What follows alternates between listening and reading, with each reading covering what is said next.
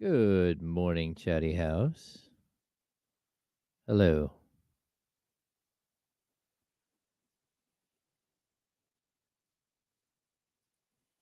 I might not talk today. Oh, you're not going to... Okay. I just might not say anything all day. Hello, darkness, my old friend. Hello, everyone.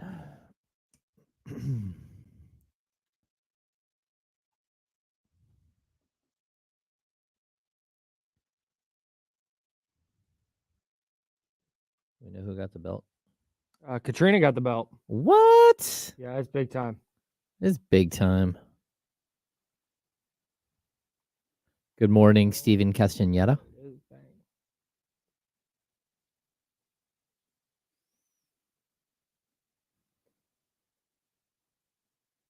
Yeah. Yeah, we'll see. We'll see how it goes.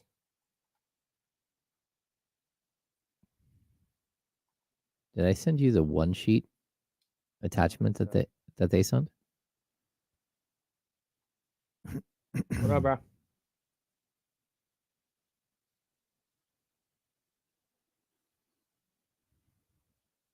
What up, Manny?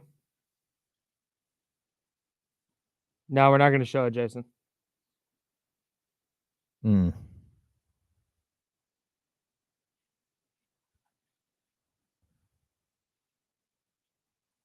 Morning.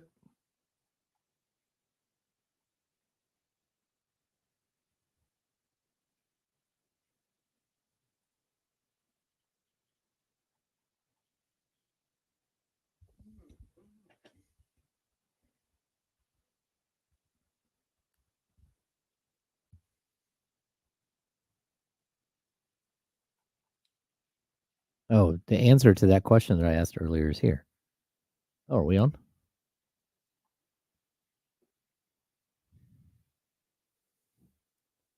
I'm trying hard not to be frustrated with people who are like, oh, haha, this is so cutesy and fun. Be a Giants fan now. No. Like, dog, this is not fun. No. This is not all like, oh, ha, ha, ha. All right, here we go.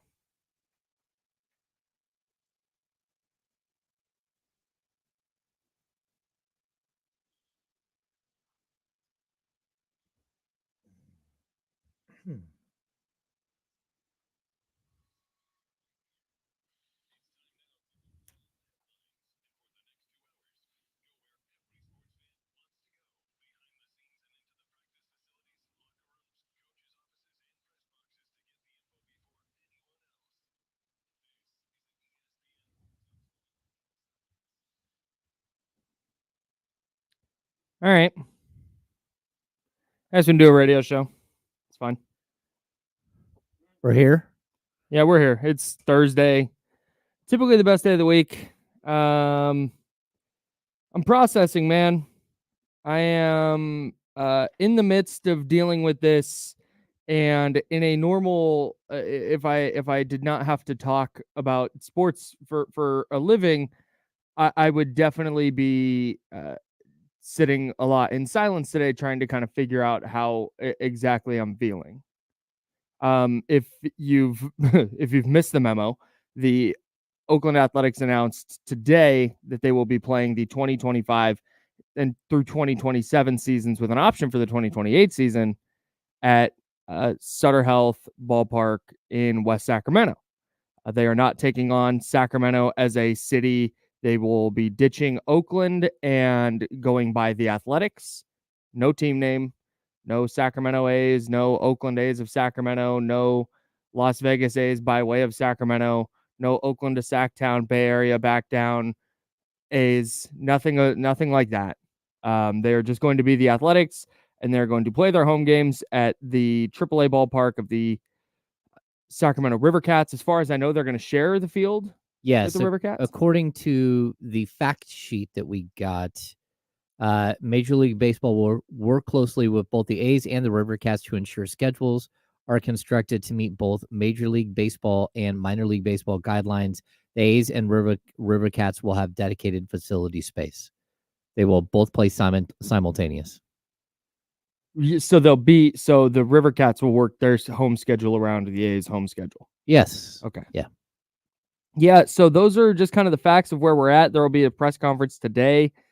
Vivek came out with a statement that said, "I'm thrilled to welcome the A's to Sutter Health Park, where players and fans alike can enjoy a world-class baseball experience and create unforgettable memories." I sure hope so.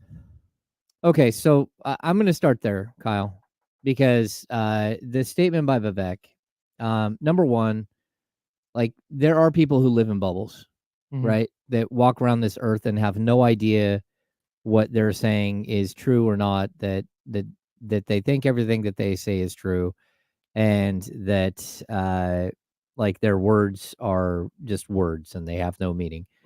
First of all, uh, Sutter Health Park is a very nice facility. It's not a Definitely. world-class experience. It's not a world-class baseball experience. It's a 10,000 seat stadium, not a 30,000 seat world-class baseball park. There is no, even in the facts here, they did a facelift on the park this last year. It recently underwent a multi-million-dollar facility renovation.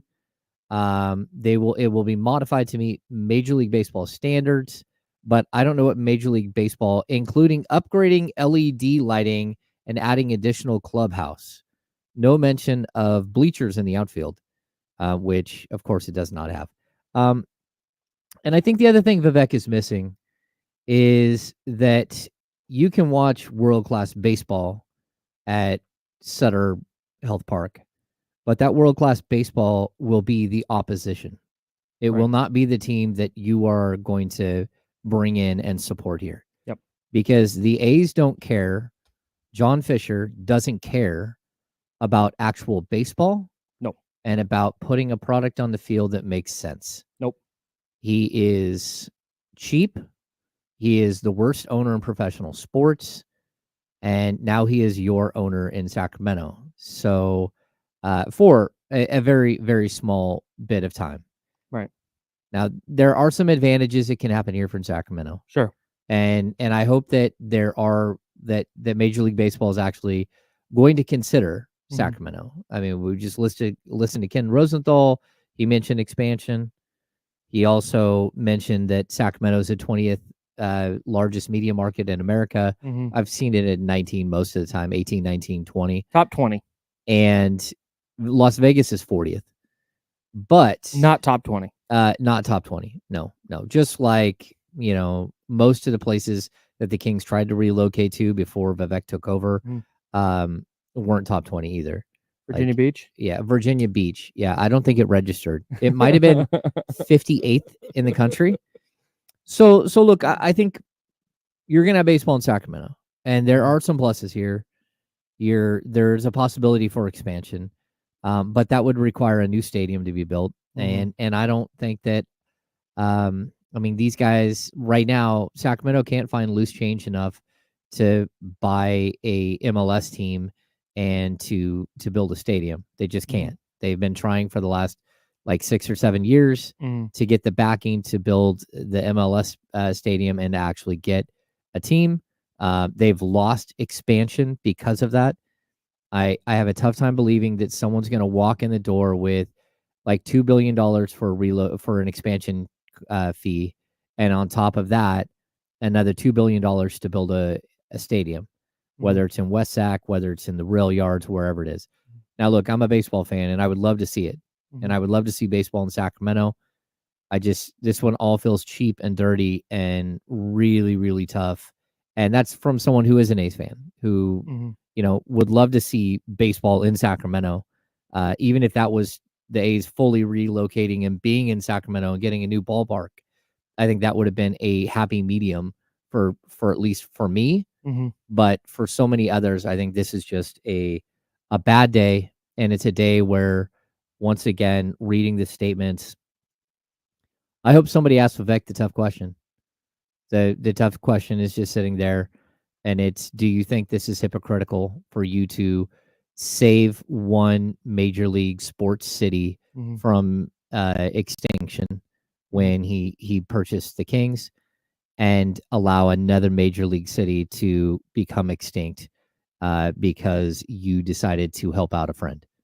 So here's where I kind of land on that specifically, because there's a million different kind of strings we can tug at here, but with that specifically, I don't begrudge anybody who is in Sacramento and excited that they get another AAA team. Like, that's really cool for them.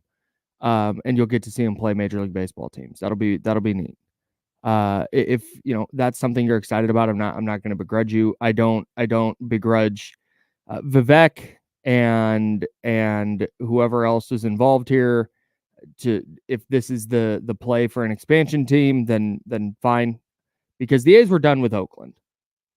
The A's were leaving Oakland regardless. Yes. What this is this is a bailout for John Fisher and for Major League Baseball from making the A's bend over backwards to give the city of Oakland what they want, just to use the Coliseum for a few more years.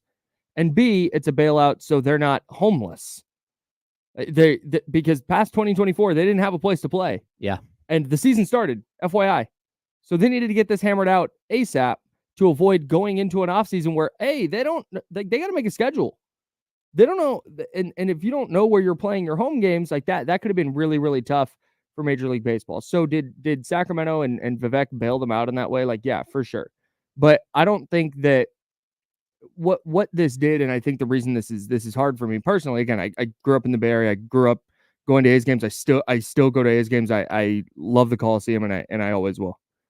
But what this did for me, and I think the reason this is so hard for me personally, is it just, because here, full disclosure, I was going to go to some games this year, go to one last one with my folks, and peace out. That was it for me. Whether they stayed in Oakland for 3 more years or 5 more years or whatever, as long as they were ultimately going to Las Vegas, I was not going to go support that ownership group. Yeah. So them going to Sacramento is not like, oh, that doesn't change something for me. But I know people it does change things for, who were still going to go to games in Oakland, who were holding on to that. And I think what it did is it just kind of finalized the idea that, hey, man, they're not staying there. There was always this hope, as long as they were there, like, hey, okay, maybe there's that hope. Maybe it's still there. Maybe Vegas will fall through and they'll have to come back to Oakland. But now that's just gone. And this thing that everybody was kind of expecting to happen, all of a sudden, like, you're expecting bad news, but you're holding out hope that, maybe it's not. And then, bam, overnight, literally overnight. It's like, oh yeah, hey, by the way, it's done. It's done. Your hope that this could eventually be pulled out is gone. And so there's definitely a grief that comes with that, and a mourning that comes with that. And I that's the part I'm having a hard time processing. Like, I can sit there and I can direct my anger at Vivek, or I can direct my anger at Sacramento. I'm not going to do that.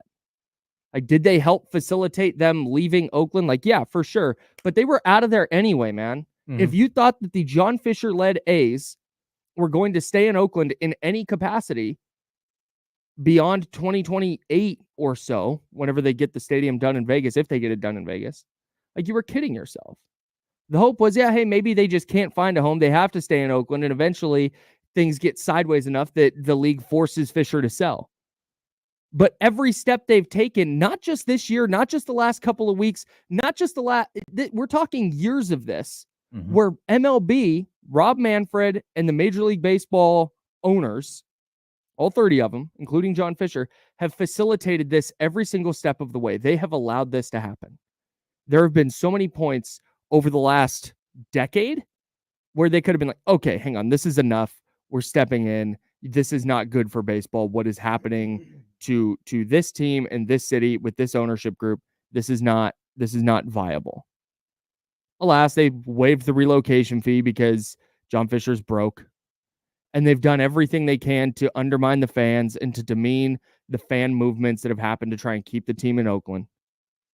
Baseball has facilitated this every single step of the way. It was going through. The A's were leaving. So Sacramento, is it a little dirty? Like, yeah, it's not my favorite thing. But if this is truly Vivek Randave going, hey man, we want an expansion team here, and this is our opportunity to kind of show that this is a city that would support a Major League Baseball team, then you know what, man? All right. Fingers crossed it works. Yeah. But I am wary that the A's are going to come here and suddenly be like, oh, hey, big time investment. The owner's broke, dude. He's not going to invest in the team just because he's in Sacramento. I put the over-under at 200.5 wins in the first 3 years there in Sac. Almost everybody was like under, way under. Oh, yeah. That's what we're looking at. So I hope this works out for Sacramento in some way. Maybe Fisher and co fumble the bag and they wind up staying here instead of going to Vegas. All right. I mean, whatever. But it's really hard for me as a person who adores the city of Oakland and adores the Oakland Athletics to be anything other than deeply sad today. Yeah. So, no, I'm with you. That's where we're at. I think we need to keep talking about this, Kyle. Okay. We will continue doing that. We'll have a Kings-Knicks preview coming up for us. The Kings had a pretty good night last night, but somehow fell in the standings. Kind of weird. We will talk about that, but we've got to continue discussing the A's. Moving to Sacramento next on ESPN 1320, Sacramento Sports Center.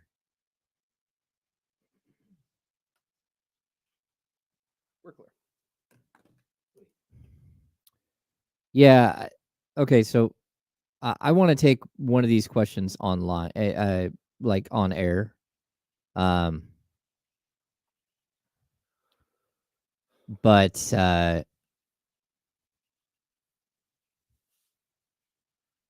yeah, we'll have this discussion, and again, I don't typically see King City fan in here, so I'm not sure who you are because I haven't seen you in the chat before. But we'll discuss some of your comments here about Fisher improving the team, but I want to do it on air.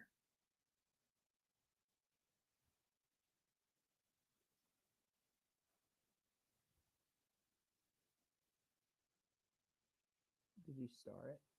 I did.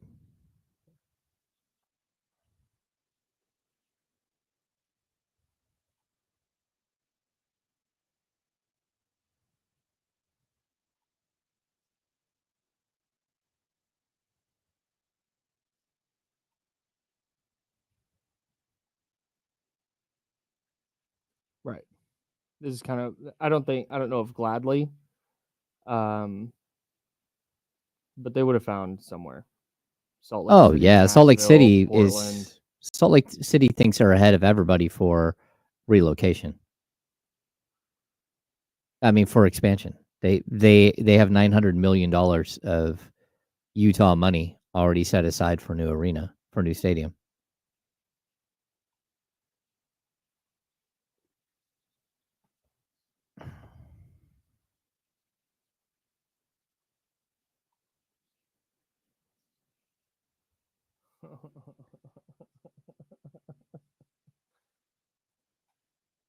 Yeah.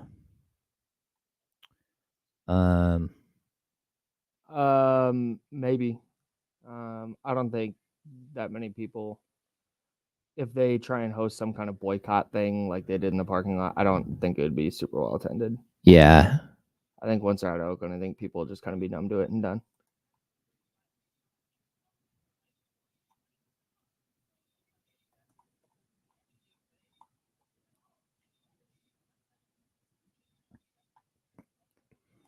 Yeah, I mean, do what you, I mean, do whatever you want. I just can't, it's the same reason I've had a hard time picking up a favorite European football club, soccer team. Mm-hmm. I have a hard time becoming a diehard fan this late in life. So I'll just watch. I'll just do prize picks and root for stories, root for my friends. Here we go.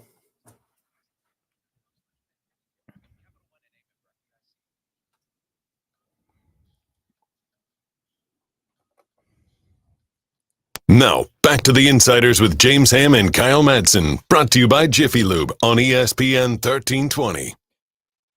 Want to remind everybody you can bark at us anytime on the Farmer's Dog Talk line, 916-909-1320. That's 916-909-1320. 909-1320. Farmer's Dog, a healthy life starts with healthy food. We will get into some King stuff later on, but we got to keep talking about the A's. Moving to Sacramento, that deal is official. They will be the Athletics, no city. They will just be the Athletics, playing at Sutter Health Park from 2025 through 2027 with an option for 2028. And that assumes that the ballpark in Las Vegas will be built by 2028. My guess is, based on what we talked about with Charlie O the other day on our show, that could push as far as 2030, depending on how construction and such goes. I don't even know if they've secured full funding for that yet in Vegas. There's still the schools over stadiums that's trying to raise money to get a ballpark in Las Vegas on the ballot in November, which would it would fail. It would fail, and it wouldn't go through at all. It's if you've not followed this super closely, a using public funds to build a stadium on the Strip in Las Vegas is a deeply unpopular thing in the state. Yes, very unpopular. If it went to a ballot, it would get thrashed. I don't know if anyone just saw, but the Kansas City Chiefs, who just won back-to-back Super Bowls, and the Royals just had a referendum to get money to build to refurbish Arrowhead and to build a new stadium for the Royals, and it just got shot down. Yes, and it's the Kansas City Chiefs. It is Patrick Mahomes and company. Yeah. Okay, so I want to take on something somebody said in the in the chat. This is from King City fan. Ham, you don't know what maybe Fisher will try to improve. You don't know that Fisher maybe Fisher will try to improve the team once he's out of Oakland. You're saying things that you don't know. You're just guessing. Tell me how I'm wrong. Thanks for listening, John. Let me tell you how you're wrong, Dave Cavall. Cavill, let me tell you how you're wrong. First of all, John Fisher also owns their San Jose Earthquakes. Their payroll this year is $11 million. That is 23rd out of MLS teams. Out of how many teams? What's that? Out of 29. Okay. 29 teams. He's 23rd. Okay. So he's in the bottom 1, 2, 3, 4, 5, 6, 7. Bottom. He got a new stadium built in 2015. He still doesn't put money into the team. The team is horrible because of him, because he's a bad owner. Now, listen, on top of that, he systematically destroyed a franchise for 19 years. We're not talking about one time. We're not talking about 2 years. We joke around about the plot of Major League, right? It's not a joke, though. Well, no. This is a 19-year plot of Major League. They dragged this out in the worst slow burn. You can go to the Oakland Coliseum today and still pee in a trough because he doesn't put any money into any of it. What an experience. It's absolutely atrocious. So why do I think he won't improve the team? Because he doesn't have to. Because he's printing money. He's stealing from, he's a welfare baby in Major League Baseball. His payroll's the lowest payroll in Major League Baseball at $43 million this year, where teams are spending close to $300 million. He doesn't care. He takes their checks. He's, just so you know, his television deal with NBC Sports California is for $67 million this year, or $69 million. Like $23 million more than his actual payroll. So before he sells a ticket, before he sells a hot dog or parking or gets Major League Baseball revenue sharing, he's already making all that money. So why do I think he's going to do that? Because he's a troll. Because he's a horrible, horrible owner of a professional sport. And he should not be an owner in any professional sport, just like the Maloofs should not have been owners ever again. And the fact that NHL took them in, okay, fine. They ran out of money, and then they ran the worst program behind the scenes ever. They systematically destroyed the team in Sacramento. We saw this entire thing play out here with an ownership group that started running the lowest payroll in the NBA. Yep. It was so bad they went to Jeff Petrie and asked him to take a 50% pay cut, and he did, to stay on. And he kept going. He kept running the team because it was his team. Mm-hmm. So look, I don't know what to tell you. If you think that he's going to instantly put a whole bunch of money into this team, you're absolutely crazy. Yep. Absolutely crazy. His MO is making money. It's all he cares about. He has no interest. And this is not us being angry. This is just us looking at facts. Go find the last time the A's signed a legitimate star player. Extended a legitimate star player. Go find it. It's Eric Chavez. Just they'll do it for you. Yeah. 05, I think. The last time they really spent any money was on Country Breakfast. 3 years, $30 million for Billy Butler, I believe. Yeah, they've spent $10 million on a closer once or twice that never played. They just don't know. So this is not his MO. His MO is not building a winning baseball team. His MO is doing it as cheaply as possible. Do you know why they rammed the stadium deal through? We just talked about how they don't have the funding yet in Vegas. Do you know why they rammed that through? Because if it wasn't done by a certain date, they would not have received revenue sharing this year. So they had to pay off as many politicians as they could pay off in Vegas to get this funding rammed through the Vegas government or the Nevada government and get their revenue sharing for this year. They want their payroll to be as low as humanly possible because they would rather finish the season as far in the black as possible over winning and maybe finishing a little in the red. They just sent a guy to the minor leagues batting .429. Yeah.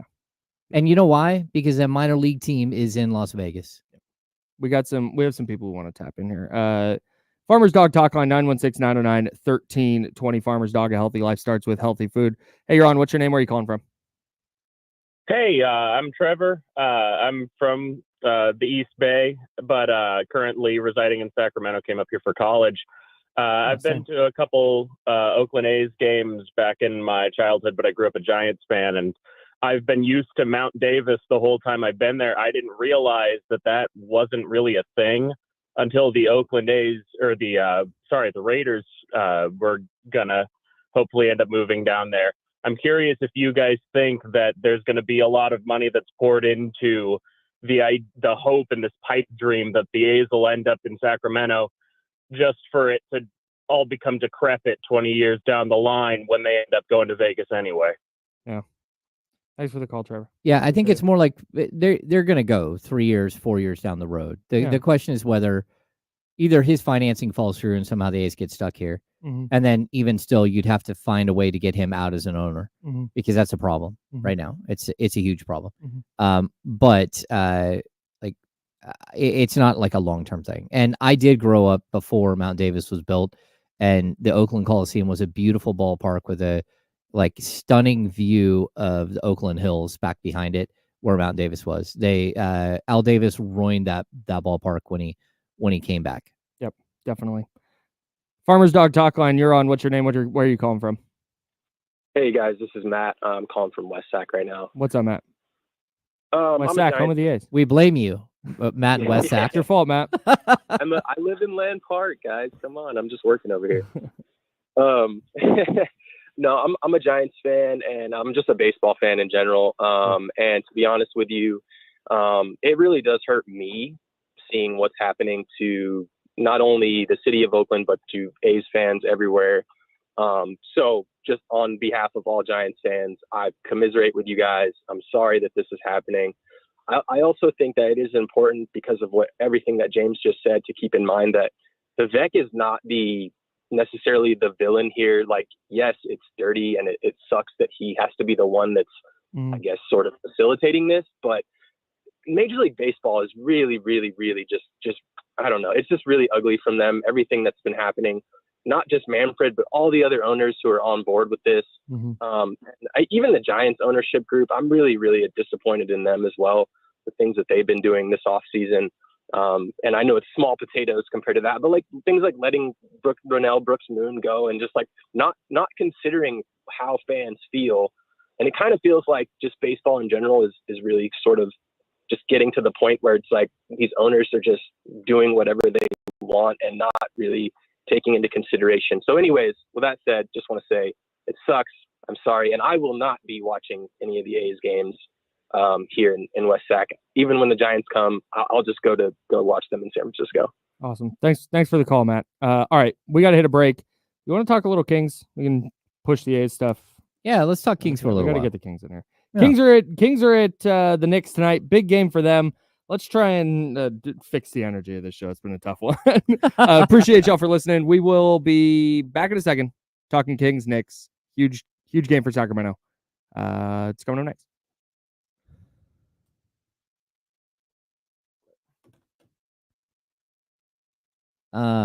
Yeah.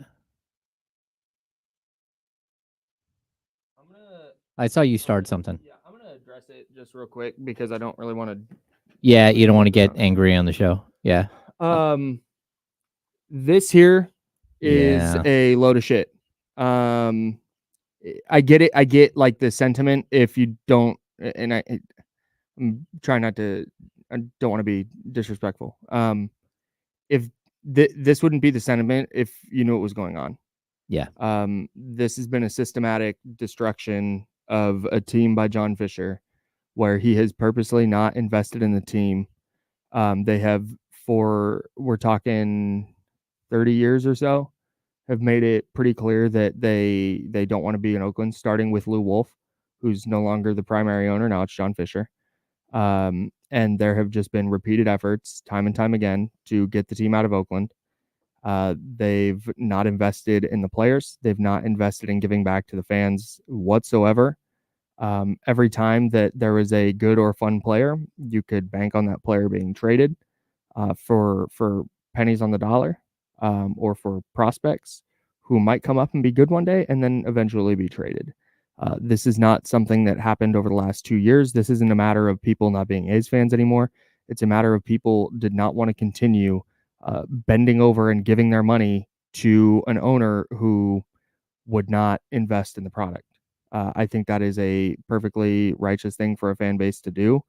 I think blaming them for it is trash and just indicative of not knowing what's going on. Yeah. So I get the sentiment if this is your first time tapping in, but to expect people to just continue going and throwing money at an owner who would not put any money back into the team, that's not fair. That's not how it's supposed to work. This wasn't because the A's were bad for 1 or 2 years. This has been just an ongoing cycle, and people just more and more people got more and more fed up. And now that the team is actually leaving, people are definitely not going to show up. So, well, I'd also put out that before there was a boycott, there was a reverse boycott where A's fans filled the stadium, because I went with my son and a buddy from high school and his family. Mm-hmm.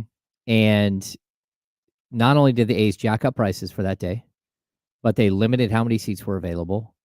And it's something that the Kings did too. Just so people know, there was a night where Here We Stay people sold 4,000 tickets to a Kings game, donated thousands of them to like Boys and Girls Clubs and everything else to get the stadium with as many people as possible.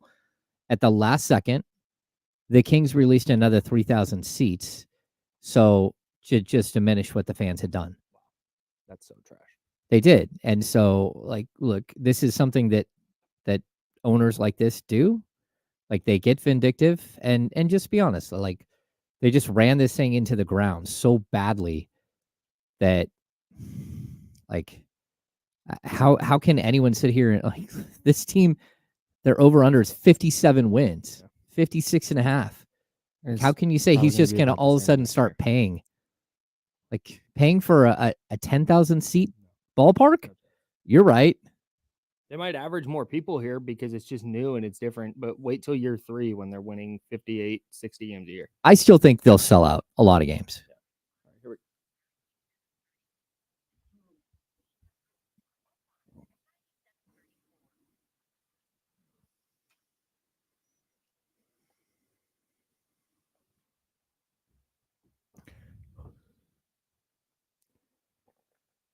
Welcome back into ESPN 1320, Sacramento's sports leader. That's James Ham. I'm Kyle Madsen. Hey, the Sacramento Kings play tonight. Got a ton of news today with the A's coming to West Sacramento and all the different nuance and discussions that have come with that. But we're talking Kings. They are visiting the New York Knicks at Madison Square Garden, the Mecca. The Mecca, Madison Square Garden. It's funny. I understand now. Like I get it. Why Madison Square Garden is called that. I know. But I went through a phase when I was like 20, 21, 22. I was like, why? They stink. Like, what? Madison Square Garden's right. They haven't won a title in 50 years. But I get it now. Now I'm there. I was there for an All-Star game. That's really cool. It's really cool. That's so sick. Although it was freezing outside. That's fine. It was You're like inside. It's an indoor sport. No, but it was like -19. So to get to like walk a city block, like Yeah, you it had hurt to your stop. face. Oh, it hurt. Yeah. It was You're fine. ridiculous. It's fine. You're I fine. almost lost it. You got to go to Madison Square Garden. Yes. Or you can. Yeah. Well, my MSG story is I went and it was closed. So it's like, oh, I'm gonna go do a little tour there. Like, you can walk around outside. And, all right. Flo Rida was shooting a video across the street. It was sick. Anyways, the Knicks, this Knicks team, this version of the Knicks, a little bit different than the one that came into Sacramento just a couple weeks ago and beat the Kings 98-91. The final there. A little bit different version of the Knicks. They've now lost 3 in a row after winning 7 of 8. They're still dealing with injury problems. OG Anunoby out tonight because of a elbow injury. No timetable for his return. The Julius Randle injury still ongoing. He's doing like solo practices. No. This morning they announced that he will undergo season-ending surgery. That he did. Okay, I missed that. Okay. Everything in his power to get back on the court, and that at this point the shoulder just wasn't healing, and they had to go in and do surgery. Okay, so Julius Randle done. He wasn't going to play anyways, but now he's definitely done for the year. They're just beat up, man. Yeah, Josh Hart and Mitchell Robinson are both questionable tonight. I mean, geez. Yeah, this could be a really interesting game. And look, it's one of the biggest games of the year for the Kings. We keep saying this every game now. I think it's just a bit. It is. Every game is the biggest game of the year. Yes. It's huge. And so the Kings are starting a 4-game road trip, and it's a tough 4-game road trip. So they play tonight in New York. They play tomorrow in Boston. They fly back to New York to play the Nets a couple of days later. I'm going to assume, Kyle. That's so weird. I'm going to assume they're going to have a hotel in New York for like 4 days. Like, they're not going to pick up their stuff. They're just going to grab their travel bag, go get on a team plane, fly to Boston, play the game in Boston, fly back that night to New York, stay in New York. And so they'll have like 4 days in the same hotel or whatever. I thought it would be funny if they just all took the train. Oh, everybody hopping on trains, public transit. I thought that'd be fun. That'd be awesome. Yeah, I think you're probably right. I can't imagine they're going to check into a hotel in New York. Okay, pack up your stuff. Everybody, we're flying to Brooklyn. Or I'm sorry, to Boston. New hotel. Okay, hang on. Flying back the next day. No. My guess is they'll stay in New York the whole time. Yeah, I think so too. Which is what, maybe honestly, maybe that's why they did the back-to-back this way. Maybe it's just easier to do that. Okay, that makes sense. Instead of Knicks and Nets, and then you have to travel to Boston where you would have to change hotels. Okay. And then fly out. Okay. I think we might have figured out why this makes sense. Dude, it's because if you've not, it's Knicks, Boston, back-to-back, day off, Brooklyn. So they go New York, Boston, New York. And I always thought that was weird, but maybe this is it. Yeah, maybe it's just like a quick day trip to Boston for a game and then back. Kyle, I find it really strange that the NBA put the Kings on a East Coast road trip this late in the season. That's kind of dirty play. It's kind of weird. Yeah, it's wild. And not only that, but you have this 3 games there. And then on the way home, we're going to need you to stop by in Oklahoma. Drop in OKC. Just drop by in Oklahoma. It'll cut your plane ride in half. So you just fly halfway home. Yeah, and then we'll see you for like a drum roll, 3 games to finish out the season. Yeah, wild. Super, super odd. You expecting another slugfest tonight? I am. Me too. We got projected starters of Jalen Brunson, Dante DiVincenzo, Miles McBride, Josh Hart, and Isaiah Hartenstein. I do expect a full-fledged slugfest, and look, I think it comes down to one big thing, and it's whether or not the Kings can slow down Jalen Brunson. because outside of Jalen Brunson, this isn't a very offensive team. Mm-hmm. And especially if somehow Hart doesn't play, I don't really care if Mitchell Robinson plays or not. Mitchell Robinson is a guy that, like, Sabonis is going to treat like a rag doll. So I'm not really concerned I don't know about that. But I mean, he's going to play 12 minutes maybe. He'll just shove him right under the basket and dunk on him. Okay. He's one of those guys. He's a shot blocker guy. Yeah. Yeah. So good rebounder. Yeah. I don't know. Bojan Bogdanovic, Alec Burks. There's just not a lot here. I think you're right. If it's not Jalen Brunson. Now, granted, we've talked about this a million times. Mm-hmm. We've talked a million times about how, oh yeah, hey, if you just slow down this guy, and make sure that Bojan Bogdanovic and Miles McBride don't go off, and then they do. It literally just happened twice with the Mavs, where we're just like, hey, if you just slow down Tim Hardaway and PJ Washington, everything's fine. And nope. Big games for both those guys. Jalen Brunson's going to score. Yeah, and Bojan is a tough matchup for the Kings. Yeah, he just is. So, I'm kind of feeling, though, Kyle, the Kings were going to throw the kitchen sink at Brunson tonight. I hope so. I feel like, and I also feel like for some reason, even though it wasn't that long ago that these two teams played, I feel like the way that Davion and Keon and De'Aaron are all playing right now defensively, that maybe the Kings are better equipped to deal with Jalen Brunson. And the fact that they get to see him a second time, to me, that kind of makes me feel a little bit more comfortable. Yeah. That, it's tough when you play a guy one time and he is such a, like, he's very distinct in how he plays the game. Yeah, very different. There aren't players like him in the league that are, 6'1" or 6 foot tall and can score, in the key all the time. Know how to create space. A little Isaiah Thomas-esque. Yeah. I'm kind of interested to see if the Kings go matchup wise, if maybe they try, because Josh Hart is not a big player. He plays big, but he's 6'4". 6'4". 6'4". Miles McBride 6'2" generously, 6'1", 6'2" guy.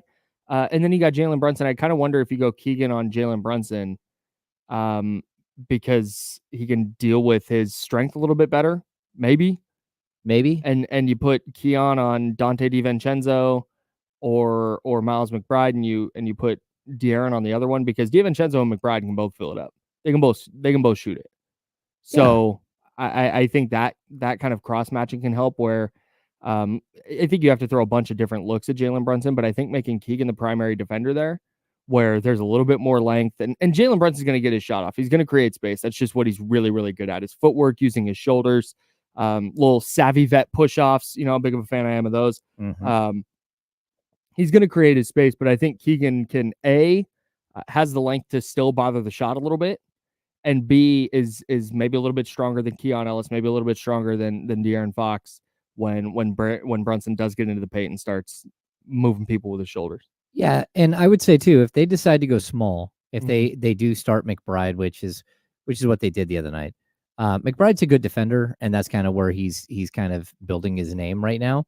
But if that's what they in fact do, like, the Kings probably should go big and should probably feature both Keegan Murray and Harrison Barnes as post-up players. Yeah. Like, run the high post, run the high pick and roll, do all that stuff with Domas. But if Domas isn't in the key, going down there and just burying people in the lane, then use your other two guys who are both. I mean, we know that Harrison Barnes is a good post scorer, but also Keegan Murray as a college player was an incredible post scorer. And I think it's something that the Kings have not yet, like, sort of figured out how to get him involved down low. Sure. But if he's going into the post and he's against a 6'4" Josh Hart, Hart's a great defender, but that's okay. Shoot over the top of him. Right. Yeah. And that's what the Kings should do. Go big if they're going to go small, go big. And then the other thing I would say is, please, somebody defend Dante DiVincenzo. Like, the guy is shooting like crazy from three. Yeah, man. Yeah.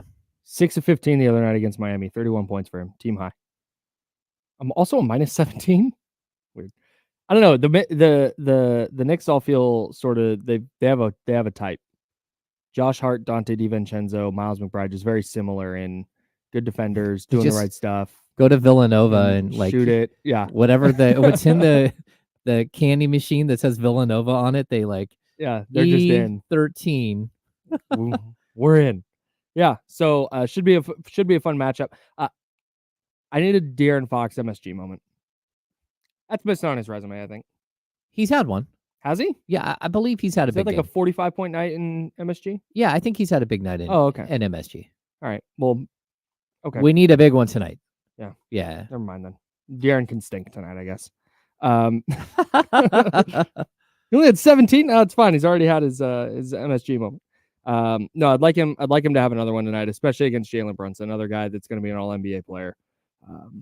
That's the I think matchup of the game. I don't know how much they'll be matched up one-on-one necessarily, but I think that those are the two players that if one of these teams is going to take over the game, I think it's going to be one of those two guys.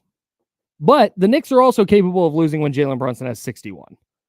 So they did that the other night. They did do that the other night. 61 points and they lost. I felt like he could have hard that is gone for 61 against the Kings for sure. Yeah.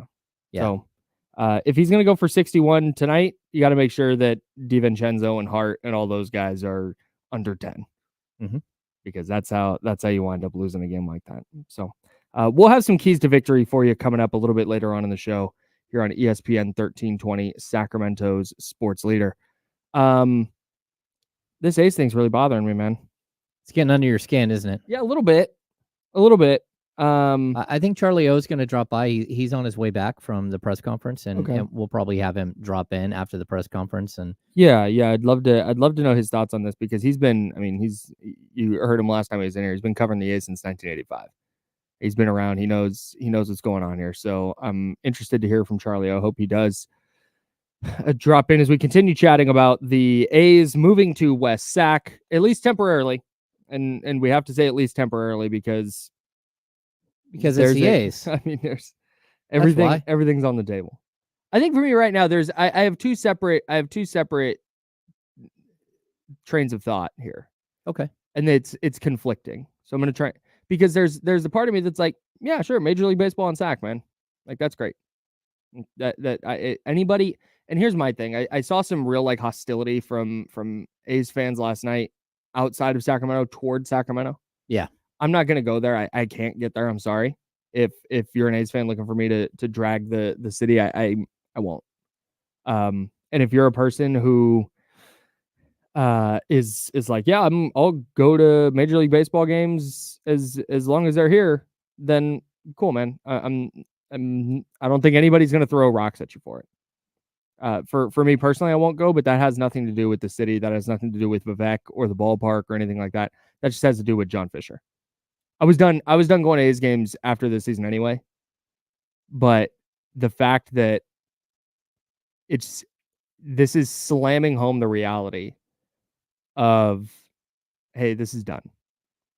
There was a thought for a while, hey, there's this 3-4 year runway where they'll figure it out. They'll stay in Oakland for these couple of years, and it'll just be this. You just kind of prolong it, and just it's just there. It might be a pipe dream. It might be unrealistic, but dude, you can think about it. And now it's just like, nope, it's just done. Whatever A's game I go to this year, the last one I go to, I'll probably go to the last one. I'll in fact, that's on the calendar. Book it. So I'll go to the last home game, and then it's just done. This thing I've been doing for as long as I can remember is just a thing that's not part of my life anymore. I think it's possible, Kyle, that I will go to a couple of games in Sacramento. Sure. That I'll check it out and see what it's like and hope that the A's or somebody does it, that the Sacramento does get Major League Baseball, because no doubt, like in the end, I would love Major League Baseball here. Like I would love it if the A's, again, if it wasn't going to work out in Oakland and it's over and done and gone, I would love for them to be here, but permanently, not for 3 seasons, not as a stepping stone. Yeah, and not in a ballpark that's not made for it. They can't handle at all like what Major League Baseball. I mean, like you said, no one's going to throw rocks at you. Last time I was there, like the entire parking lot was gravel. Like, yeah. I mean, it's not Major League ready. Sure. And so I don't see anywhere on the press release. And actually, I read the press release and I read the like the little tidbits afterwards, the background stuff. they're not putting a bunch of money into it. So I would like to see what baseball looks like in Sacramento, but I would like to give it an honest to goodness shot, because what's going to happen if you sell out every single ball game, and that's 10,000 plus the hill. Call it 14. Yeah, well, let's just say it's 14. Let's say you sell out every single game, you're still going to be the lowest attendance in baseball. That's just, you don't have enough seats. Yeah. And so I hope this works out. And I've told you, like, I think for Vivek, first of all, I don't think he's prepared to hear people say bad things about him at all. Like, he's going to run into some A's fans that say some nasty things. I mean, the dude lives in Atherton. Correct. Like, he's going to run into someone who is very unhappy, and it will catch him off guard. There's a lot of people who are taking this as Sacramento stealing the A's from Oakland. And the Vivek is doing something that's dishonest, because Vivek is the one who saved the team, and now he's doing this to someone else.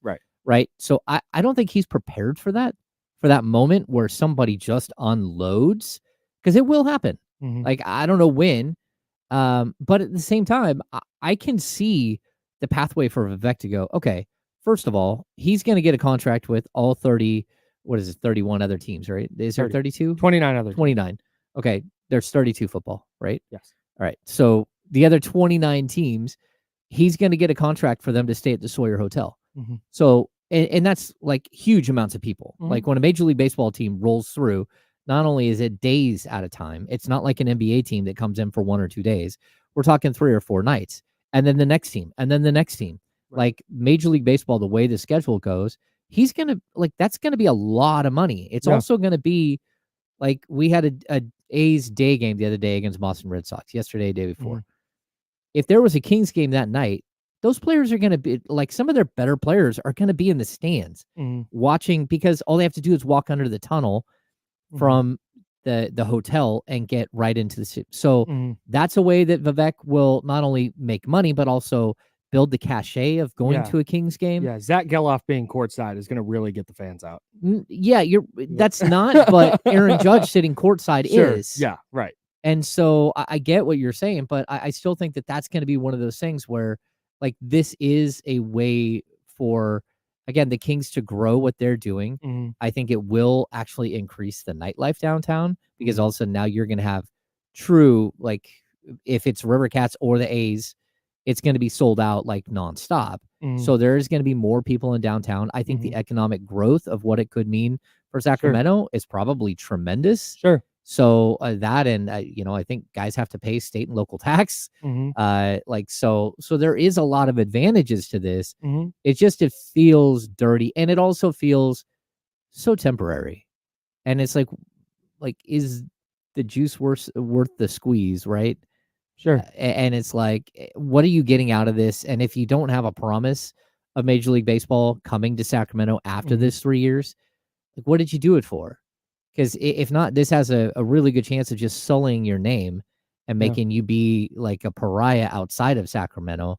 And I don't know that that's something that they're considering at this point.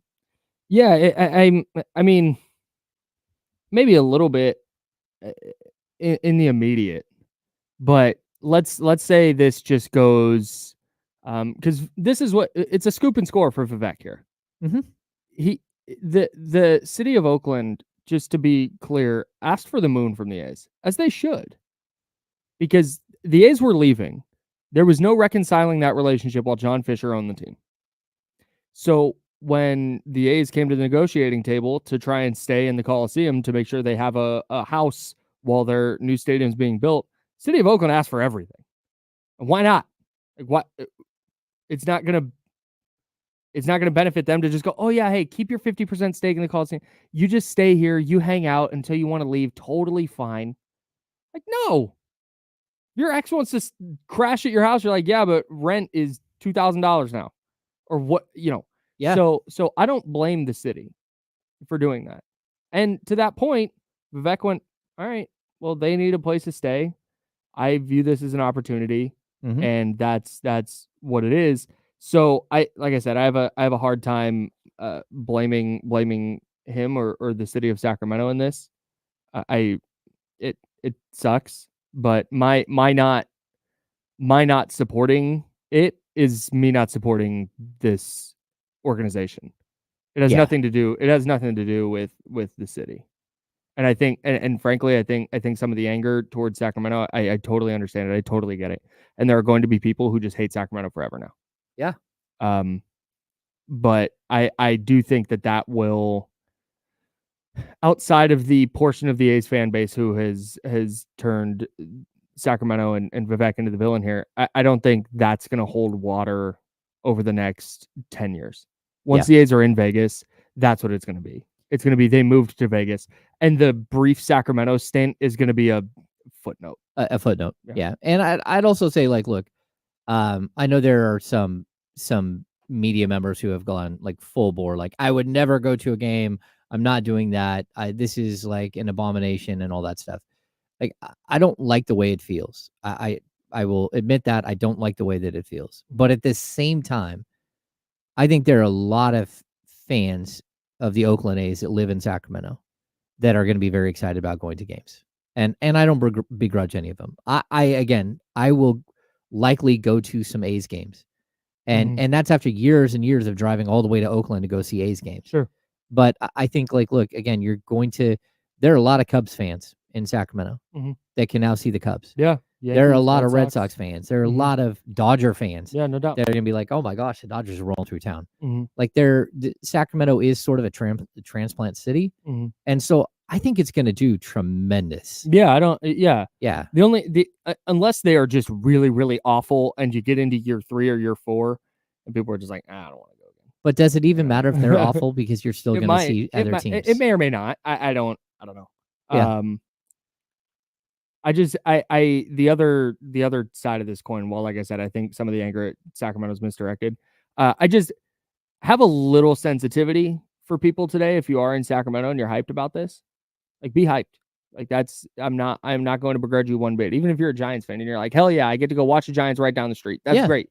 Like, good. I'm genuinely happy for you. I love baseball, and I hope that more people love baseball because of this, or get to see baseball because of this. Okay, whatever it is. I do too, but just don't think you're going to come in the chat and tell us that John Fisher is going to start paying money for a team that he's never paid for, that he's never put any money into at all, and say, oh, well, what makes you think he's not going to put money into it? 19 years. Yeah. Like, I mean, there's a track record. Yeah. Look at the fact that he's scrounging for every possible penny he can get to try and get a stadium built for 10 years now. There's like baling wire holding up the catalytic converter on his 1994 like Toyota Corolla. Yeah. They have done every cost cutting measure possible. That's horrible. So that's who the city's getting in bed with. I hope it doesn't hurt him in some way. I hope that Vivek has the foresight to know that, hey, if any improvements, those improvements you just talked about to Sutter Health Park, I keep wanting to call it Rayleigh Field, to Sutter Health Park, John Fisher's probably not paying for that. No. So somebody's footing the bill. And and if he is, it's because he's going to get paid back in some way down the line. So by somebody, I don't know who. I don't know either. I would just tell you that it realistically, Sutter Health Park just recently went through a multi-million-dollar facility renovation. We will ensure that the ballpark will continue to be modified to meet MLB standards, including upgrading LED lighting and adding of additional clubhouse, among other items. That's what the answer is for Sutter Health Park was constructed as a minor league stadium. Will it be modified for Major League Baseball? The answer is no. Right. The answer, like, it will be a 14,000 seat, maybe. Yep. Stadium. Yep. That's it. Yep. I got to tell you though, if you're a Dodger fan or pick a Pirates fan, whatever team. I don't think there are Pirates fans, but go ahead. I know at least one. Really? But if you're the Pirates fan, I know, and you're just like, yeah, hey, I don't care about all the political stuff behind this. I don't even know the owners' names. I just like watching my Buccos. Then I'm sure the vibes down there are going to be great in the summer. Yeah. It'll be like demand based. Go to a minor league game, but there's going to be major league players there. Yeah. So Sacramento is built for baseball. It's a baseball town. I think agree. a major league team would do well here. Mhm. So fingers crossed that all of this goes well for the city of Sacramento, while also at the same time acknowledging that this is devastating for Oakland A's fans, and people were hopeful that the team would find a way to stay in Oakland. But it doesn't look like it's happening. Starting next season, they will be playing their games at Sutter Health Park in West Sacramento. All right. I'll keep talking Kings.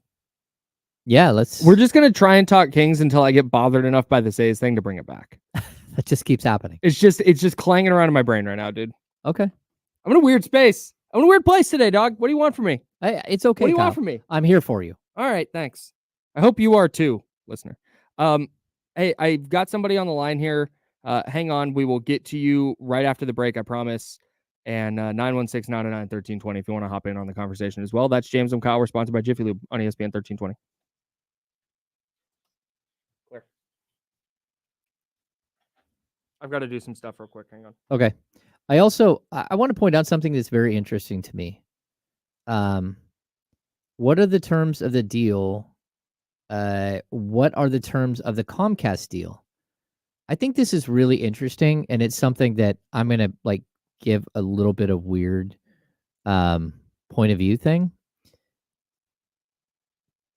NBC Sports Bay Area and NBC Sports California changed names from Comcast after my first year there. The fact that Comcast, of course, is your cable provider, right? They at some point bought NBC. They own NBC. But then they decided to rebrand everything to NBC because NBC is NBC. It's a station that had Friends. It's Seinfeld. It's the Huxtables. It's whatever, right? It's NBC. So they're the same company. But NBC Sports Bay Area, NBC Sports California has been all we've known for the last 8 years. And all of a sudden this word Comcast pops back up as part of this deal. I don't understand why that is. I mean, I do. I understand why it is. They're trying to avoid NBC Sports California being rolled up into this because the fans already in Oakland were talking about boycotting and everything else. So, interesting little sidebar. It's just kind of weird. Thought Seinfeld was Fox? No, I don't think so.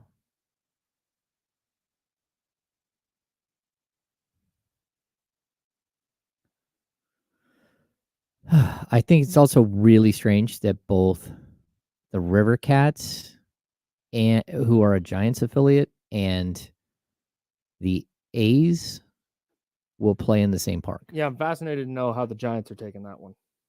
Yeah.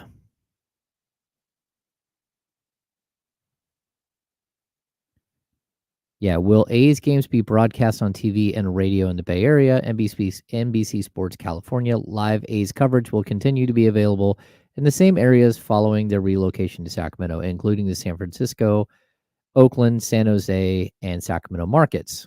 This is where if I'm the San Francisco Giants, I might consider suing. Man, that'd be so funny. It would be awesome, though. Say, hey, they don't get baseball rights here in the Bay Area anymore.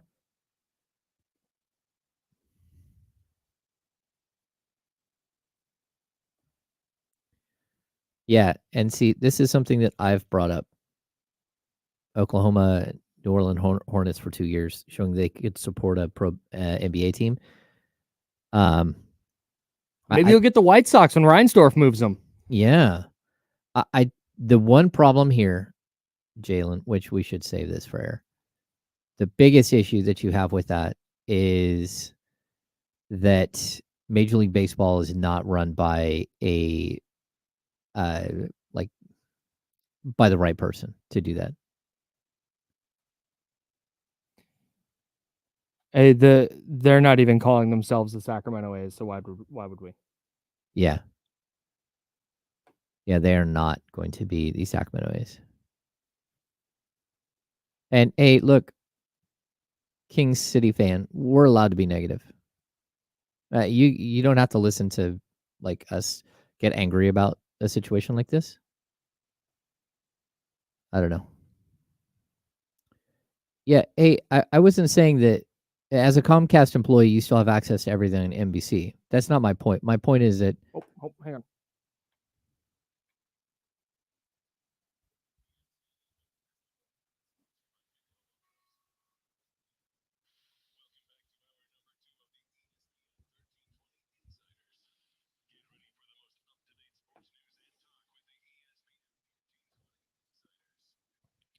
Hour number 2. That's James Ham. I'm Kyle Madsen. Been talking a ton about this A's to West Sacramento situation. That deal is finalized. The A's will be playing the 2025 through 2027 seasons at Sutter Health Park out in West Sac. We're discussing that. We're talking Kings-Knicks. James, you're addressing something at the break. Oh yeah. We were discussing just the weirdness it is that Comcast keeps getting brought up and not NBC Sports Bay Area, California. Like they're the same company. Yeah, same thing. And like, but they haven't been. Comcast has not been in the vernacular of people who watch any baseball game or basketball game on NBC Sports, and then all of a sudden it's being brought up as the negotiating partner here. Yeah. And I just find it interesting in a way to deflect some of the angst and anger that someone might have towards NBC, which I think is going to happen. I think there are going to be a lot of people Yeah. that are not okay with what's happening with NBC. Yeah. And how they've gone in and worked to renegotiate a contract so they can actually, because the way the contract was written, if the A's aren't in the Bay Area, then NBC doesn't have to pay out the $70 million bucks a year. Right. Roughly. It's like 68, 69, 70, whatever. Right.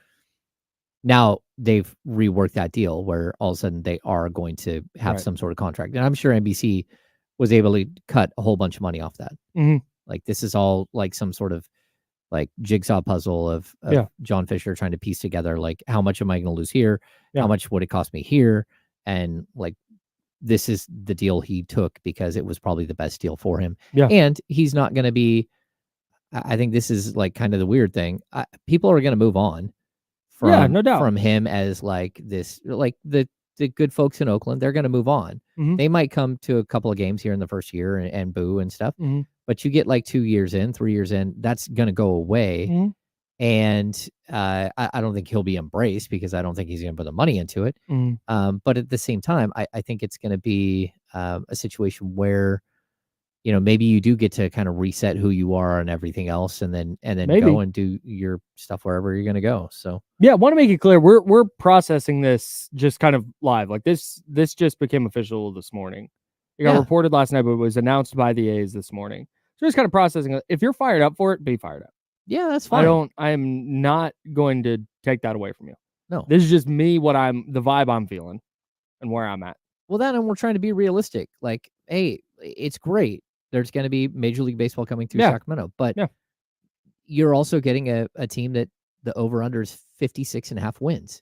And has not been invested in ever. And for those of you who aren't baseball fans out of there, we're talking 56.5 wins out of 162. All right, let's do some quick math. Hang on. 56 divided by 162. 105.5. That's a 345 winning percentage. Yeah. Which is bad. Baseball standards? If you extrapolate that over an NBA season, you're at 28 wins. Oh, it's a 28 win team. Yeah. Okay. I guess I mean, Sacramento's used to that, right? Quicker math. Man. Yeah. The Farmer's Dog Talk on Park at us anytime. 916-909-1320. 916-909-1320. Farmer's Dog, a healthy life starts with healthy food. I've been told that this is Javier. What's going on? How you doing today, Mr. Madsen and Mr. Ham? I had one comment, one shout out, and one question. Hey, my comment is, hey, I'm sorry for Fisher's fallacies and Fisher's flaws. Man, I can hear the pain in your voice. It's foul what he's doing to you. I just feel for his Giants fans. It's really, I just hear the pain in your voice, man. I feel for you for real. My question is, sorry to deviate from the conversation for the baseball team, but Do you feel like I was a big fan of DiVincenzo in Milwaukee? If you could revisit acquiring Herter 2 years ago, do you feel like McNair has any regret not extending him and going after Herter, pursuing him? And you feel like there might be a, pursue in the offseason because Anunoby's going to have to get extended. I don't know if they can afford to keep him and to give what an Anunoby's looking for because, he's going to be looking for the max in New York. I was going to trade for him. And my shout out to the Chatty House, man. You guys are by far the biggest internet gangster I've ever seen. Biggest haters in Sacramento, man. Keep doing your thing, man. You guys are it's good looking out, Mr. Madsen and Mr. Ham. Thanks, Hoff. 916-909-1320 if you want to chime in. Would you trade Dante DiVincenzo for Kevin Herter or vice versa? I think was his question. Yeah. Okay. So the Dante DiVincenzo situation, I think it's a good question, Javier, to bring up. Would you have done something differently there? And I think if you got the current Dante DiVincenzo, yeah, you totally would probably have done this because the current Dante DiVincenzo is averaging 15 points a game, 2.6 assists, 3.6. He's having a career year. He's having a career year, but although his rebound numbers are down, but that's probably because he's playing next to Josh Hart. He's shooting 39.8% from three. The problem that you had is that the Dante DiVincenzo that the Kings got was coming off a severe injury. So if I'm not mistaken, Dante DiVincenzo had what they call a high ankle sprain, but his high ankle sprain was a complete detachment, and they had to go back in, almost like Domantas Sabonis's where the bone chipped off. It was the same thing, but in his ankle going up his leg. Sounds awful. It was awful, and it took forever to heal. And there was concern that maybe he wasn't going to be the same player. I don't know why what happened with Dante happened. Again, I've talked about this on the air. I was like part of the back and forth there, where I reported that Dante DiVincenzo's people were very upset. He gets traded to Sacramento after they had tried to trade for him once before, and then he sat on the bench tanked his value behind Justin Holiday, who is wasn't part of the plan either. He was an unrestricted free agent, where Dante DiVincenzo was a restricted free agent. They did do damage to his value, and he ended up making $4.5 million in his next stop in Golden State, but rebuilt his value, and now he's back to where he was going to be. But Dante DiVincenzo today is a great defender, a physical player, a great rebounder. He's shooting 40% from three. The answer is yes. You would have taken him over Kevin Herter. This version of him for sure. This version of him versus the version of Kevin Herter we saw this year, I don't think is a question. But in hindsight, there was with the version of Dante DiVincenzo they got a couple years ago. In hindsight, it's not like, oh yeah, they should have seen this coming and kept him. No, I don't think. No, I mean, he averaged 10 points a game with the Kings, and that was coming off the bench. But he shot 36% from the field with the Kings, and there was just he wasn't quite himself. I would have loved to have seen them do exactly what Dante and his people wanted, was give him and Fox a look in the backcourt together and see if they can develop chemistry and see if they can be, because Dante DiVincenzo is a good sized guard. Yeah. We're talking 6'5", and he knows how to play. The Villanova guys. Yeah. Smart, high IQ player. Super high IQ. Well coached. Yep. No doubt. Hey, you're on the Farmer's Dog Talk. I only got about a minute. What's your name? Where are you calling from? Hello, I'm Daniel. Hey, Daniel. What's going on? Hey, I want to say, as an A's fan, I've been an A's fan since I was 8, so I can't wait to go to games. I already put I put a deposit down already. I don't care how many games the A's win. I'm just gonna be there at the stadium. I'm gonna have a blast for 3 years, and I'm just gonna I don't care what the city of Oakland thinks. I don't care what the fans over there think, because they had their chance. It's been decades that they have been fighting over this. Thanks. Good for him. Yeah, I mean, that's going to be the sentiment for some people, and you can feel any way that you want.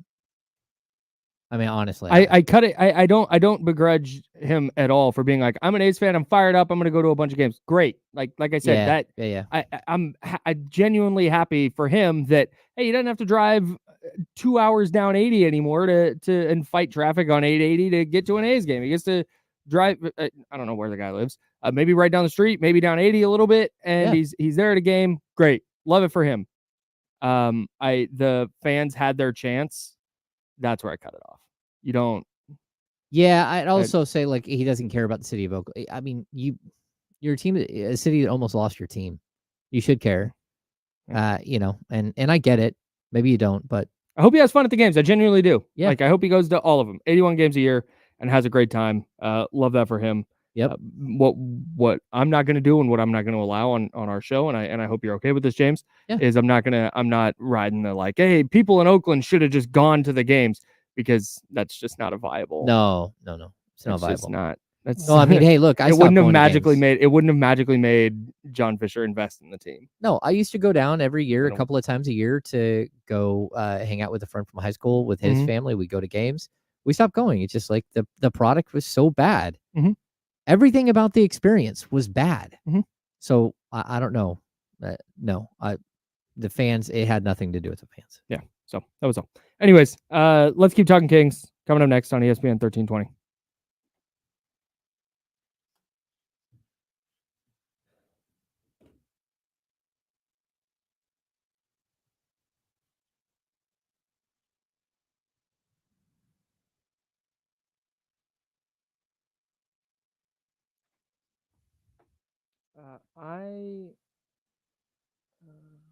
I'll be right back. Yep.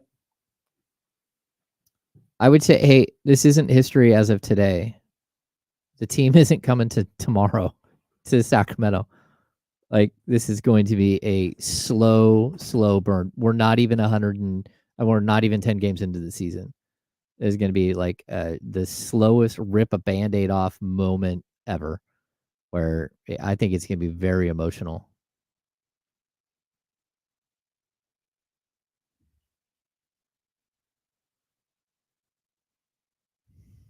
Yeah. Hey, Norm, like this too, I totally get. Like, you can buy a Ricky Henderson jersey if you want, or Dave Stewart jersey, and say like, look, I'm going throwback. You can't buy any other jersey. They never gave you an opportunity to fall in love with your players. I mean, Sonny Gray just came in second in Cy Young balloting for another team, right? Like, straight up. Like, look at all the players that have left here. Matt Olson. What did Matt Olson just do? Am I wrong? Like, between him and Murphy, and like, look around Major League Baseball. Almost every team, I think every team in the playoffs had a former Oakland A. And they had a former Oakland A because the A's refused to pay any of their people. So, I mean, it's not great. I mean, you traded a 30-year-old multi-time Gold Glover, Silver Slugger Award winner in Matt Olson, who hit 54 homers and 139 jacks last year and was fourth in MVP. And what you got for him is pennies on the dollar. So that's just like, it encapsulates everything that we're talking about. You got Shea Langoliers, you got Christian Pache, who you didn't even keep, you waived him, and Joey Estes and Ryan Kuzik. Like, it just, you gave him away for a decent catching prospect.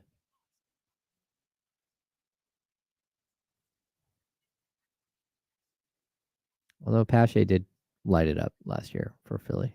Was it last year or the year before? Yeah. Oh, no, he finished at 238, so not great.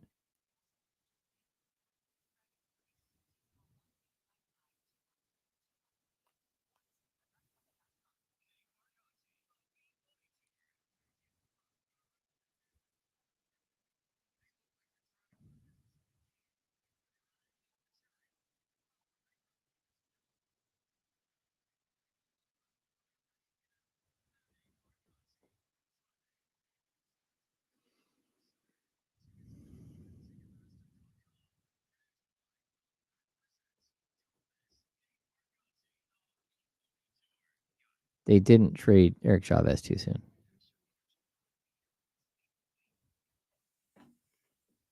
Oh, Charlie's here. should we have him come in though in the next segment? Whatever you want. Yeah. That way we can get the computer set up for you and stuff. Yeah. Thanks, Charlie. Yes. Oh yeah.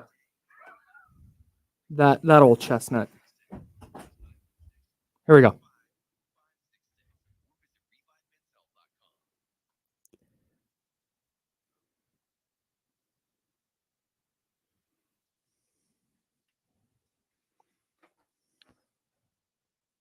Kings-Knicks tonight at Madison Square Garden at the Mecca. It's a big spot for the Kings. They are now the number 8 seed somehow. Last night I was looking, okay, the Suns win, that's fine, but hey, Pelicans lost, that's big time. Getting a half game on New Orleans. And then we look at the stage like, wait, how do they fall a spot? What the heck? And now if the season, it doesn't, but if the season ended today, the Kings are at New Orleans for the first play-in game. Yeesh. That's like the nightmare scenario, right? Not only are you going on the road, but you're going to the worst matchup. Oh, It's not great. But didn't the Pelicans, didn't Zion have something pop up yesterday? I think they had some sort of injury, like, I don't know, a finger or something. So, like, who knows? Like, this is going to be wild. The finish to this season, Kyle, is going to be checked out early. Unlike anything that we've seen in Sacramento in a long time. You're basically tied in the loss column with Phoenix, New Orleans, and you and Phoenix and New Orleans, and they're a half game in the loss column behind Dallas, and they're 2 games ahead of the Lakers in the loss column, and we're talking 7 games left in the season. Mm-hmm. This is like the craziest sprint to the finish line I've ever seen, and I'll keep pointing out, like, the Kings conference record 29-19, the Pelicans 26-20, the Suns 25-21. Mm-hmm. I don't even think that those teams can catch the Kings at this point in conference record. Mm-hmm. So if these 3 teams tie and Phoenix has a tiebreaker over the Pelicans have a tiebreaker over the Kings. If the Kings can beat the Suns and have the tiebreaker over the Suns, it goes to conference record and the Kings would get in over these teams. And the same can be with Dallas. It's wild. So is that so in the NFL, the way it works is if there is a 3-way tie for a playoff spot, the head-to-heads go out the window. So if unless one team has both. Exactly. So if the 49ers have a head-to-head over the Cowboys and the Eagles, they get that playoff spot. However, if the Niners beat the Cowboys but didn't play the Eagles, then their head-to-head over the Cowboys doesn't matter. Yeah. Well, the way, that's so basically same deal here. But everyone plays everyone in the NBA, right? So there is no potential for you to not have played some team. You'll have a win-loss record against everyone, and if you have, but if it's this, okay, I see. Okay, yeah, got it. Yeah. Okay. Yeah, so there's potential for all of this. Like, again, Phoenix versus Dallas is Phoenix lost the season series to Dallas 1-2. Right, but the Kings have tied the season series with Dallas 2-2, and then we have the Pelicans. So New Orleans, Phoenix has beat New Orleans twice with 1 game remaining. So again, if it's the Kings can beat Phoenix and can hold that 3-2 season series, and they all 3 tie, then it goes straight to conference record, and the Kings would be bumped up as far as conference record goes because their conference record's better. Just got to keep winning, starting with tonight. Let's get to some keys to victory for the Kings at Madison Square Garden, looking to avenge a loss a couple weeks ago to the same New York Knicks. James, what is key number 1 for you? Let's get physical. Yeah, you got to... Olivia Newton-John. Yeah, you have to, like, get physical big time against this team. And I think it's exactly what we saw against Utah, but it's also the physicality that the Kings played with, in their last couple of games. That's what they have to bring. They have to go in there and hit first and don't stop hitting. And same thing. Again, this is how they handled the Clippers. They got physical. Yep. Yeah. The Knicks playing style is college football player playing pickup basketball. Yes. That is the Tom Thibodeau MO, and they embrace it big time. Key number 1 for me, you got to pick your poison. Jalen Brunson or the field. Dante DiVincenzo can go get 30, but Jalen Brunson's got to get like 20. All right, Josh Hart gave you 25. Okay, you better make sure that Dante DiVincenzo didn't do the same thing along with Jalen Brunson. If Jalen Brunson's giving you 60, you got to limit the other guys. Yeah, that's exactly it. And You have to vice choose. versa. If those guys are going off, then you got to make sure you are turning the faucet all the way off on Jalen Brunson. I'm going to guess that the Kings are going to try to turn the faucet off on Jalen Brunson. They're going to throw everything at Brunson, and they're going to force somebody else to beat them. Yeah. And if that happens, it happens. Yeah. But I think that's if you can hold Jalen Brunson to, let's say 25, but 25 on like 6 of 22 shooting, you're going to win the game. Put you in a really, really good spot, no doubt. You're going to win the game as long as DiVincenzo or Hart or McBride isn't going for 40. Well, all of those guys, each of them scores 20, you're in trouble. Yeah, no doubt. All right, number 2. Domas has to dominate. Like, this is one of those games where you're up against Hartenstein. And, like, look, he's been a really good player for them this year, but he's not a player that you should be fearing. And this is a game where, you're going up against a center who just isn't as skilled as you are. And Domantas Sabonis needs to go in there and punish a guy who on the season is averaging 7.5 points and 8.3 rebounds and only a block a game. Yeah. Like, this is a good matchup for the Kings. Yeah, I would like to see them go through Domas a little bit more often if they can down the stretch here. Number 2 for me, wings on the glass. Keegan Murray on the boards. Harrison Barnes, please, on the boards. Keon Ellis, De'Aaron Fox, everybody crashing the glass because it's what Dante DiVincenzo is going to do. It's what Josh Hart is going to do. Those guys will rebound. You got to get bodies on them. Okay. Everybody on the glass. I agree. I mean, this is a game where you cannot have Harrison Barnes lose a 14-2 rebound to Josh Hart. Yeah. You just can't have that. Too many extra possessions. Yeah, you can't have that. So. Number 3. Let's see. All hands on deck again. Like, look, you need to see Trey Lyles again. You need to see Davion Mitchell again. Keon Ellis needs to have a better game. Like, every single one of the players that steps on the court needs to understand the gravity of the situation and do what you can within yourself to add to the outcome of the game. I need my number 3 kind of fits in with yours. I need minimum 16 field goal attempts from Keegan Murray. I need him to keep up the aggressiveness that he has played with offensively. This can't be a night where, hey, maybe De'Aaron's having a big night, so Keegan's going to wait. Hey, go hang out over here in the corner, and he's just going to distribute and not. No, I need to see him continuing to be aggressive. You can't shrink in this moment. You can't shrink against a more physical team. You got to go continue taking it to him. We've seen him do it the last couple of nights, but doing it against the Jazz is a great little stepping stone.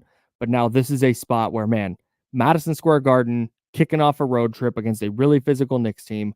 I would love to see this be a game where Keegan Murray continues to be aggressive offensively. Yeah, I love that key, Kyle. And then I would also point out that your key. That's done. Key again. I would also point out, like, the Knicks have lost 3 in a row.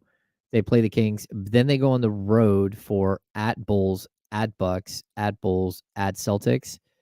This is also a big game for them. Although I wonder why it is that they don't have any back-to-backs and the Kings always do. So just saying, they do have at Boston and then home against Brooklyn. Because we need the Knicks to be as good as possible, Coach. I guess, but the league's just better when the Knicks are good. No, it's not. It's not.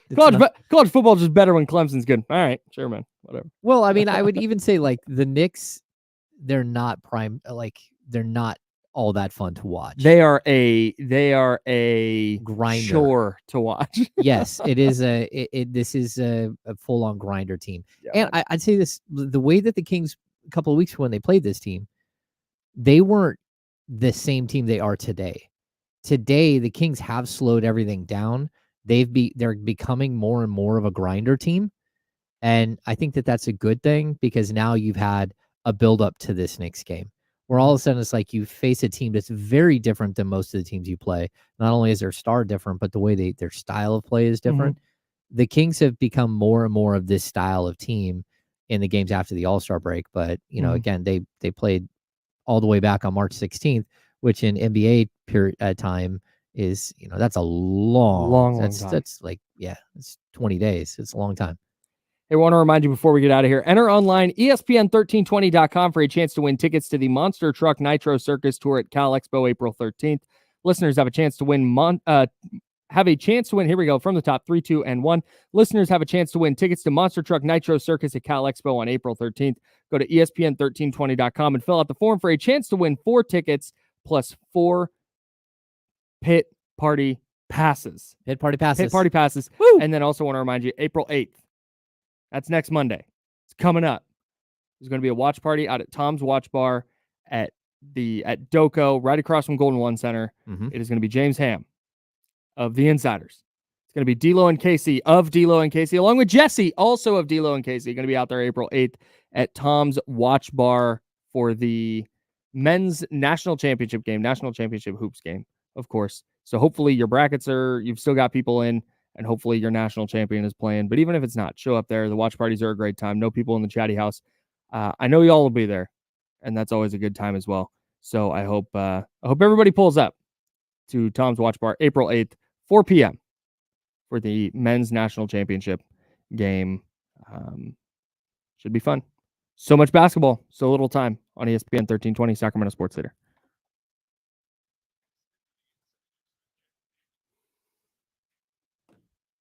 I didn't say Michelob Ultra. Whoops. Oh. Kyle. Sponsored by Michelob Ultra, everybody.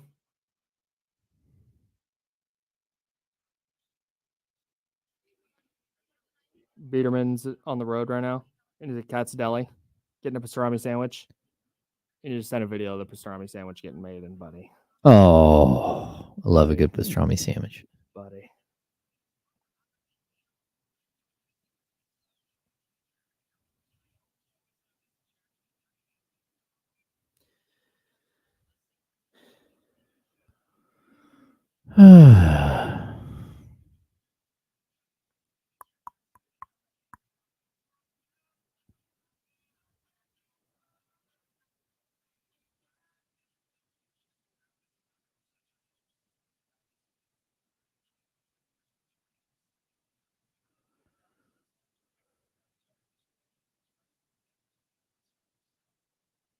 Oh, What?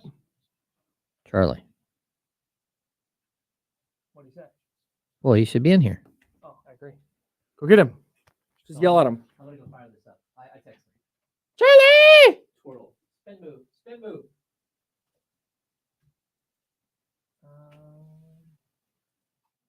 Other user. There's that.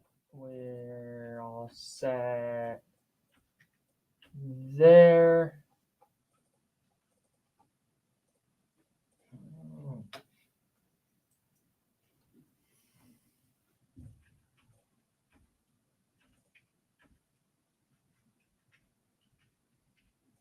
They brought in an ancient keyboard. Oh, hell yeah. Wait. Did they switch? Oh no. They switched. Dang.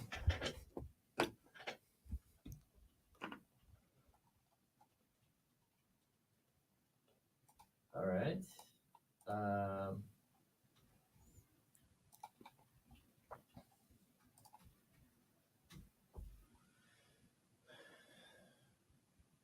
Well, here we go. Let's go. Yeah. Oh, good. He's coming. All right. I was about to go run out there right now. And yeah, am I being a little bit irrational today? Yeah, maybe, but I'm sad, bro. I'm dealing with it. I'm going through it right now. God.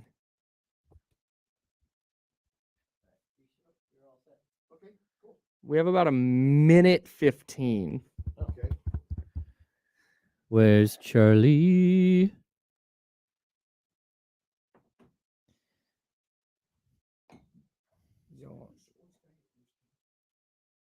Yo, oh my God! Look at the picture No, of this sandwich. I Kevin just- Johnson Okay. and Matt. Okay. So it was 40. I'm so There jealous is. of this. Where's the video? There's a new Look at guy this. at 40 Look at with this. Sean. Look at this. Oh, A tall guy from. oh, Oh, hot damn. yeah, buddy. Katz's. That's from Biederman.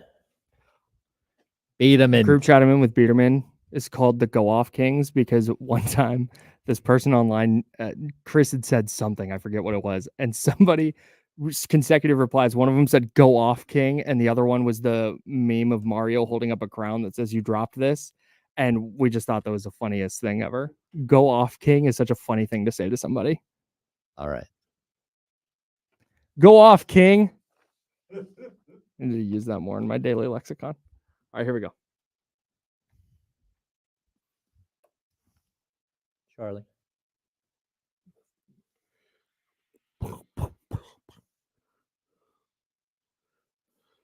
Now, back to the Insiders with James Ham and Kyle Madsen, brought to you by Jiffy Lube on ESPN 1320. All right, we're back in here. That's James and Kyle, and that's Charlie O in the building with us after attending the press conference for the Athletics moving from Oakland to West Sac for at least the 2025 through 2027 seasons. There's an option for 2028. West Sac will be their temporary home while their stadium in Las Vegas is built. Charlie, you were down at the presser. Your thoughts and opinions from the festivities? First of all, let me tell you the most important thing that I learned. I finally figured out why I have known David Cavill all my life. I've always, when I've met him or been around him, I've gone, I've known this guy all my life. And I figured out why today. Why is that? He is the talking Ken doll. This Ken's job is relocating. And if you have never seen the talking Ken doll had a ring in the back of his neck, and you just pulled it, and it always said the perfect thing. Oh, Barbie, you look wonderful today. And when the scrum got around him, he is able to look right into the camera of whoever is asking the question. He changes his facial expression and says absolutely the perfect thing. Some presidential candidate needs to hire this guy because he would never say the wrong thing. Sure. He's just perfect. I don't, that's why they have him. He just always says the perfect thing. And that's what he is. He is the walking, talking Ken doll. Never says anything of substance, never gets anything done, obviously, because for 20 years he hasn't gotten anything done. But man, how perfect in front of a camera. No, he does a great job. Incredible. Yeah, had me sold. Incredible. So that was my number one. Number two, what a wonderful day to have a press conference to say, come to sunny, warm Sacramento and play baseball because it's 45 degrees and raining right now. Yesterday was gorgeous. Yesterday would have been a great day to sell the idea for sure. Yeah, it's tough outside today. I didn't even notice. So everybody was there. Fisher was there. By the way, I have it right now. I can tell you right now, he does not shop at the Gap because get out of town. That blazer he had on, I'm going to tell you right now, that was not off the rack. I can tell you that right now. Literally bumped into Billy Beane. I had hoped to be able to get with him and maybe chat just for a minute about cricket or something. But man, they shuffled those guys right out. But I figure because everybody was there, paperwork's getting signed today. Yeah. So that was there. But the most important thing that I heard just before I left, and this did come from Cavill. I didn't get the question out. It was my question that I was going to ask. Somebody beat me to it. I wanted to know whether the Players Association was on board yet. Yeah, sure. The answer is no. Huh. So the Players Association has not agreed to this as of yet. Now, I don't think that will kill the deal, but the Players Association has high standards. And so there's some work to get done yet because you've got to, and remember, if you've been watching this at all, if you're into the business of sports, and if you're not into the business of sports, you're not paying attention to sports. Sure. The Players Association is in turmoil right now. So there's a whole lot going on. So there's a side story there that we're all going to want to watch because the Players Association has not agreed to this yet. Right. So, and just real quick on that won't kill the deal. Because the Players Association is not going to say, no, you can't do it, but they could make it significantly more expensive based on the required upgrades, right? Absolutely. Because they have requirements for parking, hotels, clubhouse, locker rooms. They are going to build another clubhouse, which they would obviously have to because the one they have would probably accommodate be the accommodations for a visiting team would be my Sure. guess. I think Okay. they did just build a new clubhouse. Yes, but what I'm saying is that clubhouse would probably meet the requirements for Well, a visiting team, not a home team. And I'd imagine there would be a visitors clubhouse for River Cats and A's, and then a home A's and a home River Cats. Yeah, they're not. Yeah, They're not having going. separate. Yeah, they're not going to let the minor leaguers use the major league.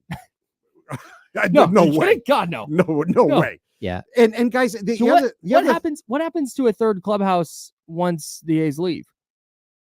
Is it just a temporary thing that they party? It's a party house. They okay. They just hey, dibs. We call dibs on that. yeah. It's just a party house. Our It's new like studio. becomes the new ESPN 1320 studio. I love That's that right, idea. yeah. All right. Hey, No, get it it's in too writing. far. Yeah, I love that. That's a great idea. Hang on a second. Let me Yeah, call Charlie, get out of here, pull some Let me strings. call Philadelphia right now. Yeah. But so that was part of what I saw. But there wasn't much substance. I mean, this was the dog and pony show. No doubt. I mean, we got no details. We have nobody knows who's paying for what. But I can tell you who's paying for everything, and that's Vivek. Yeah. Okay. John I mean, Fisher's the not footing A's the are bill. paying for nothing. Yeah. That's why they're here. Are they going to do anything with the outfield? Like there was no talk of like No. adding No. like 8,000 seats with bleachers in the outfield. I mean, or anything? would you? I would. Yeah. I most I think certainly so. would, but I think they'll wait until after the first season. I wouldn't goes. I wouldn't touch much. But guys, the one problem that they have with that stadium, and it's the same problem that they have with Levi's, Mhm. is that first base side during the summer, you bake over there. Oh. I mean, I will not buy a first base side seat in that stadium in June, July, and August because when the sun's up, I mean, you're going to go over there and you're going to come out like a lobster. Yeah, no doubt. So that is not an accommodating place for sun, and that's something that they may want to address to help get crowds there because it's hot. Yeah, those day games get a little warm. Did they take questions? They did some scrums, and they deliberately did that so they could get Fisher and Billy Bean and all of those folks out of there. I mean, they John Fisher didn't talk. He spoke for about 3 minutes and called Vivek his friend about 19 times. Okay. So, did Vivek actually take questions? Oh yeah, he did take questions. Unfortunately, a news reporter from a station that had a 1 and a 0 in it, not a sports guy, but from a 1 and a 0 in it, dominated the thing. And finally, thank goodness, one of the press people from the Kings organization finally said, that was your last question. But Vivek, bless his heart, he's not going to stand there for 40 minutes. Yeah, of course. And so the sports people Wouldn't all expect wound him up to. with about 4 questions, and then it was done.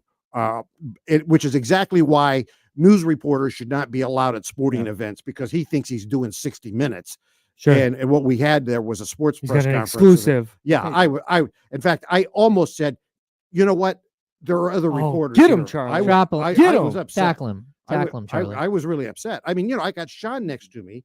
Yeah. The most senior station with the 4 and a 0. And but also the most senior reporter in town, right? Who's trying to get a question out, and this guy will not shut up. I'm blaming Matt George.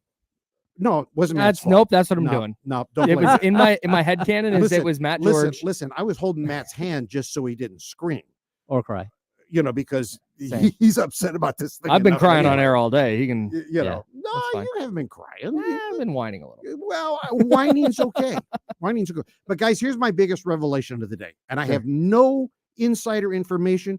This is pure Charlie O speculation. But the revelation came to me today as I was standing there watching it and hearing literally every other word out of John Fisher's mouth be my friend Vivek. Here's the deal. The deal is this partnership right now is Vivek is going to lead the financing for Fisher in Las Vegas.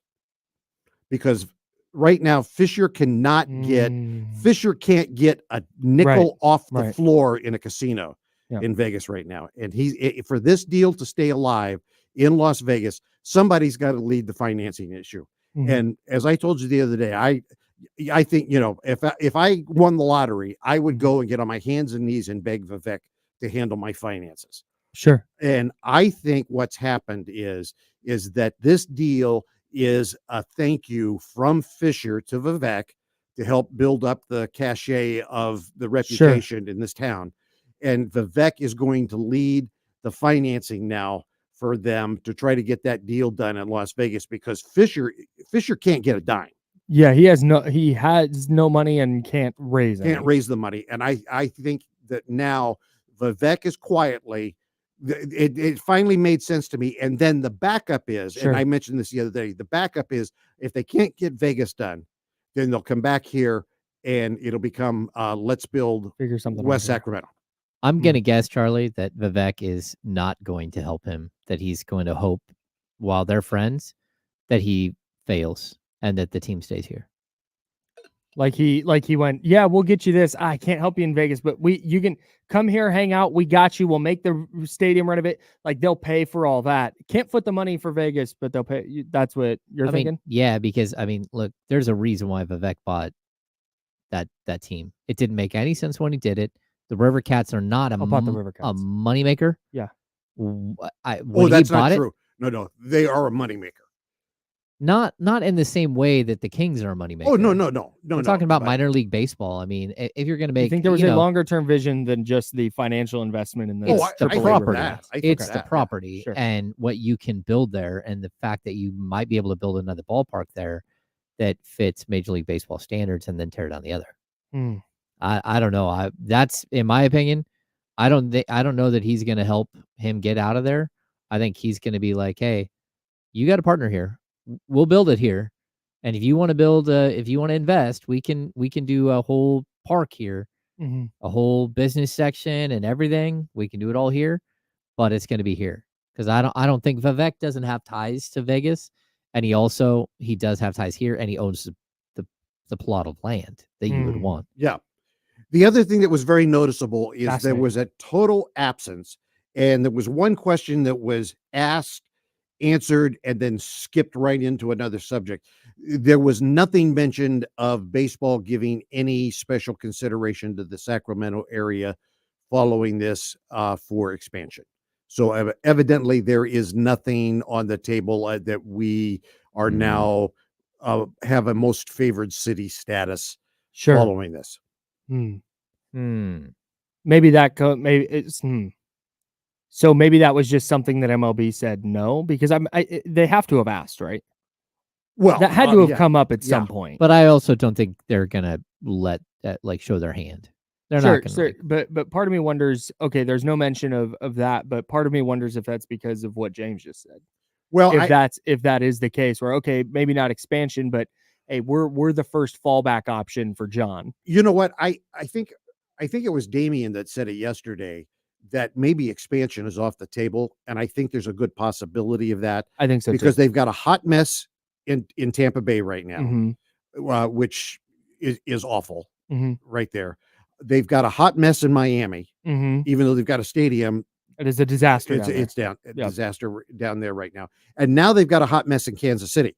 Oh, because they turned one for you. They Arizona. Oh yeah, in Arizona as well. So they have franchises now that have stadiums that are in trouble and franchises that may want to move. So at this point, expansion may be much farther down the line than what anybody ever thought. Yeah. Yeah, they might. I mean, Nashville might get the Royals, and Portland might get the White Sox or the Snakes or whatever. Yeah, that's. Oh, and I forgot about the White Sox. Yeah, that White Sox deal. I can't imagine the White Sox leaving Chicago would be nuts. Well, yeah, but they've got a not real stable owner, so that's a good point. Yeah, but this is all conjecture. This is all arm twisting. I just hate that. I again, and this is part of where I've had a hard time with this morning, because I've tried to convey, like, I'm happy for Sacramento. I want people in Sacramento to enjoy baseball and do that. But then there's another part of me that's gutted. Like, I don't get to take my kids to Oakland A's games now. Right. That's just not a thing that's going to happen. And that sucks. And the other thing, by the way, they are not going to be the Sacramento A's. Yes. They are going to be just the A's or just the Athletics. Yeah.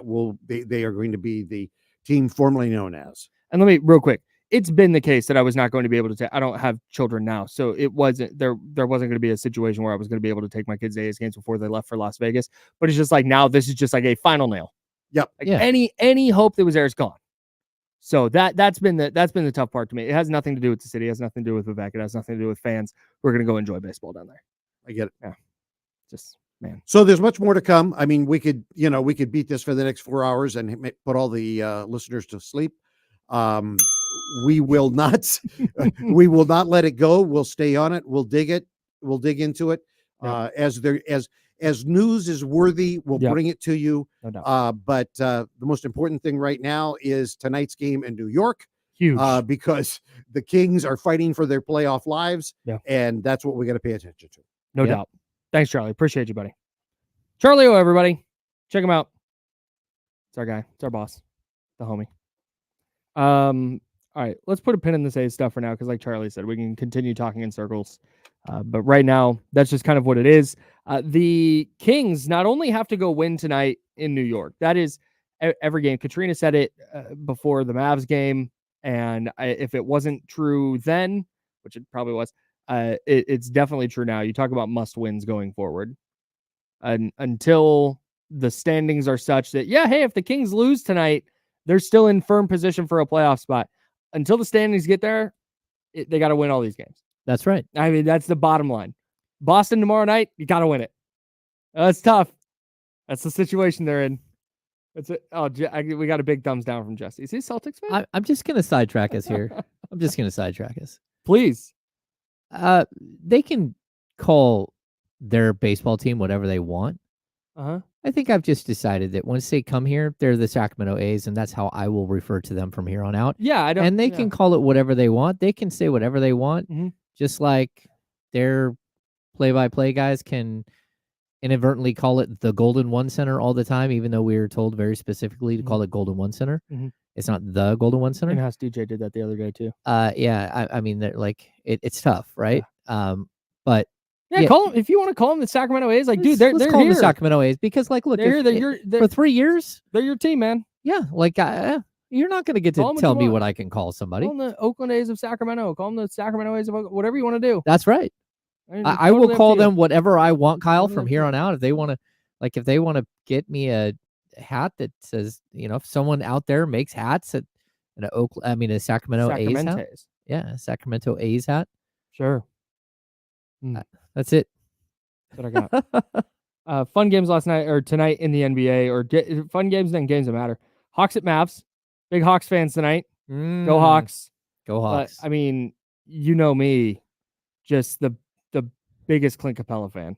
Did you see Bogdanovic go off on Quinn Snyder? Yeah, and then they hugged it out like immediately after. Oh, so weird. That was weird. Okay, so I was around Bogey for a long time. He's a very passionate, very fiery dude. Like so I can see it, and he's also a pro. Like, do not. So something weird happened there, because do not question like whether he's trying to do what's best for the team, because he's a pro, no doubt. Yeah. So yeah, rooting hard for Bogey and the Hawks tonight at Dallas. Dallas just had their 7-game win streak snapped, so maybe make it 2 losses in a row. And then the Nuggets are at the Clippers. I know the Clippers thing is way far off, but still, hey, maybe they lose a bunch in a row here and the Kings get back in the mix for the Pacific Division. Yeah, why not? Why not? They're playing the Nuggets. Hey, look, it's possible. Tough spot for them. Nuggets got to win if they're trying to secure the number 1 seed. If the Kings win and the Clippers lose, it's a 2-game in the loss column. And of course, the Kings and Clippers split. Split the season series. This is why split season series matter. Doors open. Every series that you split or win matters in a very good way. No doubt. The last game, it doesn't really matter for the Kings, but it should be a fun one, is Warriors Rockets. They have not seen each other since Tari Easton went off on social media. That should be a fun one. Because you got Draymond Green, he's talking about Draymond's getting ejected tonight. Bet. Yeah. If you can bet on Draymond Green getting a tech, do it now. Is that a price pick? It might be. I hope it is. That's happening for sure. Because he said they weren't worried about the Rockets. And then he's on his podcast talking a bunch of trash about the Rockets. So that should be a fun game if you're looking for something else to watch in the association tonight. Mm-hmm. Anyways, that was all. All right. The Rockets are like 3 games back of the 10 seed now. They fell apart. So it's a little bit more of a long shot than it was, but get a win against Golden State. They gain a full game. It's 2 games left with 6 to go. It's open. I wonder if Jesse would just allow the Celtics. Just say, "Good, Jesse, Be you in there? call the Celtics and say, hey, can you just give one to the Kings? Just lay down a little bit." Yeah, I mean, they've clinched everything. Yeah, and they're like 20 games ahead of everybody else. Yeah, they're fully. It doesn't matter. Okay, I think he could do that. Yeah, and I think Peyton he- you know what, Pritchard I think he would do should that. start and play 48 minutes. Yeah, I think don't in know. exchange, if you let Derek White go for like 40, Oh, I think he would take. Hey Jesse, if can you James brought this up, and I think it's a great question. Can you get the Celtics on the horn because they locked everything up? Yeah, you do this. They've locked everything up. Can they just lay down tomorrow? Derek Yeah. White can go for 40. Derek White can go for 40. How about this? Derek White can set Okay, the we're getting a thumbs steals up. record in a Ooh, game. Yeah, You can allow Derek White so he gets Quadruple defensive player of double. the year, quadruple double. give him a quadruple double. Since he's come home, we're okay with this. Absolutely. Yeah. I'm so happy he came home. My man's hairline was so bad, and the headband was fooling nobody. No one. And then he got rid of the hair, and look at that. Did we just not Career. have a handoff today? No, I guess Somebody fumbled. that's fine. Charlie was in here. Charlie wasn't here. We're talking with Jesse. It's fine. It's fine. That'll play. Ah. If you had sponsored the handoff, we still would have done your read. That's right. It would have, yeah. It would have been like, hey, the handoff, hey, with Charlie O today. There it is. So sponsor the handoff. Sponsor the handoff. We'll do reads for you. Or maybe the look ahead, Kyle. Maybe the look ahead. Yeah, maybe the look ahead. We got the outlet pass. We've got all kinds of different little things we can call this. Oh. And we will okay. sponsor it just for you. All right.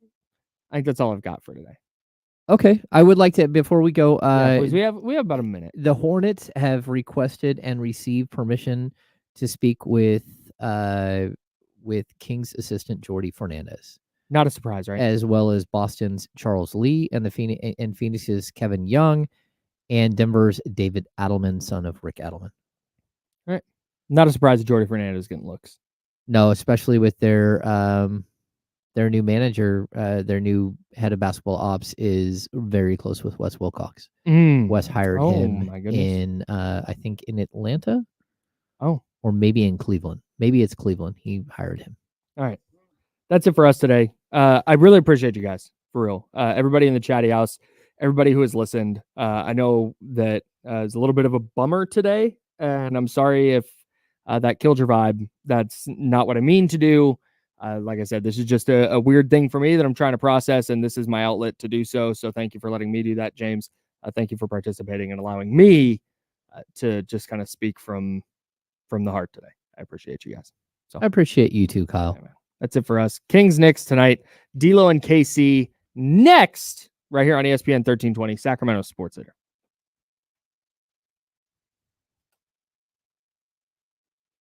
All right, we're out here, guys. Appreciate y'all. We're out. Thumbs up Thank if you you so don't much. mind.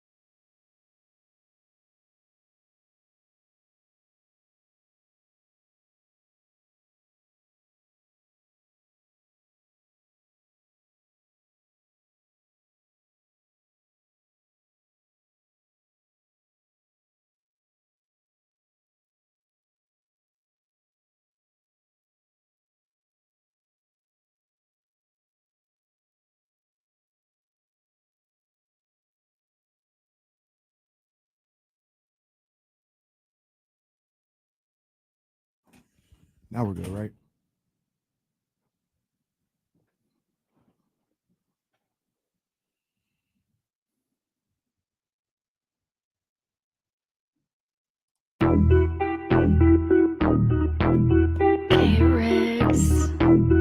Yeah. We got them screaming D-Lo, KC, D-Lo, KC, D-Lo, KC, D-Lo. We got them screaming D-Lo, KC, D-Lo, KC, D-Lo, D-Lo. We your number one spot. We your number one spot for some sports, huh? Got the city going crazy when we work, huh? We top 2, but we ain't 2, we in first, huh? And when you need the real, we is who you search, huh? D-Lo, KC, D-Lo, KC, D-Lo, KC, D-Lo. We your number one spot. Yeah. Sacramento, California, 916. You're tapped in to D-Lo and KC. You already know what it is. Just KC today, as you guys hear. You know, it's just my voice. Damien is out on assignment. He's having a good time, man. Champagne and campaign and doing what he does. So it's going to be me. It's going to be me. It's going to be Jesse. It's going to be my main man, Jay Gadon. He's going to pull up on us for a little bit. It's going to be my main man, Matt George. He's going to pull up on us for a little bit. And obviously, we've got the Kings playing in New York City tonight, playing the Knicks. This is it's not a bowl because it's basketball, but what we say, we'll call it bowl. Kenny Bowl 2024, Kings-Knicks at the Garden. It sounds about right. Those are my two teams. Obviously, I love the Kings more than the Knicks. But throw the Lakers in there. Maybe we get a Kenny Invitational tournament. Wow. Maybe. What are you doing? Okay. Hey, show. Hey, who pressed that? Kenny Invitational. Hey, ain't no okay Lake Show around here. Don't play with me. So we got that going on. And look, I'm setting the table because yes, we have all of that going on with the Kings. This is something that we talked about yesterday. Maybe the biggest game of the season. It ain't no maybe. It is the biggest game of the season for the Kings tonight at the Garden against the Knicks. And there's really only one thing that could happen that can make us not leave with that can make us, look, we got the show notes and all this other stuff. I don't know when we're getting to that. I don't know when we're getting to the Kings' biggest game of the season because one of the biggest days in the city history of Sacramento took place this morning when it became official that the A's, they're not the Sacramento A's, they're not the Las Vegas A's, not the Oakland A's as of right now, but the A's are coming here to Sacramento to play at Sutter Health Park, West Sacramento, for at least 3 years. This is a moment, Jesse. I was going to ask right now. A's fans have their feelings about that, and I get all that. But speaking for us to live in the city, like this is massive right now. This is major. 1985. I was 2 years old when the Kings came here, and it's also a little different because we knew the Kings were coming here to be here, right? Like this is the Sacramento Kings is what it was. This is a temporary, quote unquote, temporary situation with the A's coming to Sacramento. So there's a little trepidation with how long that's going to be, how long you're going to be able to watch them. But make no bones about it. Major League Baseball is here in Sacramento. You're going to get Major League Sports. Another Major League team will be in Sacramento, in the case of the A's, 81 times a year over the next 3 years at least. And that's something that this is what the city needs, bro. Like we'll get into everything that comes into it, but it's time. It is. And I want to start off. There's a lot of things, a lot of emotions, a lot of feelings, a lot of things I want to say, all this other stuff. So we're going to work through it. You already know what it is, 916-909-1320. I want to hear from the people. I want to hear from the city of Sacramento. I want to hear from the Bay Area. I want to hear from transplants. I want to hear from everybody today, man, because I want to hear what the people have to say. But I'm going to start with this. Matt George, Kyle Madsen, James Ham, those are A's fans that I know personally. A's fans out and about that listen to us here in Tracy, in in the Bay Area, across the country, across the world. I'm sorry. I apologize for what you had to go through. I'm sorry, man.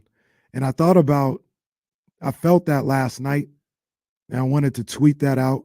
But I've been a strong proponent for the A's playing here in Sacramento. And me just tweeting out, I'm sorry, A's fans. I didn't want that to get lost in translation. I didn't want that to come off any type of way other than how I genuinely feel. I wanted you to see my face. I wanted you to hear my voice when I said, I'm sorry. I am sorry for what has taken place with your team in Oakland. I have no other words, and I'm sorry. I feel terrible. I feel terrible that happened. And it's a long discussion. There's a lot of things going on, a lot of strategic things, that we could talk about today or another day or whatever the case may be. But I do want to start off as a son of this city, as a guy that put on for my city, Sacramento. I love Sacramento here. I want to say, and I mean this genuinely. It's not disingenuous. It's not condescending. I mean it genuinely. I am sorry for what you guys had to deal with and what you're going through right now. I do apologize. That's first and foremost, and that's how I feel. Now, there's other things that play a part in this. I just said, born and raised here in Sacramento. I love Sacramento. I want Sacramento to be the best city it could be. I want it to be the best city it could be. This is a great day for Sacramento. And I know that sounds crazy after what I just said. Maybe somebody say there's contradictions in it, and there's contradictions and people like to say hypocrisy in the fact that the Kings had to save their team, and now here they're doing what they're doing. I'm not here to tell you you're wrong, or I'm not here to say anything. I understand it. This is a great day for the city of Sacramento. It is a great day. They just got a major league franchise to be here. I don't care if it was a year. I don't care if it was 6 months. I don't care that it's 3 years, potentially 5 or whatever. For the city of Sacramento and West Sac, the region, everything, this is a great day. It's a great day, man. Great day. Major League Baseball is here. And I want to say something else. Like I said, I've had a lot of thoughts. Got the long drive from Elk Grove out here to the studios. Got a lot of time to think, a lot of things to hear, and a lot of things going through my mind. So we're going to work through this together today. But I got to give a shout out, man, to Vivek. And that may be controversial with some. Got to give a shout out to him, man. He did it. He did it. They've been trying to get more professional sports here for decades. For decades. They were trying to get an arena here in Sacramento for at least a decade. The Maloofs, the officials here in Sacramento couldn't get anything done. Shout out to Vivek. He comes here, get this arena, the Kings stay. He got that done. He said he wanted more major league sports here, one way or another, come hell or high water. Damn it, he's got it done. He's got it done. He did it. He did it. And I got to give a shout out to Vivek Randave, man. That's no cap. I know we joke with the Uncle V stuff and all this other stuff, man. But look, man, I gotta tip my hat, man. He did it. And man, he brought the A's and Major League Baseball here. And we'll get in, like I said, to all the nuances of what's going on.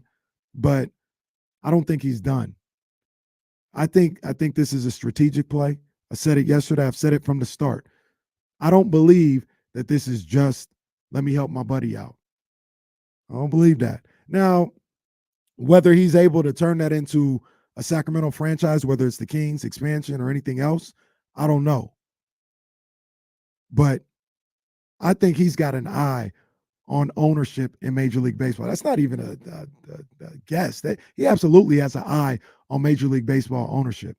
And he can get that through Sacramento. But even if he can get that, if they move to Vegas, And Fisher looks out and says, I remember how you helped me out, man. Come get on this ownership group with this team in Las Vegas.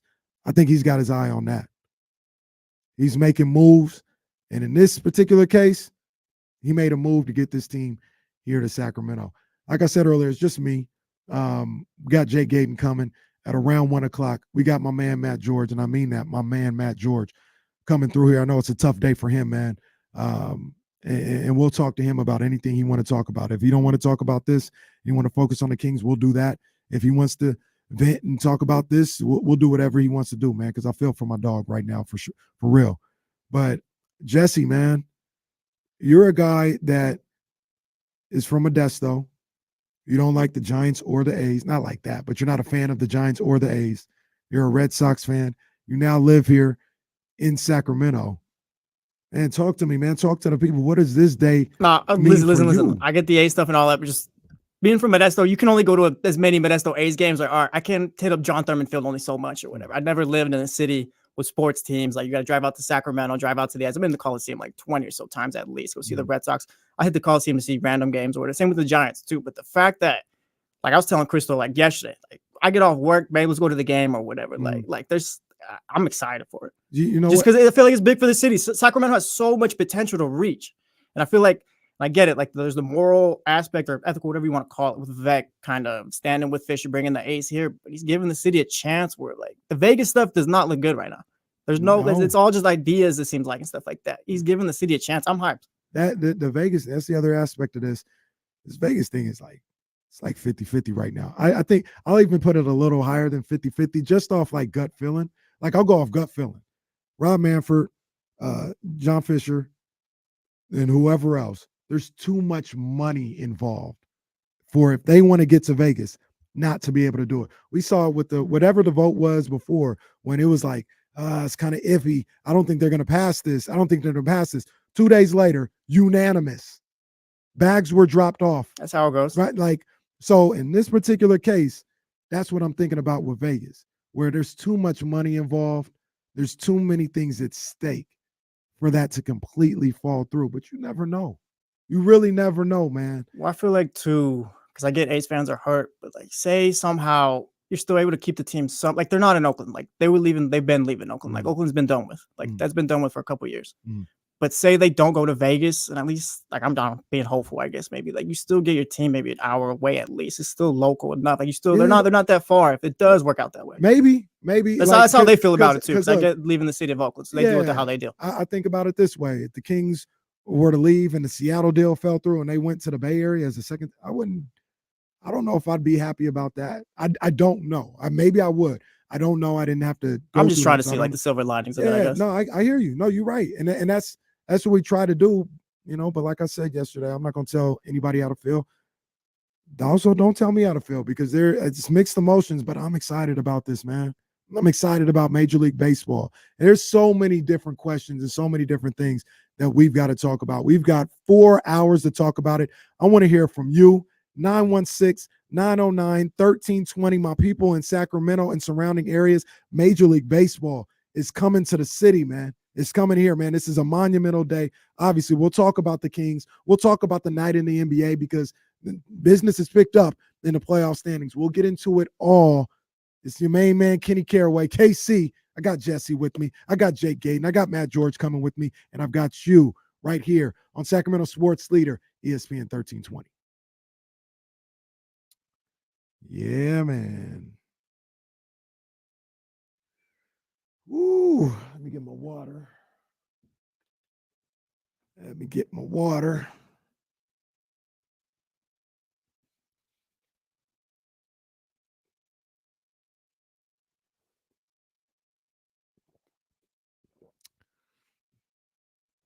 That's the thing. Like, if Vivek can pull a fast one under Fisher and just kind of swoop the team from him, or at least just keep him here. I'm telling you, that's the play. That is the play. Will he be able to execute it? I don't know. But let me see. I think my man Jake is on right now.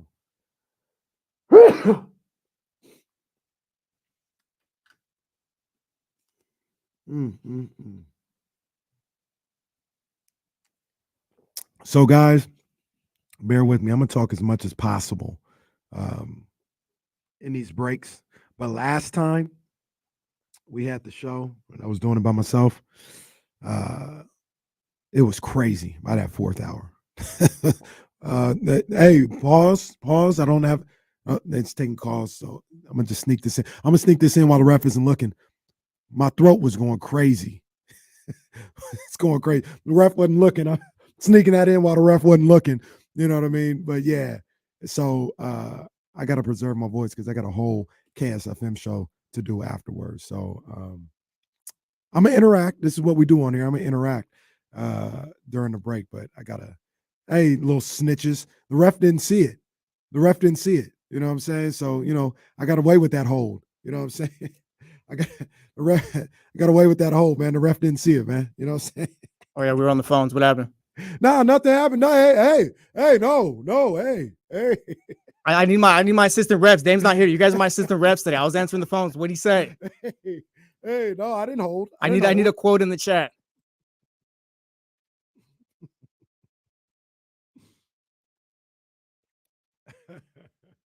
I was just explaining why I might not talk as much during the breaks. That's all I was doing. I don't know what y'all talking about.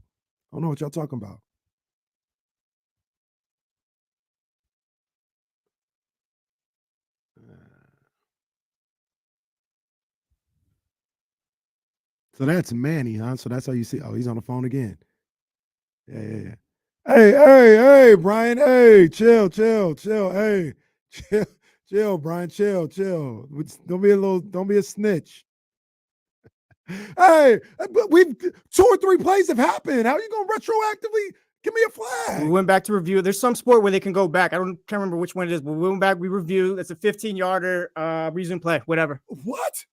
Yo, hey. The bag was slipped in, by the way. We got the bag. We were paid for that call. Should we have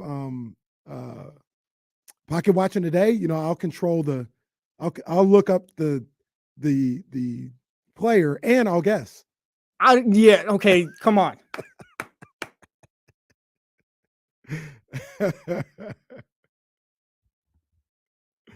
Oh, wow, bro. Nah, I'm gonna be like LeBron. They're gonna have to pull that up. Bro. I'm gonna have to see that on the screen.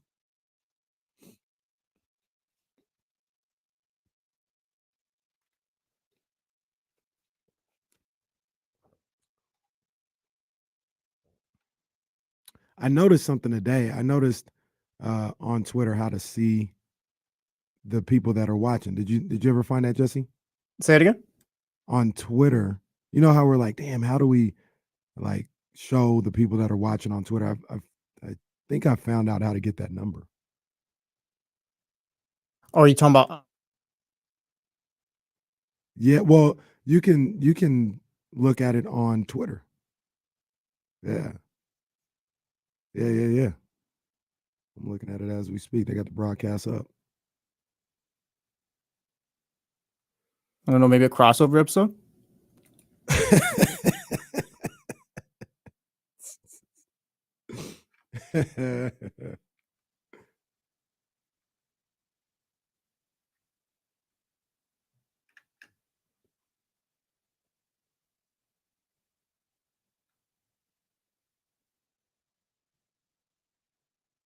Oh, no, I didn't see that part of it. Zion left the game. Oh. Okay.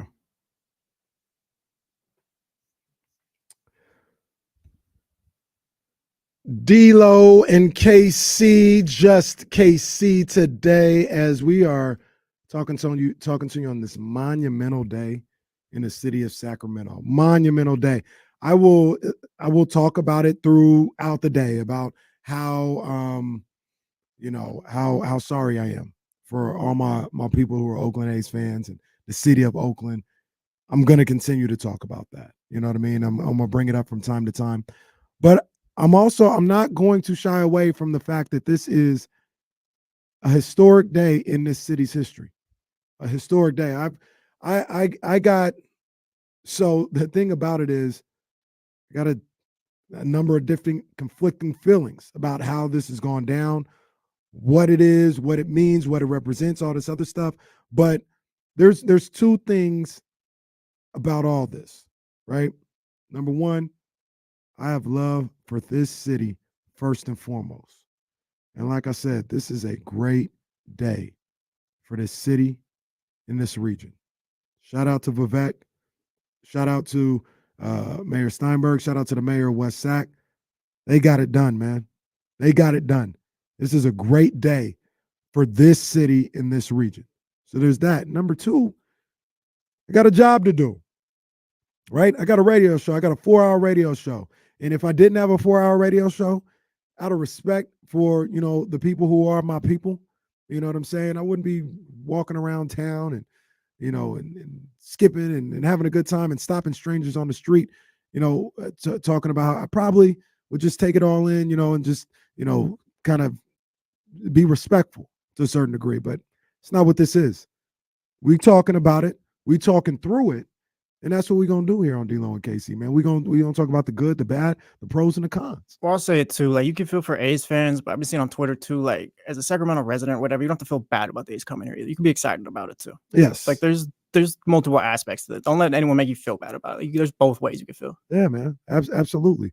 I mean, like you said, it's not one or the other. I didn't get the A's here, all right? No, Me and Casey did not get the A's here. no. No one in Sacramento got the A's here. If you'd be mad at Vivek or whatever. And look, I'll say this, and when I see you guys on the line, I definitely want to hear from everybody today, man. I want to hear from everybody. 916-909-1320.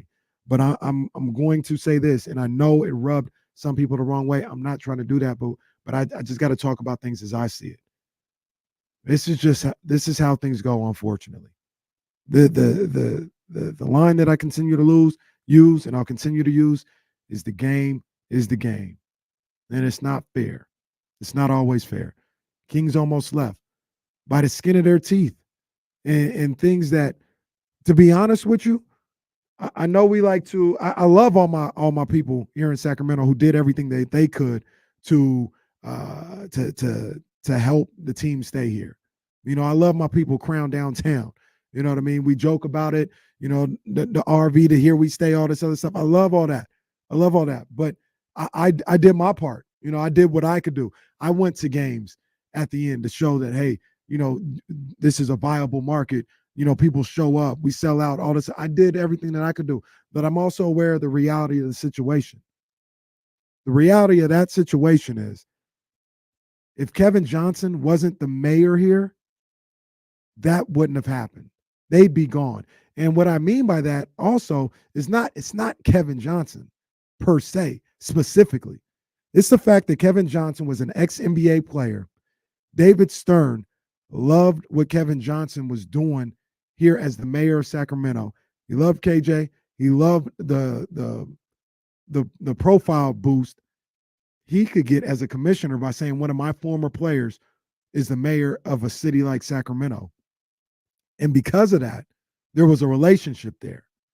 And because there was a relationship there, David Stern gave Kevin Johnson the blueprint as to what to do to keep this team. That's why they stayed. So I say all that. I say the game is the game, knowing that's part of the game. We didn't keep the Kings because of here we stay. We kept the Kings because the money was right and the relationships were right. And that's the unfortunate nature of pro sports. You know what I mean? And the A's fans, they didn't do anything to deserve to lose their team. They did not. The people of Oakland, they didn't do anything to deserve losing any of those teams that left. They pulled up to the boycotts. They showed they cared and stuff like that. They did everything they could.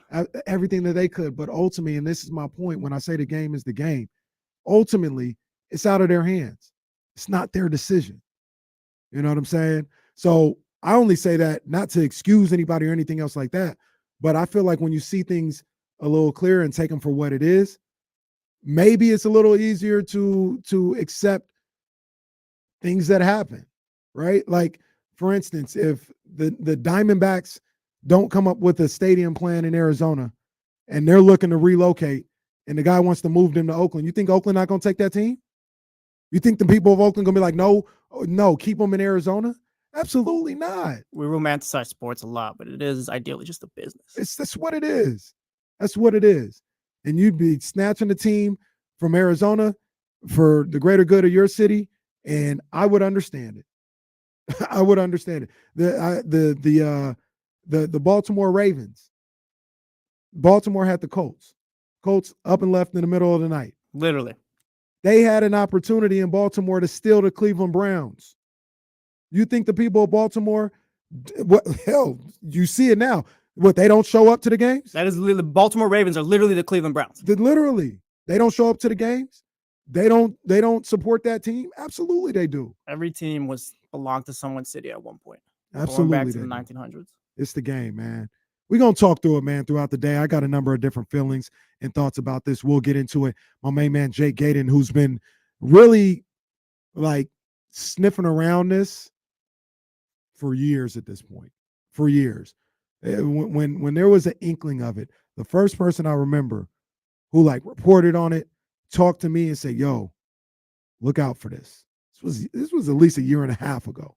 Jake Gadon. So he's been following this thing forever. He was supposed to be on here for, about an hour, just rocking with me. But obviously today is today. We didn't expect this to go down today. He's got a busy, busy day. So he's been kind enough to link up with me at about 1 o'clock for a little bit just to talk about it and then do what he has to do. But we'll talk to him. We'll talk to Matt George at about 3:20 or so. Tough day for Matt George. He's on the opposite end of the spectrum here. We'll talk to him and hear his thoughts. We heard a little bit of what he's had to say over the last couple of weeks. If you followed him on Twitter, you've heard what he's had to say in that respect. And he was on with us yesterday and gave a little insight as to his feelings. So we'll talk to him later in the day. But throughout the day, we're talking to you, man. We're talking to you. I want to hear what the people of Sacramento have to say about this, because this is a historic day. This is one of the great days in this city's history. And I want to hear what the people got to say about it, man. So let's go to Manny on the line, my main man, Manny. What up, man? How you feeling, dog? What's up, man? I don't even know how to feel about it, right? Because I'm a transplant, right? And one thing I've noticed about Sacramento, I've been here for about 10 years, is it's a city full of transplants. I run into people from Chicago all the time, people from out east, everywhere. And I think we touched about it a little bit on Twitter yesterday. I presented something to you, and it was just, it wasn't saying I agree with it, but like, how many people do you really think are going to be going to these games? Mm-hmm. Because part of the problem, right, to me, the biggest issue here that sometimes gets lost is the issue isn't so much the team, it's the owner, right? And so if you say in the city of Sacramento, like how many major, like Yankees, Boston, Chicago, there's probably like 4 or 5, traditional great baseball teams out there that have translated across the nation that you have a lot of fans of. Mm-hmm. But the rest of them, I think, places like the Kansas City fans, Detroit fans, that there isn't as many, I would say, right? Mm-hmm. I mean, you think you're gonna see 10,000 fans? Well, right now it's a 10,000 fan stadium, right? It'll be 14,000. It's gonna sell out. Yeah. You think, like, I think at some point, right? Let's just say, I'm sorry, I don't mean to go off on a tangent, KC, but like, let's just say the Vegas thing drops out and they move it to Sacramento. Sacramento gets their baseball team. Mm-hmm. It's still John Fisher. Mm-hmm. It's still him putting in front of you a AAA baseball team that's going to play day in and day out. How long are you willing to live with that misery? Okay, I hear you. And I got a couple of answers for that.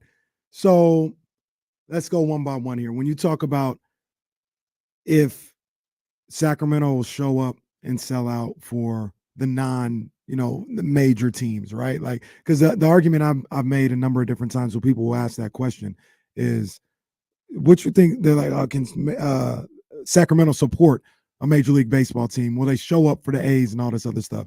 I said, what you think that's going to look like when the Yankees come to town? What you think that's going to look like when the Red Sox come to town? Both Sox come to town, the Red Sox and the White Sox. What you think it's going to look like when the Dodgers come to town? Obviously the Giants. It's going to be crazy. But the retort to that is, and Manny said it, what is that going to look like when the Royals come to town? Is that going to wear off? Is the novelty of Major League Baseball going to wear off after a while? And here's what I've got to say to that, right? So this is what I think is going to happen. When you look on the schedule and you see the Yankees coming to town to play the A's in a 14,000 seat stadium in West Sacramento, there is a possibility that may be an unbelievably difficult ticket to get. Tough ticket. So think about right now, there's 3,000 more people, but think about when the Lakers or the Warriors come to town. That's a tough ticket. That's a tough ticket to get into the Golden One Center to go see that, right? That is if people have season tickets, the resale value is crazy or whatever the case may be, that's a tough ticket. So everybody that's saying, man, I just want to see Major League Baseball, it's going to be tough to go see that with the Yankees, Red Sox, Dodgers, Giants, or something like that. But when the Royals come to town, that's going to be your equivalent of the Hawks. You know what I mean? I'm trying to think of a team. It's not the Spurs no more because Wemby's there, but that's going to be your equivalent of the Pistons. See, and that's the thing. Like, oh, they're going to show up through all this. Like, team's not good, no good players. What did the Kings fans do for the last 16 years? They show up. Exactly. That's what we do. Like Thomas Robinson was getting drafted. Nick Stauskas. Like, Vivek was here for all that. They were drafting those guys. Messing up decision after decision. Putting no players around Boogie Cousins. Just inept. Yes. For 16 years. Inept. Absolutely no clue what they were doing. Still showed up. Sacramento, it's going to come down to whether or not Sacramento accepts the A's here. And if they do, they will show up.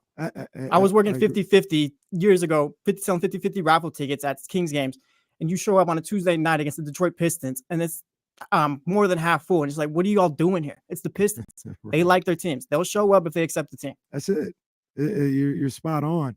And like I said, I'm talking this aspect of like people who want to go see Major League Baseball. It may be easier for you to go see Major League Baseball when the Royals are here or the Twins are here, as opposed to the Giants, Yankees, Red Sox, Orioles, White Sox, all these traditional teams. It may be easier. But all that, I'm saying all that in like kind of, I'm not even considering the fact. I'm like, because I'm playing devil's advocate. I'm trying to think of worst case scenario. I'm not even considering the fact that what if the Sacramento region becomes A's fans? You know what I'm saying? Like, I'm not even considering that. I'm like, okay, well, they'll be here to see other teams. That's worst case scenario. What if they end up liking the A's? Sacramento loves Sacramento. Sacramento shows up for Sacramento. So that's it. And that's, that's a temporary state. If they say, the A's are going to have to be here for 10 years or whatever the case may be, or permanently, it's on at that point. It's on and popping at that point. And everybody talking about John Fisher owning the team. My belief, and I'm just going off of like what the James Hams has told us, and Casey Pratt and other people said. They've said a number of different times, if John Fisher can't get to Vegas, he's gonna have to sell the team. To me, that doesn't change because they're in Sacramento. So everybody, it's like, when you get stuck with John Fisher, this is what you're going to have to do. I'm of the belief, because this is what you guys told me. Tell me if it's something different now, but this is what you guys told me when you were trying to talk about he ain't going to be able to get to Vegas. They're going to say if he can't get to Vegas, he's going to have to sell the team. So if he can't get to Vegas and they're here in Sacramento, I'm of the belief, because of what you guys told me, he's going to sell the team. We were not going to be stuck with John Fisher for X amount of years. That's what I believe. If it's different because they're in Sacramento now, hey, maybe it's different, but that's how I'm looking at it, man. I want to still get to these phone lines. Who we got right here? Because we got Greg next. Let me talk to Greg, man. Greg, what's going on, man? Hey, KC, great show. I wanted to shout out to our man Trey Lyles. He's been playing so freaking well. Absolutely. I also hear good things about Sasha and Keon Ellis in the Purple Rain, and I'm really hoping that they have a coming out party over the next few weeks. There's this window for them to get more playing time, get more shots up. I'd love to hear what you have to say about that. I'm a Chargers fan. I went through the brutality of going to LA, which is like, I've rooted against LA my entire life, so I've lived this. I'm also a Kings fan, and I've gone through all those bad seasons like you guys have talked about. I think it'll be supported very well. I'm excited about it. Daniel Susak, a Jesuit kid, got drafted first round last year. I think if they start playing him, we're going to have a local boy. He's a catcher. He's a stud. So there's some very exciting stuff. I appreciate you guys bringing it up today, talking about it. I had one quick question. How has the River Cats attendance been versus other teams in the AAA world? Greg, is he still with us? Greg, I'm gonna answer that question. I'm gonna talk about Trey Lyles and Sasha and all this other stuff because we got a big Kings game tonight as well. But I want to ask you, because you brought up something that I think is relatable here. The Chargers aspect, being a Chargers fan, seeing them be a lame duck franchise, so to speak, not by any fault of the fans or anything else like that. But it's a situation almost similar where they tried for years to get a new stadium, wouldn't happen in San Diego. And the Spanos family said, we got to go. We're going to LA. And everybody involved on the outside looking, I shouldn't say everybody. I know I'll speak for myself. I feel like the Chargers should have stayed in San Diego. I think that's a great situation, but I understand there are political and logistical things that weren't able to make it happen. But you were a Chargers fan and you saw the writing on the wall for years, probably wanted new ownership, just like A's fans wanted Fisher out. How did you deal with, all right, the Chargers are gone. I've loved this team my whole life. Now they're in Los Angeles. Do you still root for them? Like, how does that work? I'm interested to hear that. All right, listen to this. I went to San Diego State and Vegas last week as a graduate at SDSU and watched the Mountain West tournament. And I wore my Chargers thing with a bunch of alumni. I got ripped so bad. I mean, those guys are angry. They're hurt. Understandable. It's been tough. I mean, the bottom line is I've been a coach forever, and I try and stay loyal. So that part of me, and I guess you tie that in with I'm a Sacramentan, I always have been, and I'm a loyal dude. So I've stuck with it, but it's not easy. And I can tell you this, going to Charger games, which is going to be what the A's games will be like, and having half the stadium filled with other fans is a tough deal. I mean, it hurts. Yeah, You know, but the Kings fans now, we're back out, and I'll tell you, being at the Kings games is back to what it used to be, and that I'm loving. I mean, you know, we got a good product, we got a good owner, and you guys have hit it. It starts at the top, man, for sure. But it's been tough, and I hate LA. I mean, going to Vegas is a hell of a lot better, a neutral place, than going to damn LA. I feel you on that. Don't listen to the media. I don't like LA sports either. Okay. Don't listen to what the media's got to talk about. You say it. You created the sound clip. Look, I was happy for Carmelo. That's it. I was happy for my man Melo. Ain't no, this other that crap. Who's playing that? Why didn't you say, okay, Melo then? I think I did in the clip. I said, I see you, Melo. That's not safe, so we don't know. I'm going off of Greg's attendance question about Sacramento River Cats. They're 32nd in the minor league. That's out of 120 teams. Yeah, and that's so I think that's a solid number. I'd say it's a solid number, and it's I think it's gone down. You know, as of late. Like I remember when the River Cats were first here, and when they were the affiliate of the A's. I don't know if being an A's affiliate and Giants affiliate has anything to do with it, but the first, I don't know, however many years, 10, 12 years. I mean, it was popping, and then they went through a downturn. I'm not sure why that happened. I kind of feel like that happened when towards the tail end of the time with the A's, and then they made the move to the Giants, and they've been trying to kind of get that back. And Vivek is taking over, and they're doing some things here, and maybe attendance is gone up. But I know for the first decade plus, I mean, that was a major ticket, major ticket. Let me get a couple more people here. I want to talk to everybody, man. Everybody has got something to say. 916-909-1320. Let me talk to my man, Leezy. Leezus. What up, big dog? Yo, KC, Jesse, what's popping, guys? HAL, how you doing, brother? I ain't heard from you in a while. Hey, man, I know. They got me back in the office, man. I got work to get. Oh, man, gotta get that paper. I ain't mad at you. But, yeah, man, okay, A's show. Hey, I wanted to call in today and talk about the A's. Hey, KC, I'm not originally from here, from Sacramento. I'm from Oklahoma, and I can't tell you how big it was when we got the Hornets. And I feel like it's going to be the same thing here in Sacramento. Sacramento is a sports town. Like Jesse said earlier, we show up for everything. It doesn't matter if it's the California Classic, the River Cats, when we get a little March Madness games, we show up for everything. Yeah. And I think this is great for the city. I understand A's fans are mad, but people in Oakland, like, they lost the Raiders, they lost the Warriors. They've been not liking this owner. So, like, what's new, really? You know, we got to be happy for Sacramento and take advantage of this moment. So that's all I want to say, brother. Nah, man, you spot on. Appreciate you, Leezy. And I mean, that's the theme of the day for me. Feel terrible for Oakland and Oakland A's fans. I mean that seriously, not condescending, not any disingenuous way. I feel terrible for them. I've talked about it a number of different times, my time in Oakland and everything else like that. I feel terrible for them, but this is a great day for Sacramento. We still got the other person on the line, Jesse? Yeah, we got Bobby. Bobby, I want to hear from you. Bobby, what's going on, man? What's up, KC? What's up, big dog? How you doing, man? Just busy, like Leezy was saying, just working, man. But I think this is great. Like I was just telling your screener, it's man, like the A's. My brother's an A's fan, so we feel for them terribly because that wasn't that long ago that happened to us. But it's like, hey, I heard the mayor on this morning, and Carmichael Dave had him on and whatnot. I know what you're talking about. I know. But sorry, dude. I'm messing with you. It's good. It's good. So it's the good. mayor. Sorry. It's good. He was right though. It's like we weren't the enemy here or the villain here. We weren't trying to steal their team. We're trying to facilitate. Like, hey, this is actually way closer for the A's fan to drive here than to go to Vegas. And it's disappointing, Casey, because I know you know this. Sac is a baseball town. No, it is. And did you know for our kids, we can't even take our kids to the Giants games anymore. No kids under 18 allowed. And I just That's found not out true. last week. Yes, go look it up on the internet. That Jesse, look, that's no. I'm sorry, Bobby. I got to push you down. Like, there's not 18 plus at Giants games. This is not City Lights. This is not the Rage at Oracle Park. It's not an 18 and over club. That is not true. Can I see your ID and your ticket, please? That is not true. I think Bobby got chatty housed on Twitter.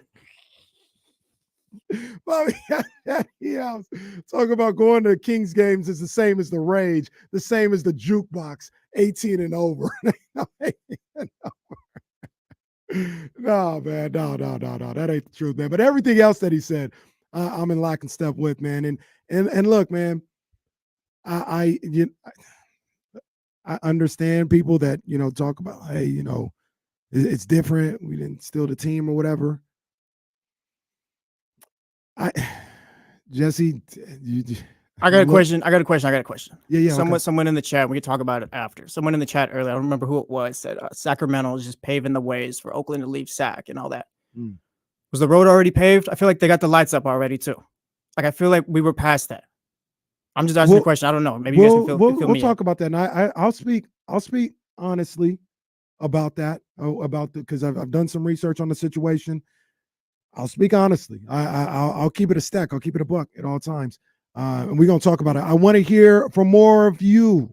I want to hear from the city of Sacramento on one of these iconic days in the city's history as the Sacramento. I keep wanting to call them the Sacramento A's. I'm just going to call them the A's. The A's are playing in Sacramento in West Sac for at least the next 3 seasons. We got callers on. Stay locked in. We're going to get to you when we come back.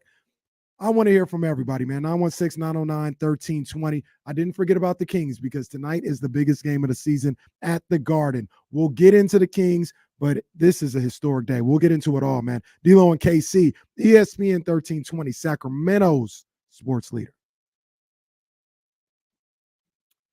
Great stuff, guys.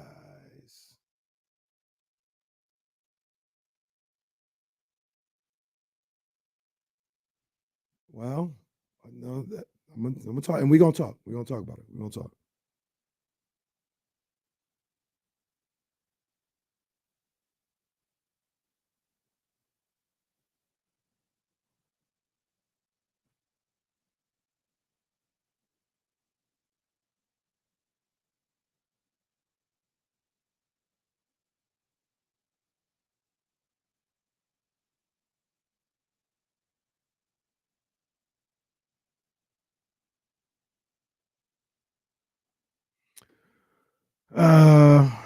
Well, this hell talk. No, can I be an adult here? Can we all be an adults here for a second? Can we please be adults for just a second? All right, all be adults. I do have a sore throat situation that I'm needing to take care of. Well, what? We can't be adults. We'll never be adults. Every time someone tells me to grow up, you know what I tell them? Grow down. I do. And I went to the doctor and be like, man, I talk a lot, right? Like I got 2 radio shows. I'm talking all day long. And I got a sore throat, man. Like, how do I deal with this? And he said, it's not a whole lot you can do. He actually told me, the doctor said, there's a little bit of a misnomer of like drink hot stuff. And he's like, you probably want to cool down the vocal cords. So drinking colder water and stuff like that. He equated it to, he's not like, it's not good to eat hot stuff or drink hot stuff or nothing like that. But he equated it to like, if I got if I hurt my elbow, they don't put necessarily a heating pad on it. They put an ice pack on it, right? And that's kind of the same thing as your vocal cords. So, yeah. May 4th is May 4th, Michigan. But you know what? We need to talk in the 13th round or something because we want your boy to fight Canelo. He can't even main event his own cards. That's cap. We'll talk about it right now. He's main evented 2 cards. What are you talking about? Whatever. He's not main eventing this next one. Yeah, because the face of boxing is on it. That's why. I'm just saying. The face of boxing. I don't know. I'm just saying. That's a great move by him to link up with the face of boxing. Yeah, go ahead and leech off someone else. Just like you want to do off Canelo. He didn't main evented 2 pay-per-views. What we talking about? We main evented Plant? Yeah, because Plant had that Canelo rub after that. Yeah, all right. Yeah. Hey, look. He's trying to take the steps.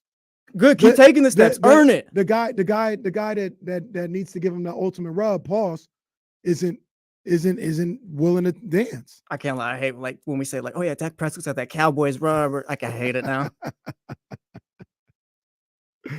Earn it, Benavidez. Earn it. He has earned it. He's the number 1 contender. What are you talking about? Nah. You got to get the money up too. He's got the money up. What are you talking about? No. He sells out where he fights. What are we talking about? Sorry, we're back. Can't talk about it anymore.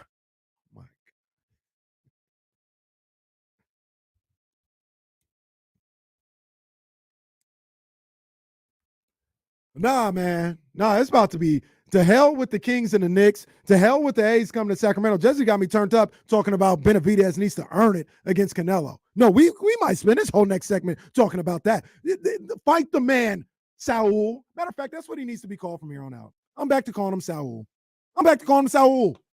Earn it. Fight the man. G-Funky Boxing saying Benavidez been the mandatory for almost 2. Mandatories don't mean a damn G-Funky, thing let in this man boxing. know. That's my dog too, G-Funky. Shout out to him. Go check his YouTube page out. G-Funky Boxing, D-Styles as well, man. Those are my people. But G-Funky, let him know. Well, mandatories are mandatories. I get that, but we're not like mandatories in boxing. Like we'll talk about in the 13th round. Still been running. And I like Canelo. But for this move, he's Saul. We'll talk about it. Respect the best. We'll talk about it. Obviously, though, one of the biggest days in sports history of this city. The A's are coming to Sacramento for at least 3 years. And we'll talk about all this. I think that is an important footnote there. At least 3 years. 3 years is things happening perfectly in Las Vegas. No glitches with approving a stadium, building the stadium, and all this other stuff. If you ask me, I think it's going to be 5 years. I think it's 5. If they go to Vegas, Well, yeah, I'm assuming they go to Vegas. If they go to Vegas, I think it's going to be 5 years. Give it a buck. They were putting up renderings like this is not going to fit. This literally will not work. No. So, and then I saw something else about that in doing the research for this whole story, right? A couple of weeks ago. The guy, I think Kyle knew who I was talking about, but there's this guy who does these YouTube videos who basically, I mentioned him last week. He was trying to spearhead the Miami Marlins stadium. And I remember he was on Dan Le Batard and he was like, Dan was like, all you did was lie, man, the whole time. You gave all these crazy numbers. You lied. He's like, yeah, I know. I had a job to do. Like, yes, I lied. But I'm telling you right now, John Fisher is lying wrong. If anybody can tell you what you got to do to lie to get this done, he's lying wrong. I'm telling you, he's doing it all wrong. And he broke it all down. And he said, you know, when you talk about renderings and all this other stuff, like renderings at the stage that they're at is nothing more to get people excited to approve like bills that you need to approve. It's not even like this is what's going to happen. It's almost, hey, somebody draw this up so we can get the public excited so I can get this bill passed. And then once we get the bill passed or I get the support that I need, then we'll go in and figure out if this is even feasible. like that's essentially what he said the renderings were for the Vegas situation and what renderings are a lot of the time. It's just like, hey, draw something up of what could be so we can get this thing passed. And then once we get it passed and we get people locked in, then we can figure out if this is feasible. It probably isn't. And then we'll try and figure things out. That's where they're at right now in Vegas. And when you talk about renderings and trying to build stuff, they are far from that. Far from it. I wanted to talk to the people, and Jesse, I didn't forget about the question you asked before the break. I want to answer that. But let's get to the lines, man. We got Jamil here in Sacramento. Jamil, what's going on, big dog? What's up, KC? Solo dolo today, huh? Yes, sir. Yeah, my man Damien get a much deserved day off, man. He's enjoying himself, champagne and campaigning, man, for sure. That's what I'm talking about, shaking hands and kissing babies. Hey, check this out. I got so 2 topics really quick. Give me 45 seconds, Jesse. Hey, the A's, right? The A's. I'm with you, Casey. I think that this is a big thing for the Sacramento region, not just the city. I'm thinking about outskirts too. I know Matt George is probably pulling his hair out right now, but I don't think that Vegas. So there's that stadium, the stadium in casino law in Vegas. From the last I've seen, so Vegas real is quick, still behind. Jamil, real quick. I'm not 100% familiar with it. Maybe the audience is. What's the law you're talking about? Okay, so the state of Nevada has to put up, I believe, schools and recreational parks due to how many casinos and stadiums are built in the state. And from the last thing that I heard was that they were behind from the Raider Stadium. So where the governor of Nevada, they don't even really want the A's to go to Vegas, right? No. This is just something that I'm thinking it's just, glamour, smokes and mirrors type deal. But from right now, I like you said, I think it's more than 3 years, probably closer to 5th year before they even have an option. There's a casino still there where they want to build a stadium. They have to tear that down. You know what I mean? So that's that. But I think it's a big deal for the city, man. I'm excited, super excited. I'm more of a baseball guy than basketball myself. I know I always call about the Kings, but we're a big baseball family. So we're super excited, man. I'm hoping that it falls through and we end up, keeping this team here in Sacramento. Yes, now back to the Kings. I want to say something about the Kings really quick, and then I'm gonna let you go. I appreciate it. I think right now this is where we should have been at the whole year, where it's a contribution from everybody, because the last 2 games, that's what we've gotten from the Kings, is a contribution from everybody. Davion's playing out of his mind. I have a good feeling about the last few games, man, the last 7 games. So I'm just hoping that Mike Brown sees it, keeps the game plan that he's had the last two games, and you know what I mean. I still think it's possible for the 6th seed, man. That's it, man. Thank you, KC. Nah, man, it's all good. Appreciate you, Jamil. And they absolutely. It's more than 45 seconds too, Jamil. Yeah, didn't he say he needed 45 seconds? My ass. Had to let him cook, man. Had to let him cook, man. Let him talk, man. And couple of things. First of all, with the Kings, and don't get it twisted, we will talk about the Kings. I've already said this is the biggest game of the season. This is a huge game tonight on TNT in the Garden. Going up against the Knicks. So we'll get into that. But you talked about they got a chance for the 6th seed. They got a chance for the 5th seed. They're a game back at a 5th seed. So that is right there in their grasp. We'll talk about that as the day goes along. But more about this A's and this Vegas thing. I remember that's one of the roadblocks is building the schools. I think it's Stop Schools Over Stadiums is the group that's trying to block this whole Vegas stadium. And the people in Vegas, you read comments, on under Twitter posts and stuff like that, they clearly don't want the A's. They have no interest in the A's. That's right. They want expansion. They're cool with baseball. They're like, all right, cool, we'll take baseball, but we don't want the A's. They don't want John Fisher. They've said that number. They've very aware of the situation. They're like, we don't want him coming to coming to Las Vegas. Like, keep him far away from us. We'll take expansion. So there's that. And if it comes to any type of vote or anything else like that, it's debatable on whether or not they'll be able to get anything passed. That's why I think, they're trying to keep it, just keep the bag moving. You know what I'm saying? Because I think if this situation with the schools over stadium, whatever lawsuit they have or whatever, and I think that's like this week or next week or something like that, it might be today actually, that they're going up in front of a judge to talk about that and present their case. If this gets to be something that's put on a ballot, I don't know if it's going to pass out in Vegas. And that's a whole other situation. So there's that. You also have what Jamil talked about. He said he's more, into baseball than he is into basketball. Sacramento loves the Kings. They love the Kings. This is a Kings city, a Kings region, and it is a basketball city and a basketball region. Not saying that they don't love all sports, because we see the ratings every time, the Super Bowl comes up, and some of the ratings outside of the two cities where the game is, the teams are, participating. Sacramento's like top 5, top 10 every time. National championship game, Sacramento for ratings is top 10, top 5, top 10 all the time. They love sports, but this is a basketball town. They love basketball. They love basketball. So people who come in here and talk about, we're going to make this a football town and all this other stuff, know your audience. Know what the hell you're talking about. No, you're not. That's why you're not here anymore. That'll put butts in the seats. Damn sure didn't. That's why you're not here anymore. But it's a basketball town. But from my research and the things that I had to go through, the city learned to love basketball. This wasn't a basketball city from the start. This was a baseball town from the start. They've got a long history here of baseball and supporting baseball and, selling out whatever stadium for whatever team that you had. This is absolutely a baseball town. They love baseball here in Sacramento.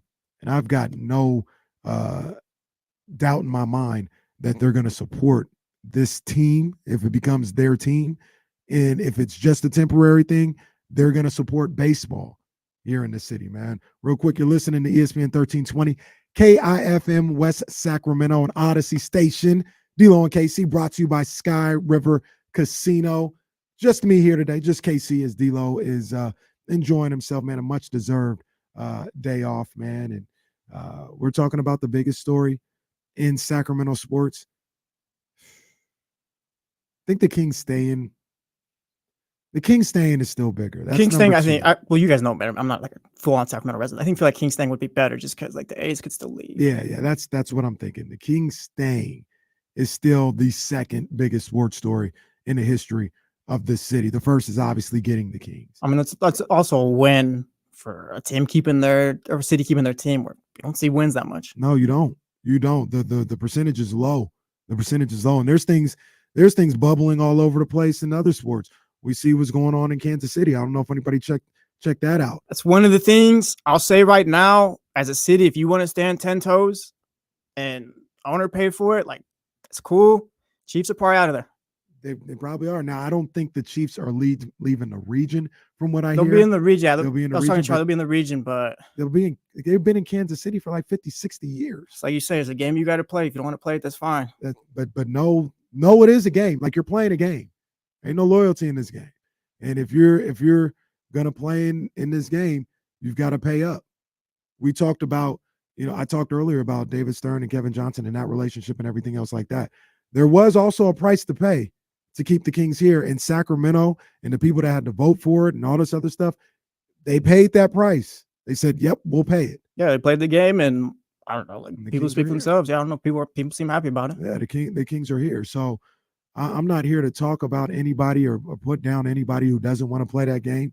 I'm just saying that's what I'm saying. The game is the game. You just got to know what comes with it then. That's it. And you asked me a question earlier. Yeah. So I had a question because I saw a comment in the chat, and I don't remember Buddy's name from earlier. My apologies about that. But he asked, like, it stinks that Sacramento's getting the A's here because they're kind of paving the way for them to leave Oakland. My question is, I feel, well, not would question all like, has that road been paved already? Like my opinion, I feel like the road's been paved. They put the lights up. Sacramento's just driving through it at this point. Like I saw a tweet earlier too from one of these Oakland fan accounts or whatever. And it's like, well, like we could have kept the A's here or whatever for at least 3 years and maybe found an owner or whatever. How many times has Joe Lacob said he'd buy the team from Fisher? The owner's right there. Well, Well, and it's just the aspect too. It's like you need to get John Fisher to sell. I don't think he wants to sell. Well, so there's I don't think he wants to stay in Oakland. Like I said, like I think it just reached a point where we're long past the A's staying in Oakland, I think. And maybe there's aspects that I'm not privy to where it's like, no, that's not the case. They could have stayed this, and that way. But as far as Sacramento paving the way, I feel like that road's been paved. The lights are up. Like I said, they're just driving through it right now. What do you think? So there's a couple things that you talked about there, and a couple things. Let me see, where do I start? Let's bookmark Fisher selling the team, because I'll get to that in a second. When you talk about the road that's been paved for this team to leave Oakland, the reality of the situation is, yeah, Sacramento helped in that. I'm gonna be real with you. In what ways? Matt George has talked about it, Kyle has talked about it, and Casey Pratt has talked about it, and they're right. If Sacramento wasn't an option, John Fisher would have been backed into a corner where he might have been forced to stay in Oakland, whether he liked to or not. Like stay in Oakland for 3 more years or 3 more years. Well, 3 more years. Well, 3 more years, right? 3 to 5 more years. But it's the same scenario. It's the same scenarios we talk about here. He might have to stay and get stuck in Oakland if he would have had to stay. And being an option, Sacramento being an option, I got to be real. I'm not going to lie to you guys. I'm not going to holier than now. Sacramento, they may not have paved the road because the road was paved already, but they put asphalt on the road. Okay. They absolutely did that. And I can't deny that. Alfonso says, wasn't Utah an option? It was an option. I don't think he would have left Utah because that's kind of what I'm wondering too, because it wasn't just Sacramento or Auckland or Oakland. You heard like Utah and stuff. So that's what I'm trying to figure out. I'm of the belief that I don't know if he would have left that money, that $70 million. And when you talk, the things that I've heard about this, when you talk about going somewhere else, you're still going to need a regional TV deal. And I don't know what kind of TV deal you're getting in Salt Lake City if you're saying, hey, we need a 3-year TV deal and then we're gone. Like from the things that I've heard, that the people who understand the business, the people who root sports or whatever in Salt Lake City probably would have laughed at him. Like, you give me no 3-year deal, or we'll give you like $5 million a year. Like, there's no longevity. What's in it for us to uproot everything that we've got going on and create a TV network for you when you're just going to leave? Yeah, it's just temporary. Yeah. So I think I believe that. I haven't heard any retort to that. Maybe there's another side to that. I don't know what happened in Oklahoma City when the Pelicans they're the Hornets. When the Hornets went there, I don't know what that TV deal was and how that worked out. Maybe the same thing would have happened in Salt Lake City for the A's going there. But the things that I've heard is that would have been a tough sell for somebody to have a TV deal, a lucrative TV deal in another place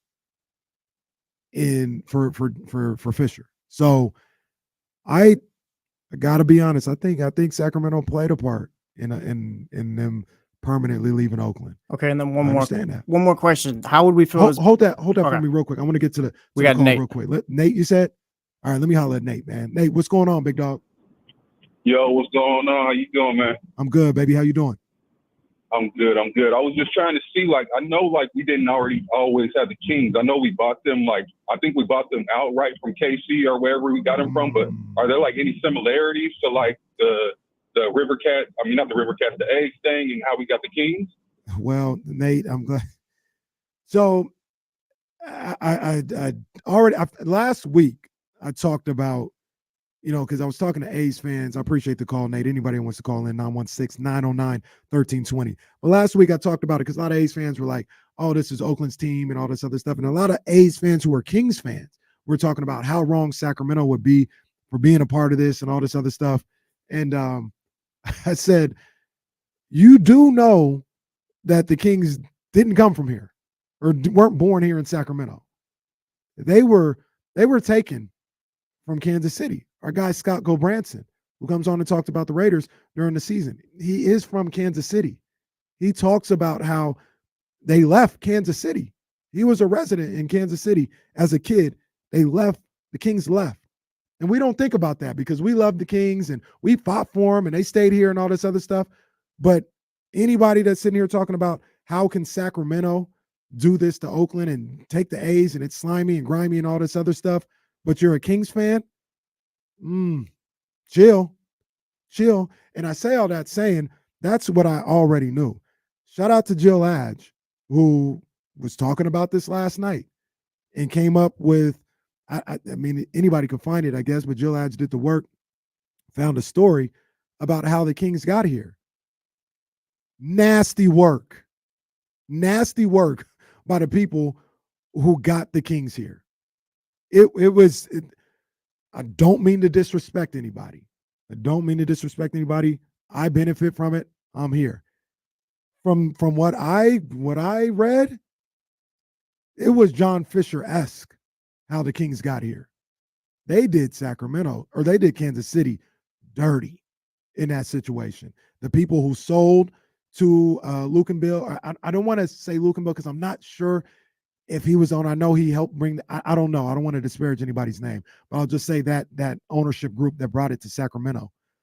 The person who sold, who was in Kansas City and sold to them, said, hey, sold to people in Kansas City, like, no, I talked to them, we have an understanding. They told me they're buying this team. They want to keep this team here in Kansas City. They're not leaving. That's what they told us, yada, yada, yada. I think there was a lease agreement in Kemper Arena where the city of Kansas City was like, hey, the lease is up. We want to re-sign it. We'll give you the friendliest deal that you can get. Like, we just want the team here. And the owners and everything, they're like, no, we want to stay in Kansas City. This is home. This is where we want to be. And then like in a year later, they said out of nowhere, we're gone. We're going to Sacramento. Matter of fact, I think it came out. Jill had, she had a tweet about it, and it's all in that article. But I think it came out that the ownership group for the Kansas City Kings was talking to Sacramento. It got out somehow, and they asked them about it. And they said, yo, what's this going on, man? We hear you talking about No. We're committed to Kansas City. We're not talking to Sacramento. Absolutely not. Don't listen to that. Fake news, even. And then they were gone. So that's the story of my and our beloved Sacramento Kings. So anybody that says, I'm a Kings fan and I'm an A's fan and I feel dirty about Vivek doing this and all this other stuff, man, come on.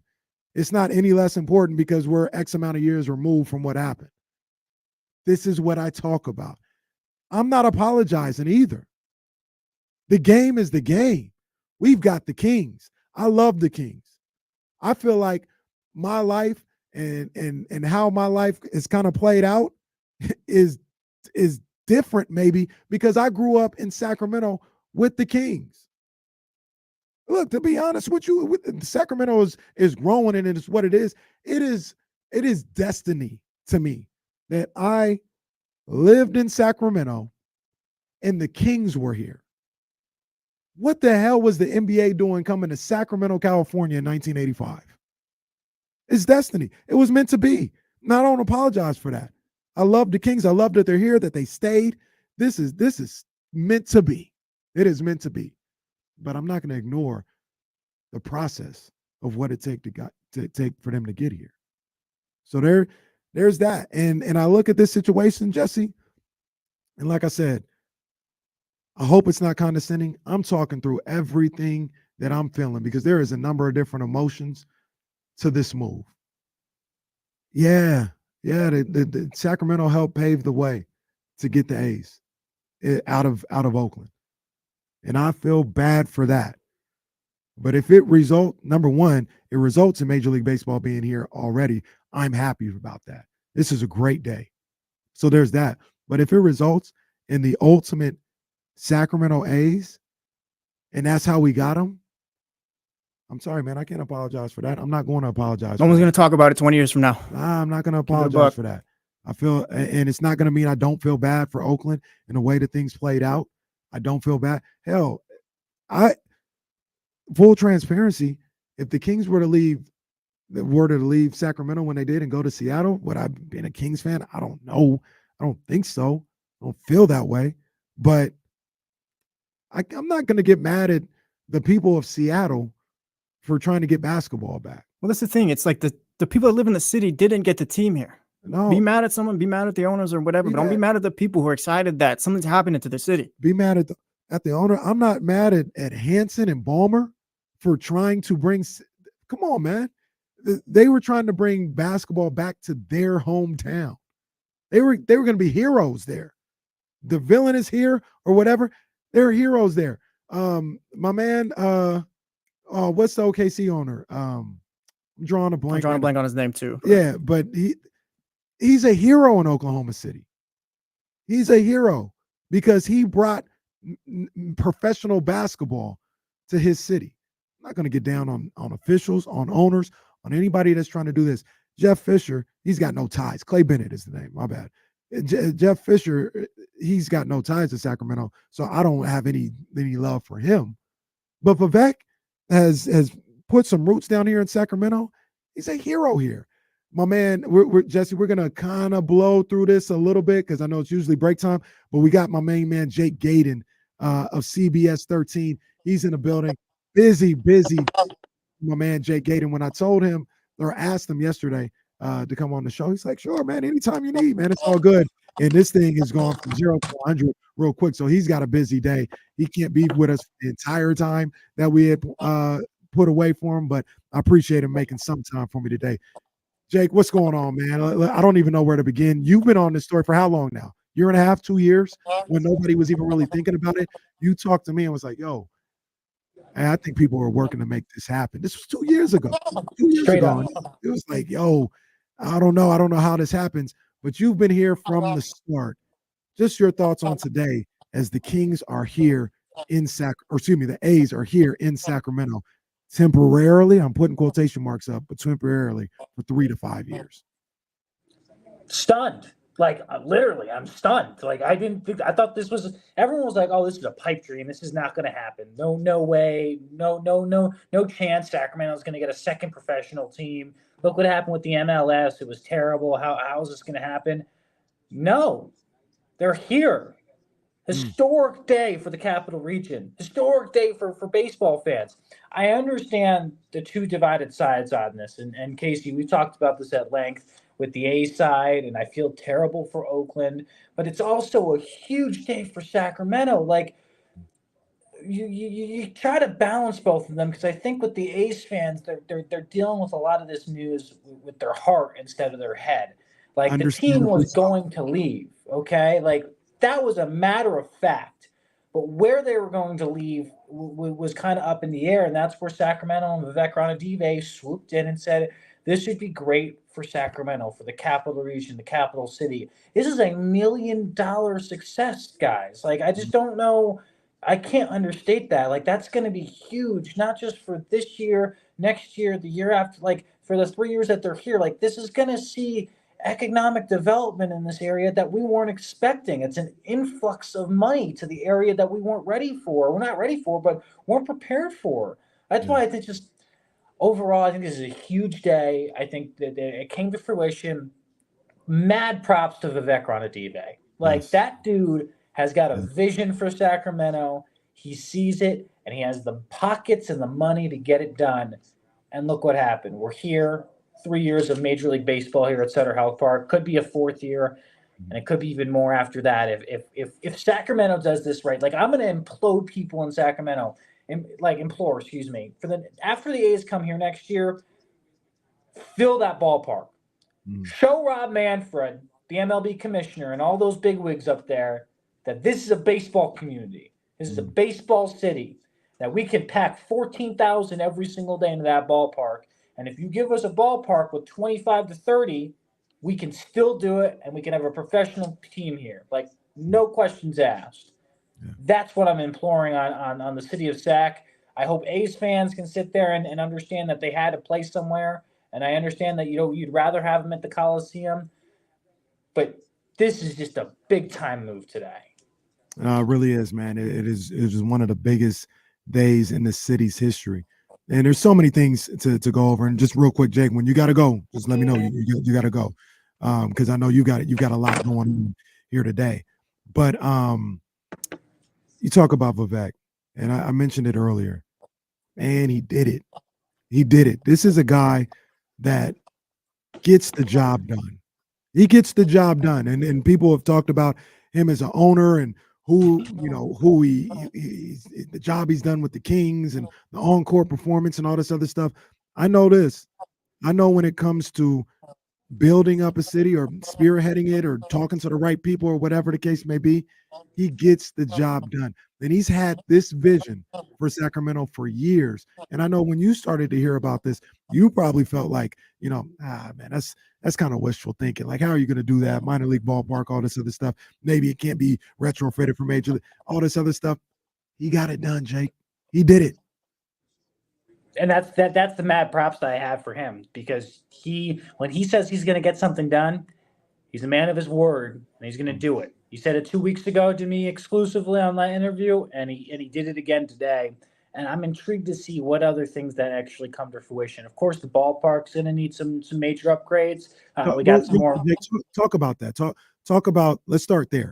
You know what I mean? Like, let's talk about that ballpark, because you talked to the Rivercats general manager, I think about a week ago, and Rivercats are staying too, by the way. That is locked in as well. Rivercats aren't going anywhere, so there's a lot of scheduling that they're going to have to work on there. But you talked about some of the upgrades as far as lighting and scoreboard and all that. Did they talk about that a little bit more today? Did they go more in depth with that today? What's going on with that? So the MLBPA still has to come out. They have not come out to Sutter Health Park to see what specifically needs to happen to get it up to MLBPA standards. From my understanding, there's a couple things that need to happen. One, they just upgraded the home clubhouse. That might need more of an upgrade, which is wild to think. Like, they already upgraded it. We got to make it bigger and better, which is a possibility. I think that you're going to have to make it a little bit bigger. I think the weight rooms is too small. They do have 2 batting cages that they added there. I think you're going to have to add a couple more. So the already new ballpark is going to have to be even more new. I think the opposing team clubhouse needs to be redone. They did not redo that in the expansion or the renovations this past offseason. I think the scoreboard in center field is going to get bigger and better. I think that's going to take a major upgrade this next year. Those are 2 things that they mentioned. We talked about the lighting fixtures and getting more lights in there. It's too dark to play to MLBPA standards.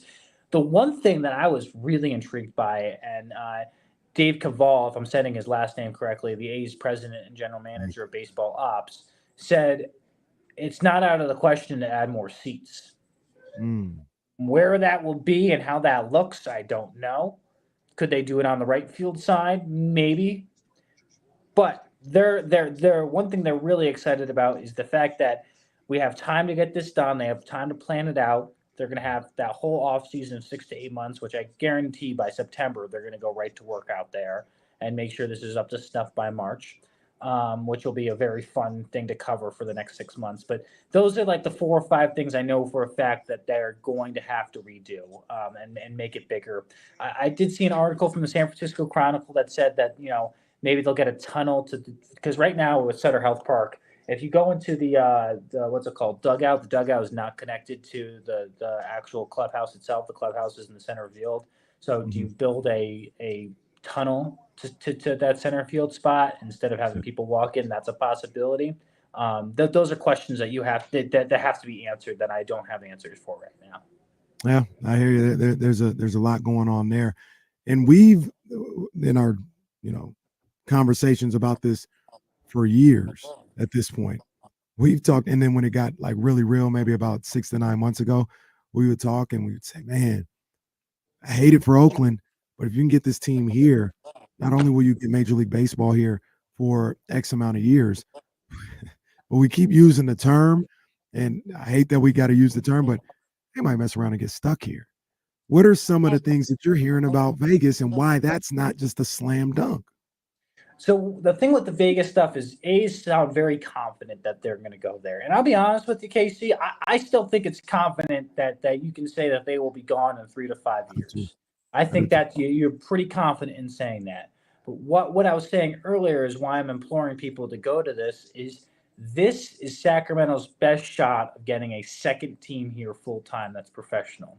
It has the ability to do it, especially with the amount of the fan base. This is their opportunity to say, hey, if we want an expansion team, Sacramento is going to be the spot to go to. We have the fan base for it. We have an owner, Vivek Randave, that is willing to spend the money to make it happen. And we've had a winning product over at the Kings now for the past 2 years. We know what we're doing with it. So now, can we expand with that? That will be a question in 2 years or maybe in the final year that they're here. Will MLB decide to expand here? That will be a really good question to ask in 2.5 years from now, almost 3. But for right now, that's Vivek's plan. His plan is to have someone play here for 3 years and show off this city and basically just be a testing time to show MLB and the people that make those decisions that, hey, this is the right place to come to expand to. Yeah, no, for sure, man. Jake Gadon, CBS 13 here as we talk about the big news here in Sacramento, man. The A's are coming to Sacramento. They're going to play in West Sacramento at Sutter Health Park. And, man, it's one of those things where we've talked about throughout the day. What does this mean for this city? And I know last time we talked to you, a lot of people, I don't know if they didn't understand or what you were saying, but the region of West Sac and, and how you talked about that, it could, even them being there for 3 years, can have an effect on that region for decades. You know what I mean? And I think the mayor of West Sac talked about it a little bit today about, and what you meant by it was, say they're only here for 3 years, say they're here for 5 years. There's restaurants going up, there's bars going up, there's apartments, there's condos going up to make that area even more lively. There's maybe hotels going up. They don't leave because the A's leave. And that's what you were getting at, I believe, when you talk about an economic impact for 3 decades. Yeah, that doesn't mean like, oh, the A's are gone and they're still going to put 14,000 in Sutter Health Park. No, there are things that are being built that are going to help that region and help that area that if everything's done right, will stay there for 3 decades. That's not a false statement. That's a real statement. And that's the funny thing. After that conversation, I decided, you know what? I'm not an economist. I'm going to go talk to a person who knows his stuff, who's up to snuff on that type of stuff. I did. I contacted someone earlier this week, which will have a story on it on CBS 13 later today with one of our reporters. But this move is a $1 million move. Let me say that again. The A's coming to Sacramento is a $1 million move. If you are in the city of Sacramento or the city of West Sacramento, that is $1 million you are not earmarked for the next 3 years, that you were not prepared to have or wasn't expecting. That's what people don't understand. When you, like you said, Casey, with the 3 decades of stuff, I asked Vivek again today, hey, you made Golden 1, you made Doco, can we see it 2.0 over here? He's like, yes, this is a vision for the future, for Sacramento 3.0. We want to make this a massive area, sports to entertainment hub in Northern California.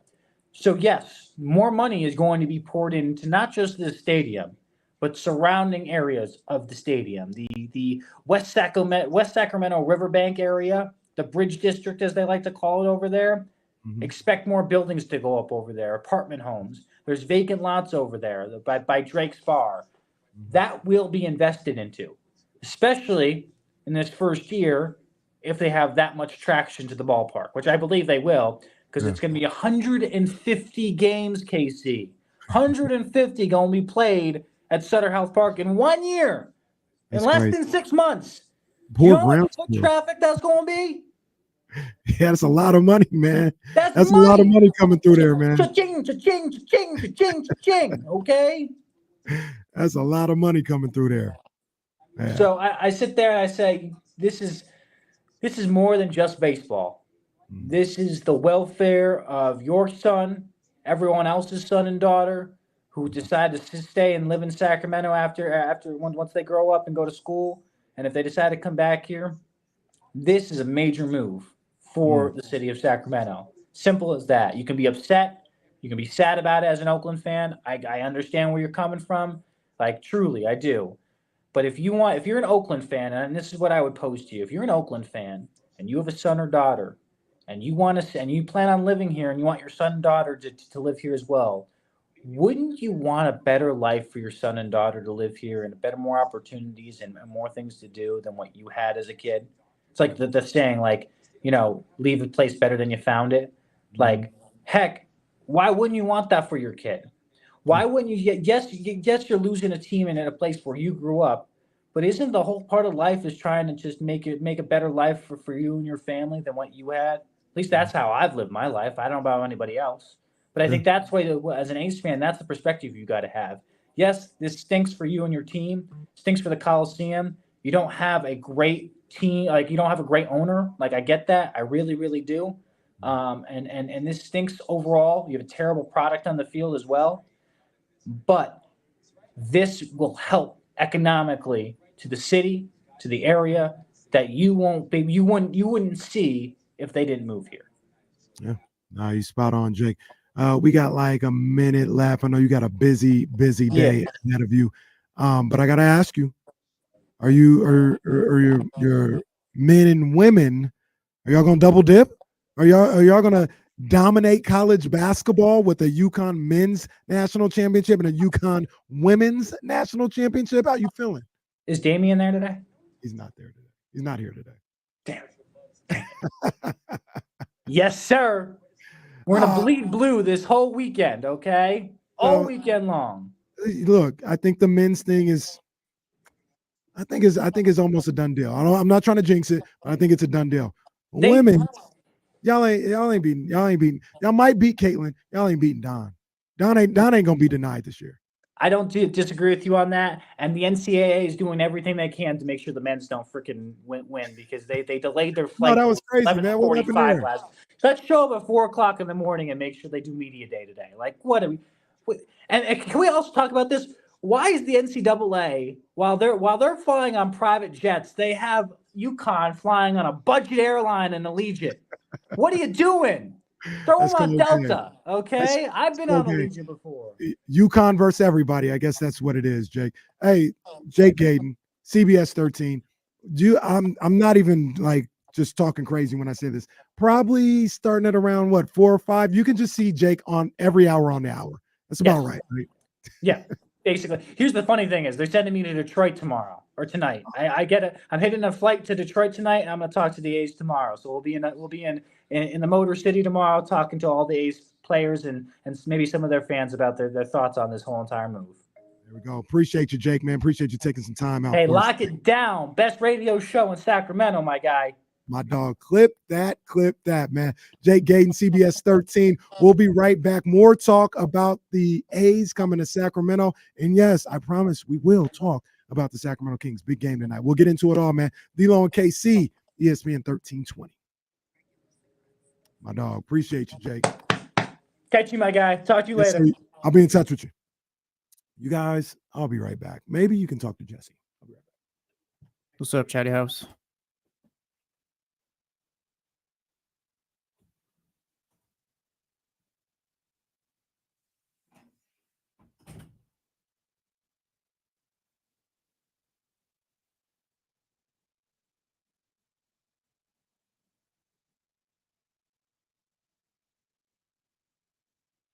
This is always like one of my favorite things when people call me a call screener. Big Al used to call me, yeah, I was talking to your phone screener earlier.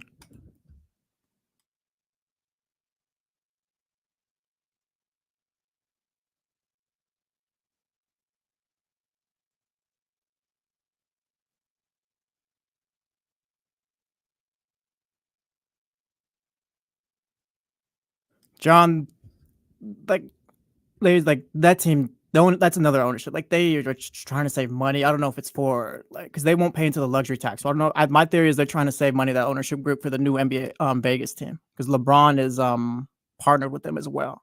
So they're just trying to save all the money they can for that, I think. Which is trash, by the way. I did not, David. How was this?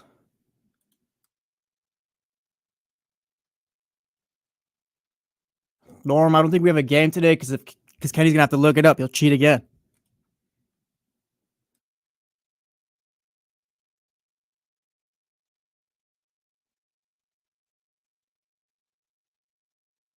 Tyler, he better take at least 18. Like, take as many shots as you can. It's time. Malik's not there. He's got to take as many shots as he's able to. Russell, this is the match I'm most looking forward to, other than the big ones, I think. And yeah, I think they'll split them, because I think they're saying too, like you have to grab both of the titles, not just one.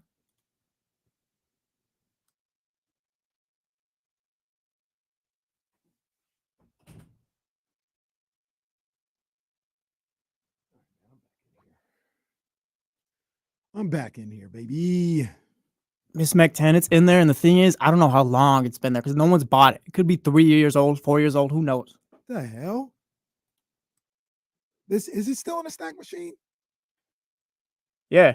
Come on, man. What are we doing? Yeah, so they didn't want to pay Mookie what he wanted, so they traded him. They didn't want to pay Xander Bogaerts either.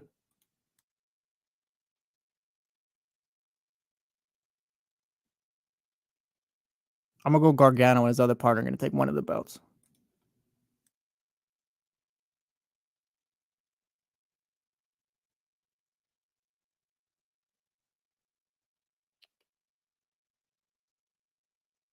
Still hurts, Drew Down, still hurts.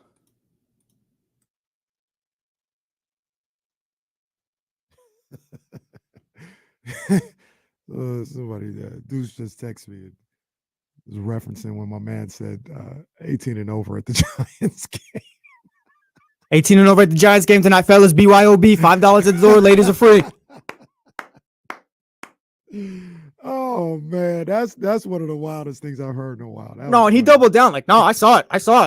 It's happening. I said, wait a minute. That can't be true. No, look it up. All right, pal. Someone had quite the April Fool's Day, huh? That was my man Bobby, man. Damn. Can you imagine getting into the Giants game with a fake ID?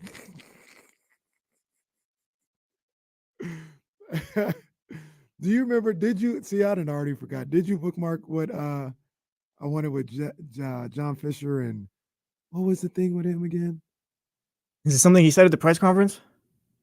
I don't remember now. I can't remember. If anybody's listening, I don't remember. I will say John Fisher being at the press conference, like, yeah, come see us play. Come watch Aaron Judge hit home runs against us. That's wild. Come watch other teams run up the score on us next year. Yo, that dude, he's something else. He sucks. He is something else. Oh, real quick, you see Bleacher Report released the top 50 all-time wrestlers list? No. Oh, man. I mean, I don't know if it's happening today. We got to get into that. Maybe a Friday conversation? It is, but I don't even know if I want to get into it without Dame. Yeah, that stinks that Dame's not going to be until after WrestleMania. Oh, man. That's crazy. I'll just say at number 1, they had the pink and black guy in there. Wow.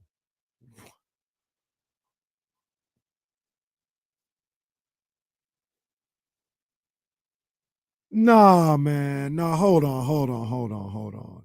See, there's always something crazy going on, whether it's Saul ducking Benavidez, and now this. I mean, we're talking about the A's coming to Sacramento, one of the biggest days in Sacramento history. We're talking about the Kings going up against the Knicks at the Garden, one of the biggest games, the biggest game of the season up to date. Well, wait, who did Bleacher Report? Bleacher Report. First of all, they don't know what the hell they're talking about half the time, so I take their list with a grain of salt. But Bleacher Report put out the top 50 wrestlers of all time. Yeah. And who's number 1? Yeah, Bret the Hitman. I hate Goldberg Hart, number 1. I'll give you the top 5. They got give me top 5. Bret Hart, Stone Cold 2, Macho Man 3. Oh gosh. Undertaker 4, and then John Cena 5. They got Bruno Sammartino 6. So wait just a minute. First of all, I don't like your reaction to Macho Man. Why?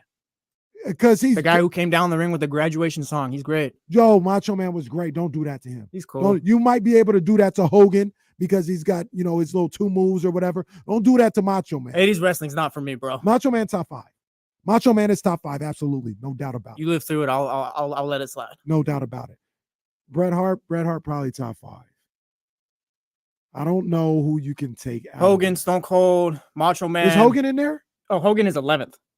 No, Hogan is 10th. Hogan is 10th. 2 places ahead of Rey Mysterio. Shout out Damien. Rey Mysterio's ahead of Hulk Hogan? He's 12th. He's 12th all time. Hogan is 10th. So Hogan is 2 spots better than Rey. This is They got Piper 9. This is they love Piper. Oh boy, they love Piper, brother. I'll tell you that. Where's Roman at? He's on here somewhere, I think. Let me see. Because I got a lot of. He's 13, right behind Rey. Rey Mysterio greater than Roman Reigns, huh? That's what we're doing. Rey's been around. He's the Frank Gore of Rey Mysterio is the Frank Gore of wrestling. That's a good call, first of all. Second of all, nobody would say Ray's good too. He still sells and stuff. Are you co-signing this? I don't think he's top 13 or 15, but he's top 20. He's a constant. I see the vision. I wouldn't put him there, but I see the vision. He's not better than Eddie, I don't think. Is Ray? No, he's not. And they got him ahead of Eddie. That's great. Eddie is 17th, I think. Do they have him ahead of Randy Orton? Yeah, Randy Orton's 19th. Oh my! Stop. They got CM Punk 1 spot ahead of Triple H. Where's Seth Rollins? 26, right ahead of Charlotte Flair's at 27. They got Flair at 24. I feel like that's a little too high for him. Charlotte is greater than Rey Mysterio. Charlotte is GOAT status. She's top 10. She's the greatest woman wrestler of all time.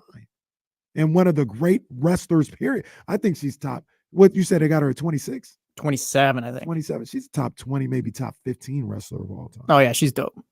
Charlotte is the truth. And at 50, they got Big Show at 50. Where's Sean? Sean is 8, right behind The Rock at 7. This is crazy. First of all, our guy WCW is doing laps and saying, "I told." You think he wrote the list? No, yes, he did. He did. Contributor WCW. That was the contributor to that list. Wow. David Alsno did not make the list. He didn't need to either. What does everybody want? That was crazy. Attitude Era is disgusting. We got TC on the line as well. Okay, I'm gonna just real quick. Bret, you can make the argument. Bret is good, but he's not. You can make the argument he's top 5. Yes, you can make the argument. This is maybe I'm a one-man wolf pack. Get the Undertaker out of that top 5. All right, let's relax a bit. Get him out of the top 5. Bret is cool. I like to make fun of him because he really does talk about Goldberg, he's just so bitter about the wrestling business. Bret is. I would say Bret is top 5. He's good. I'll allow it. He's good. He's top 5, arguably. I think you take Macho Man out of the top 5 and you put Hogan in there. You take Undertaker out of there and put Shawn in there. That's fair. Yeah. And then you can mix that top 5 up however you want to. What was the 5 again? It was Bret. It was Bret, Stone Cold, Macho Man, Taker, and then Cena at 5. Yeah, Cena's got to be in the top 5. Stone Cold in the top 5. Yeah, Undertaker and Macho Man got to go.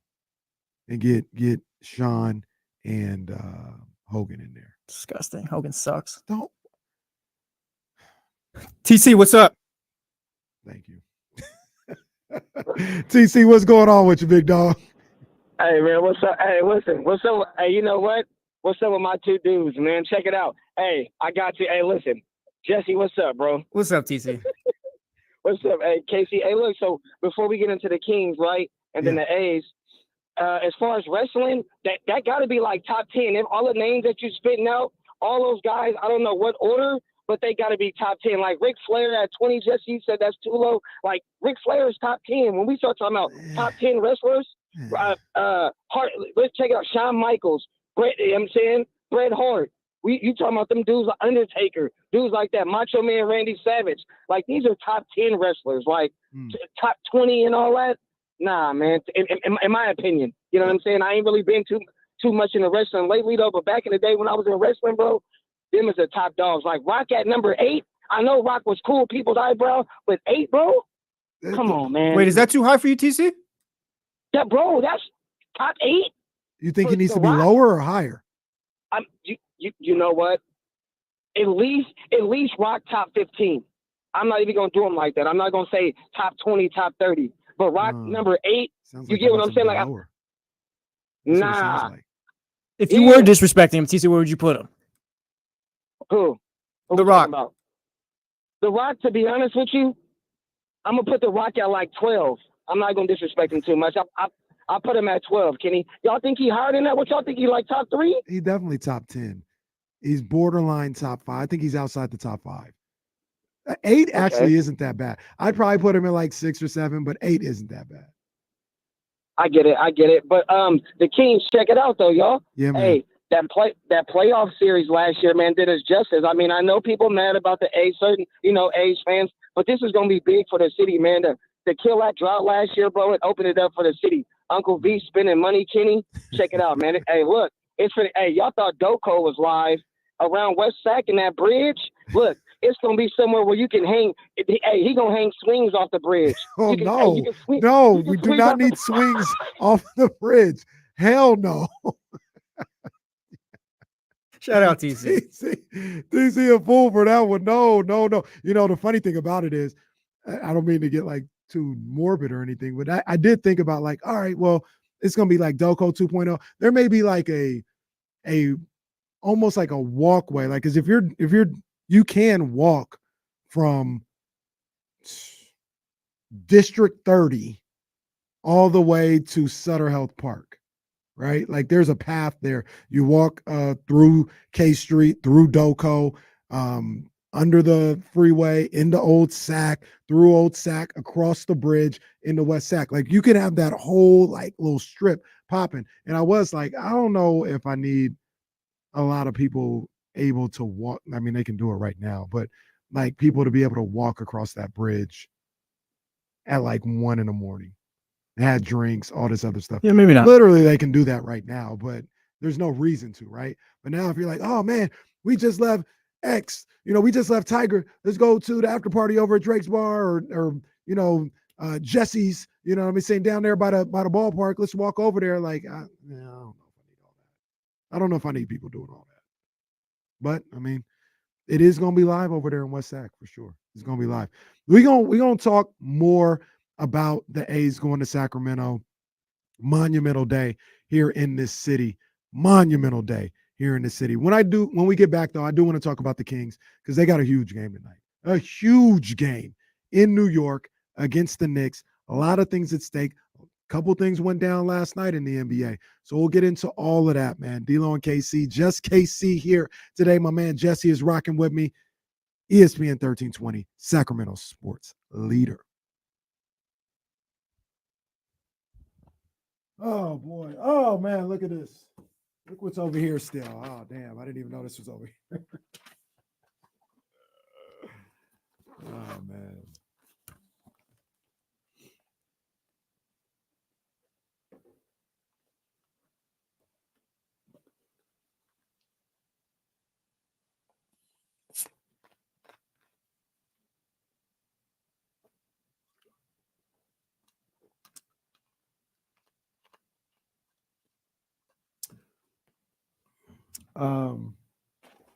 So Roddy, is it done? Roddy talking about this luxury hotel in West Sac. Y'all see my lunch spell? You like my lunch spell? But is that done, Roddy? Like, is it just they're or is it still going down?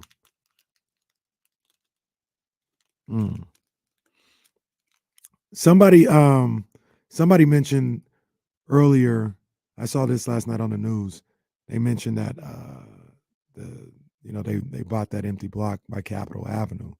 Interesting opportunities. Cal Purrs used to own it. Supposed to build the biggest skyscraper in the city there. Nothing happened. But yeah, they said they have no plans for that area right now. That was pretty frustrating. You don't put something really tall in that hole in the ground. You imagine standing at Tiger? Huh? You imagine Giancarlo standing at Tiger? Oh, man. Oh, man, it's about to be lit when them ML and like the MLB guys, like they're there for like a weekend. Maybe they have a 1 o'clock game, and then they just a 1 o'clock game. Then they play the next day at 7. They don't have anything to do from like 6 to 2 in the Oh morning. yeah, no.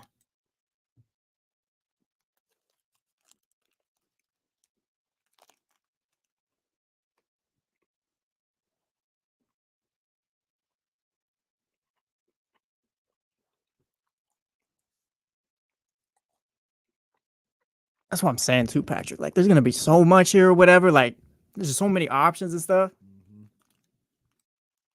Yep.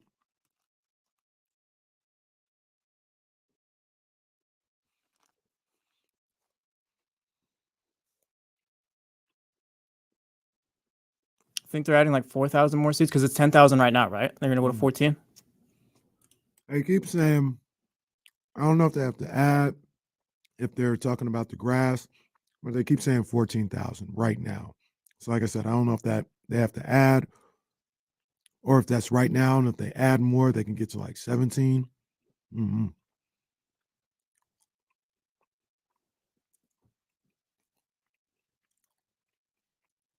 There we go. The grass can hold 4,000. I got it.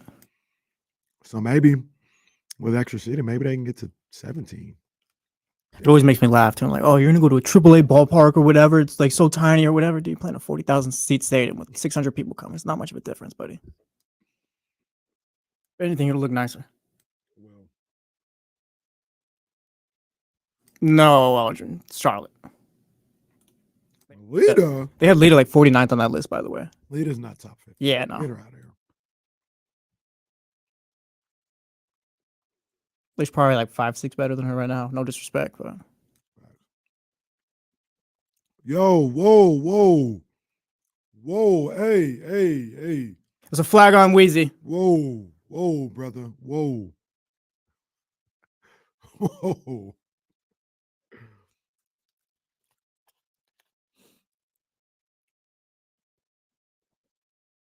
I mean, Russell was acting about redacted Lesnar too. He was on that list. He was like mid-20s.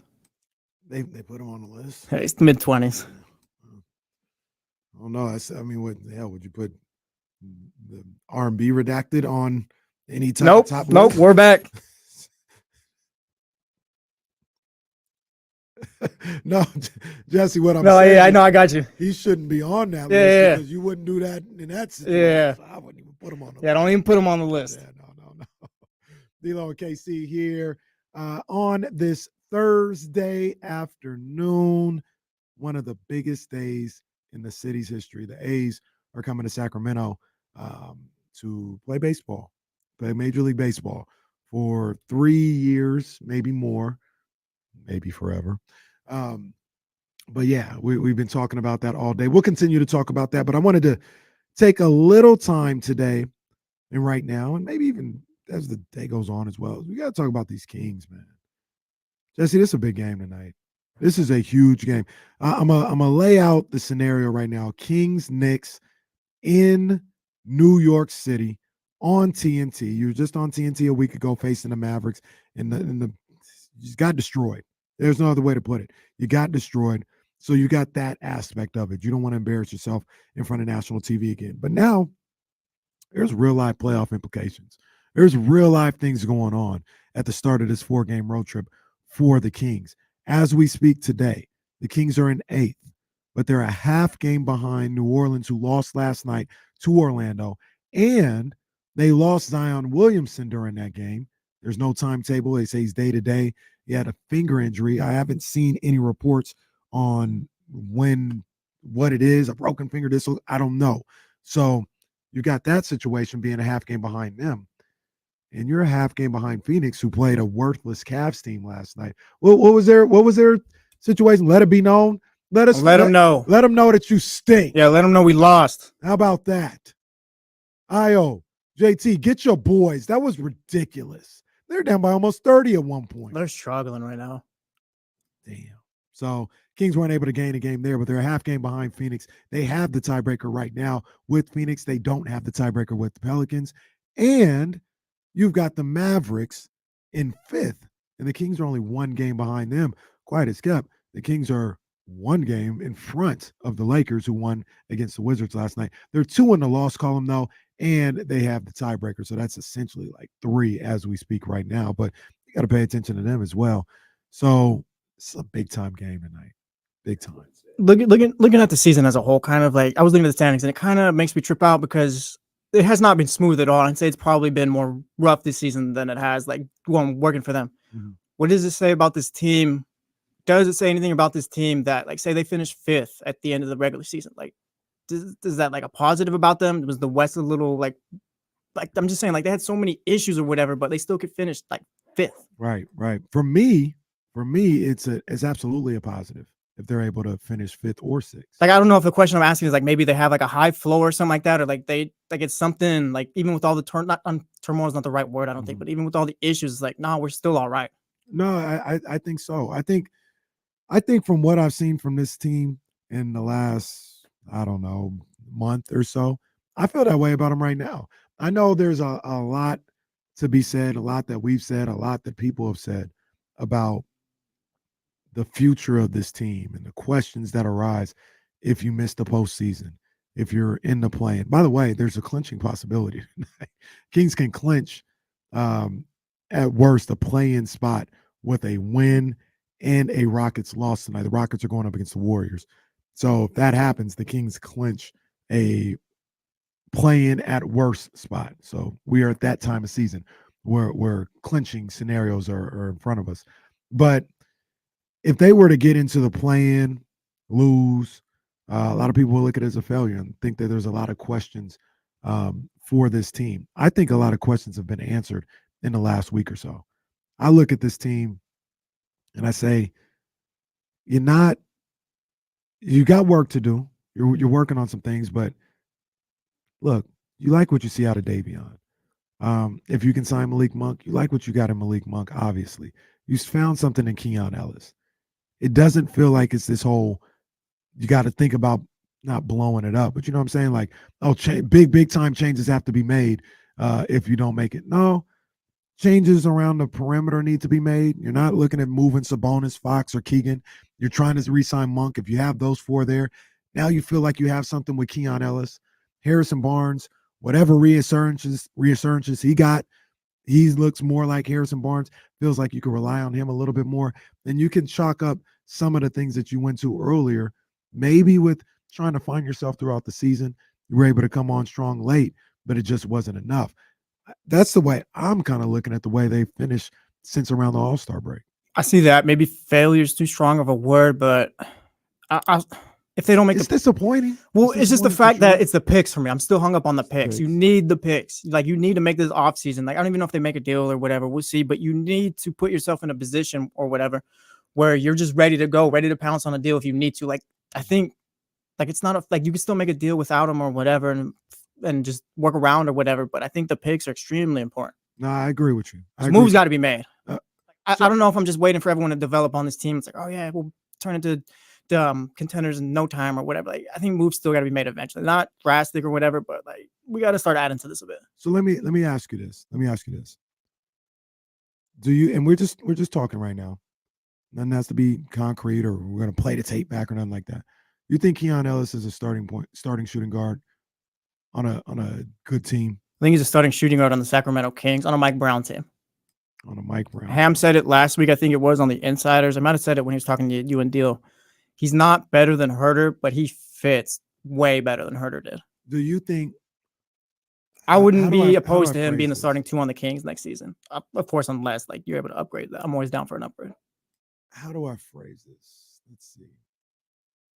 If Keon Ellis was the starting 2 guard on the Nuggets and KCP got traded for picks, just put him there in place of KCP. Are the Nuggets no longer a title contender?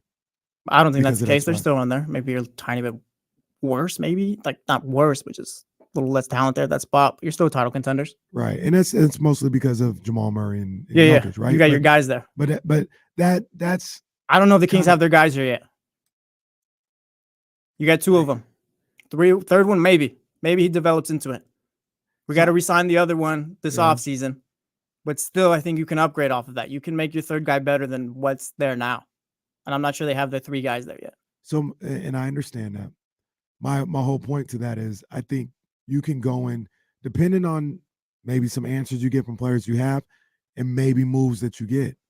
You can go in the next season as Keon Ellis being your starting 2 guard, and you'll be okay. Yeah, I wouldn't be opposed to that. You'll be fine. You'll be optimistic about your chances to grow as a franchise with Keon Ellis at the 2. I think you can do that. We've always said the moves to be made or one at the 2 guard, and maybe you made that move and got Keon Ellis, got a KCP-like player, and then what you're doing with the Harrison move. And that's always going to be like the spot, I feel like. So, but do you think they can upgrade from that? Yeah. How? Realistically, how? So, because Harrison, we'll stall it out. There is no, what is this? I bet you this is not. It better not be this is a blank side. So we're not going to put. I need to say KC loves Harrison. That's what I'm gonna write on this card. But we're gonna take the best version of Harrison, which is what we've seen in the last 30 games or so. That's 14, 15 points a night. A couple other rebounds. Defense is a little spotty. You think you can get better than that? Yeah, can I get Harrison? It for 82 games? We get the best of Harrison for 30 games a season every year. Well, I don't want to be rude, but come on, bro. I think there were some things that were at play. Well, what did we talk about last season? But we talked about it last season. Like it's every year.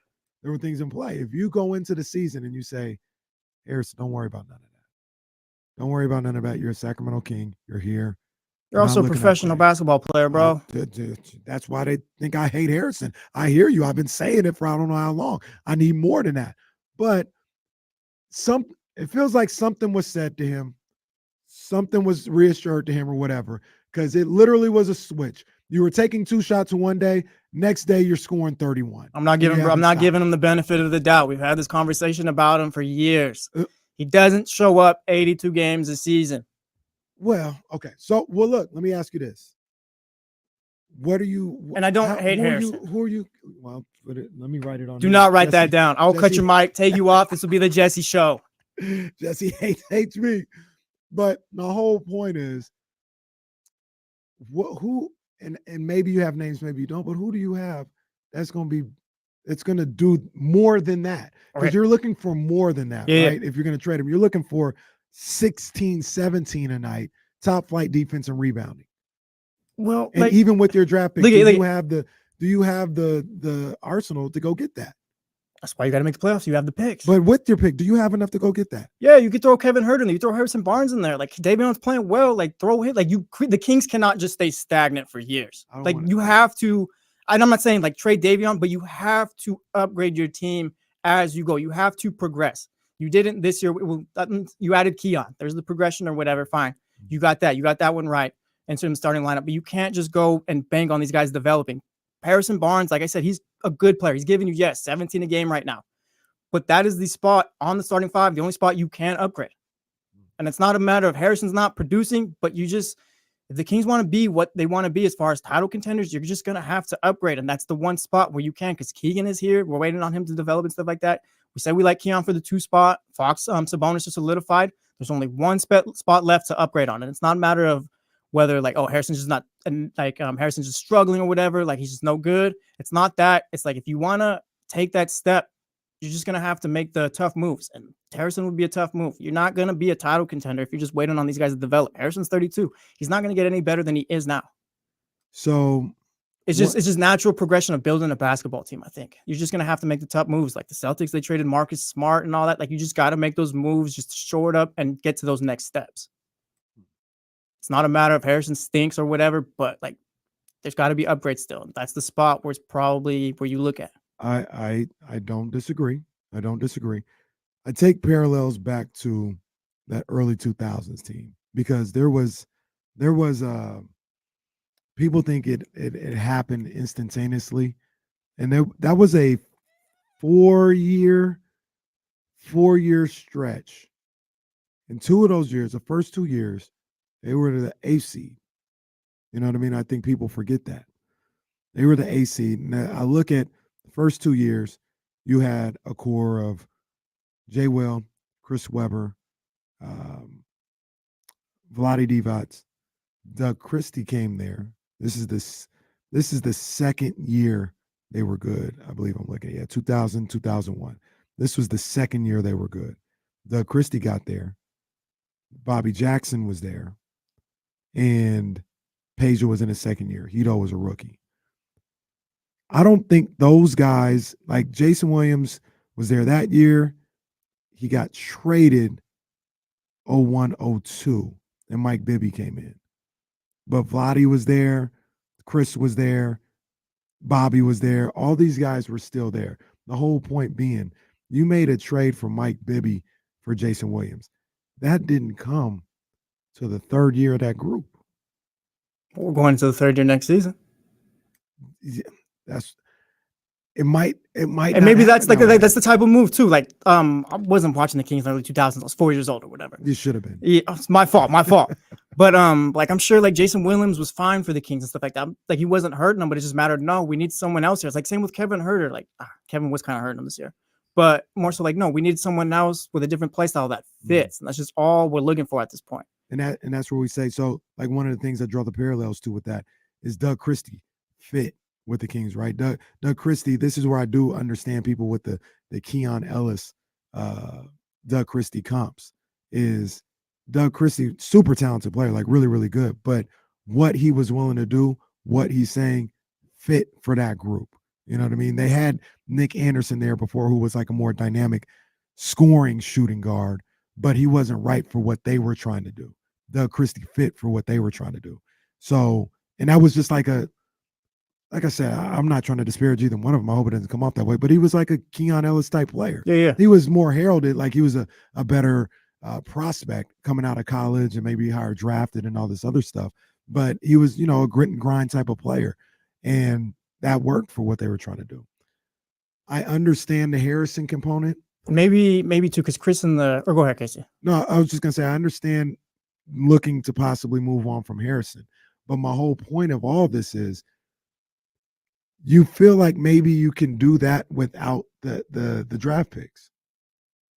Now I'll move off of my point a bit because Chris kind of makes sense. He's like adding Christie, Bobby Jackson, and Bibby took them from fun team to contender. Those guys aren't Hall of Fame players or anything like that. They're not like, like maybe you don't have to necessarily upgrade off of Harrison, but more so find someone that fits better next to Sabonis or whatever. Something like that. Exactly. Something that brings the best out of your stars. Like it's just a more of a cohesive unit. I don't even know if that's the right word to use because they're playing fine, but something else that fits better. I completely understand what you're saying. And that's kind of. I mean, if you can get Michael Bridges in the offseason, you do that. But like, you saw that price they was asking. Yeah. They said no to. That was crazy. No to Jalen Green, they said. That was crazy. You're listening to ESPN 1320 KIFM West Sacramento, an Odyssey station. D-Lo and KC, brought to you by Sky River Casino.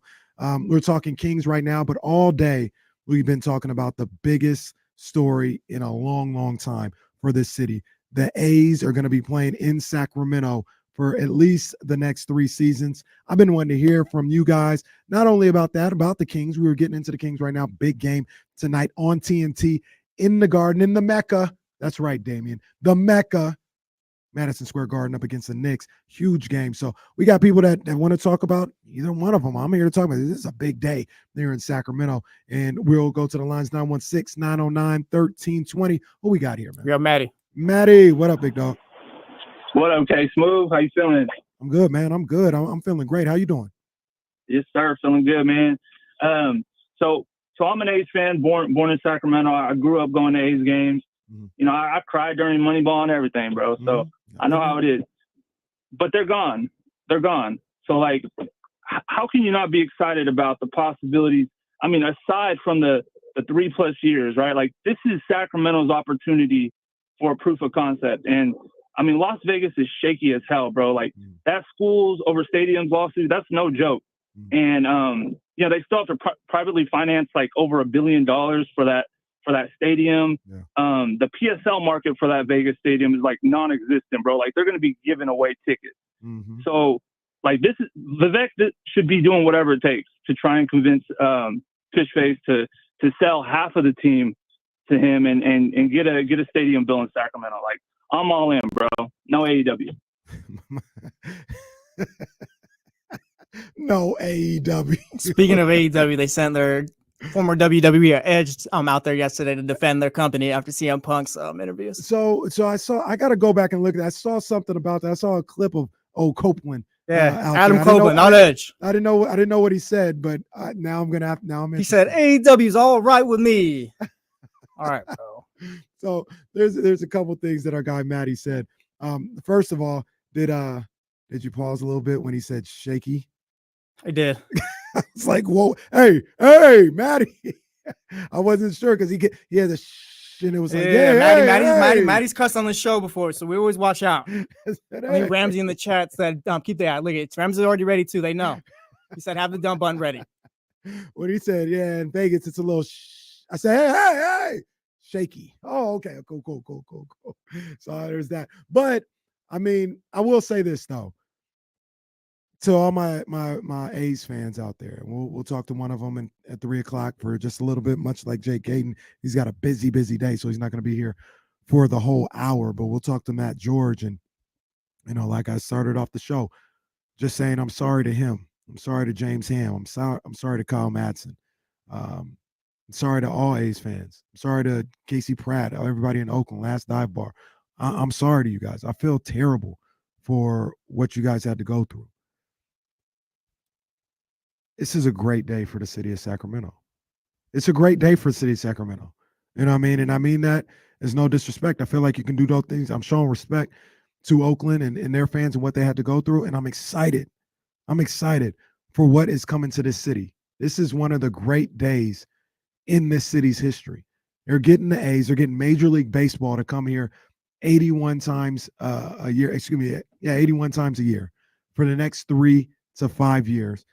With the prospect of it may be here forever, whether it's the A's, whether it's expansion, whatever. It may be here forever. It may not be. Maybe this 3-5 years, this is all we'll ever get, and we get to experience that. This is a great day for the city of Sacramento. I'm excited. I'm happy for it, and I'm not going to tell anybody how they should feel. Even A's fans that live in Sacramento, man, feel how you feel. I understand either way.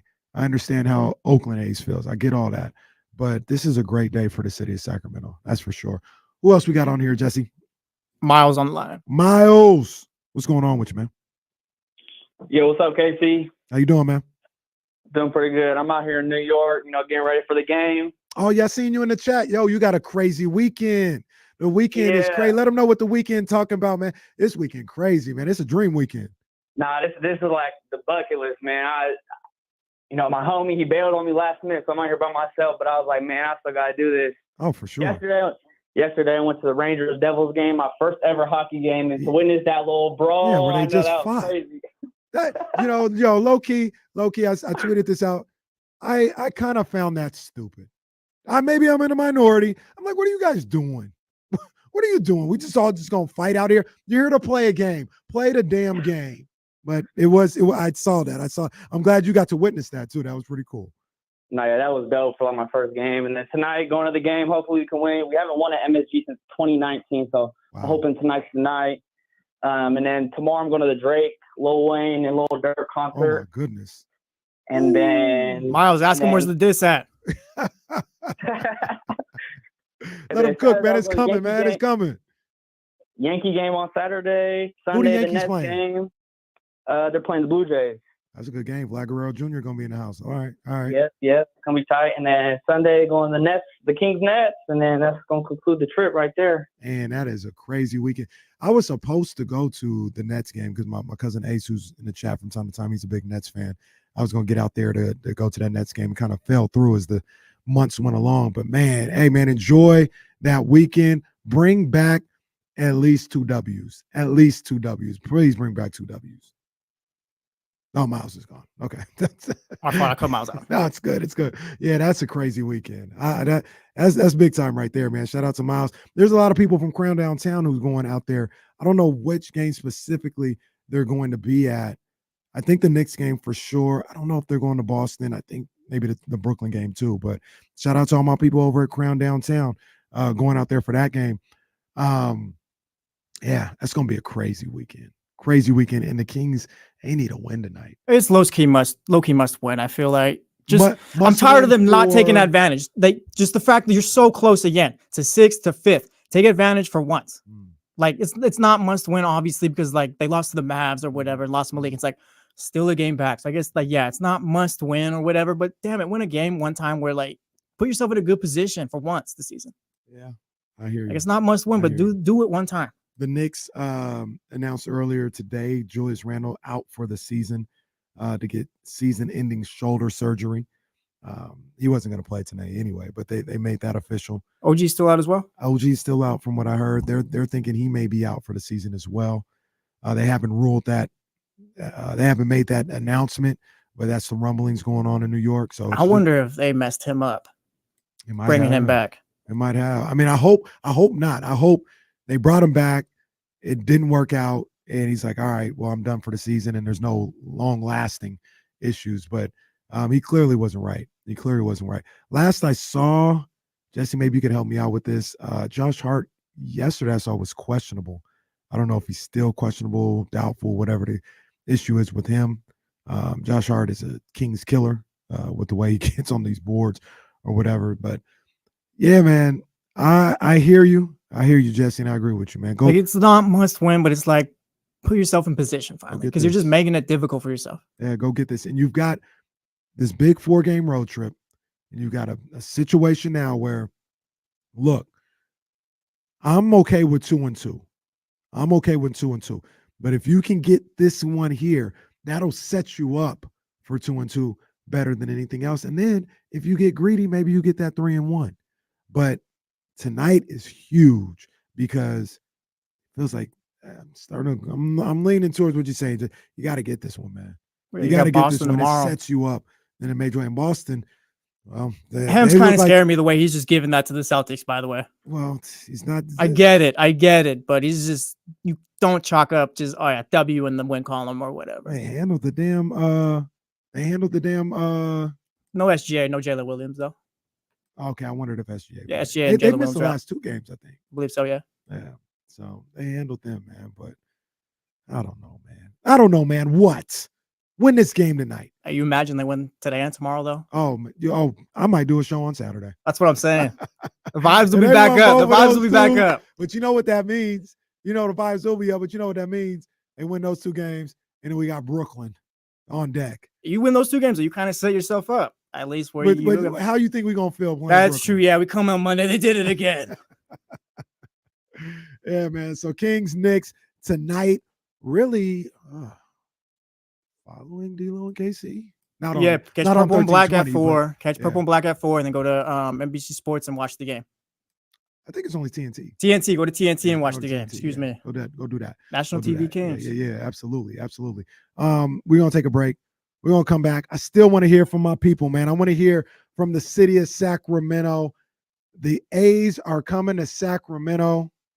Oh, man, this is crazy. They're going to be here playing Major League Baseball for at least 3 to 5 years. It's one of the biggest days in the city's history. I want to hear from you. I want to hear what you got to say. How are you feeling? A's fans, Giants fans, White Sox fans, Yankees fans, anybody. How are you feeling? I also got something that I want to talk through as well on the other side when we talk about that. I want to talk through this whole A's and Sacramento thing because something was brought to my attention and I need to talk through it. We got Matt George coming up at 3 o'clock and the phone lines are open, 916-909-1320. Holla at me, man. D-Lo and KC, ESPN 1320.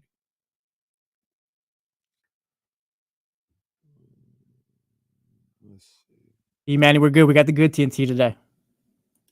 We're on Thursday. We don't got the B side.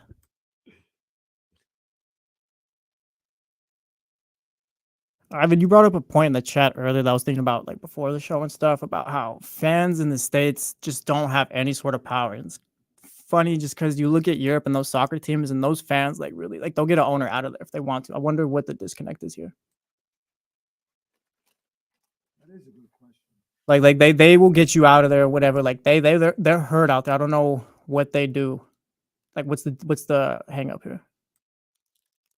That's a good question. I wonder why that happens.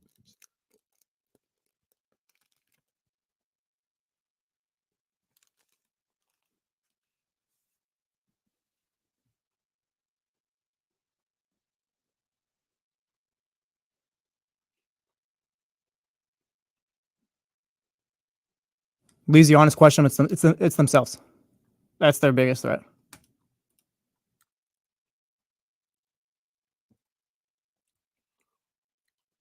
Yo, man, like y'all don't understand. No, I'll save it. I'll save it because y'all don't understand, man.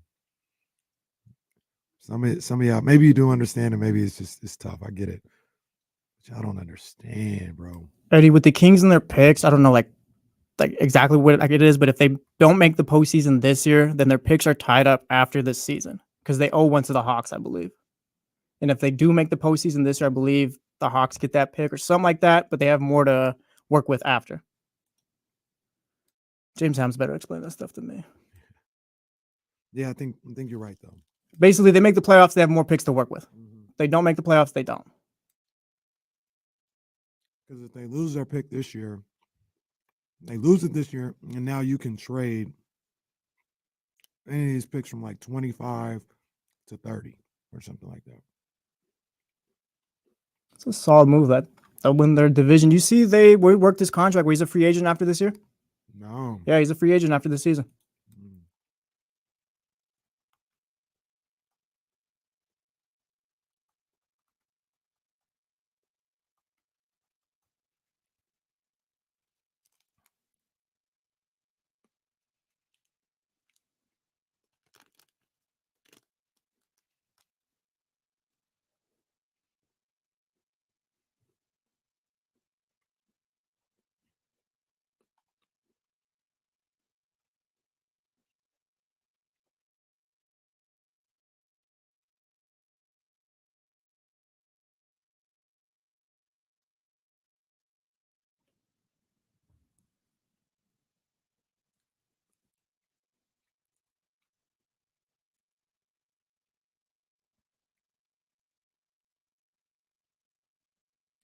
For sure. Yeah, man, this is what it is. I mean, Manny, I get the hate, but it might be the best hat in baseball. It might be.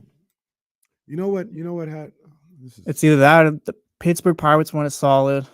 It's basic, but I feel like it works. I love the Pirates one.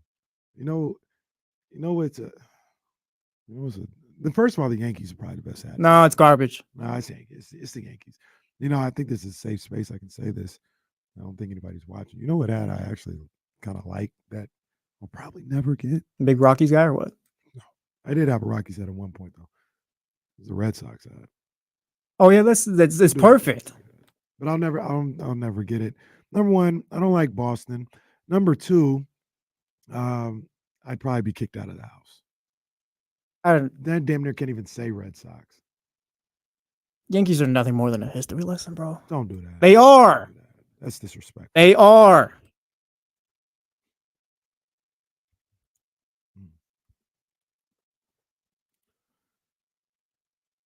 D-Lo and KC, just KC here. Is my main man. Dame is kicking his feet up, champagne and campaigning. Much deserved rest on this Thursday afternoon. I just realized when I signed on, I didn't even say the date. It's April 4th, by the way.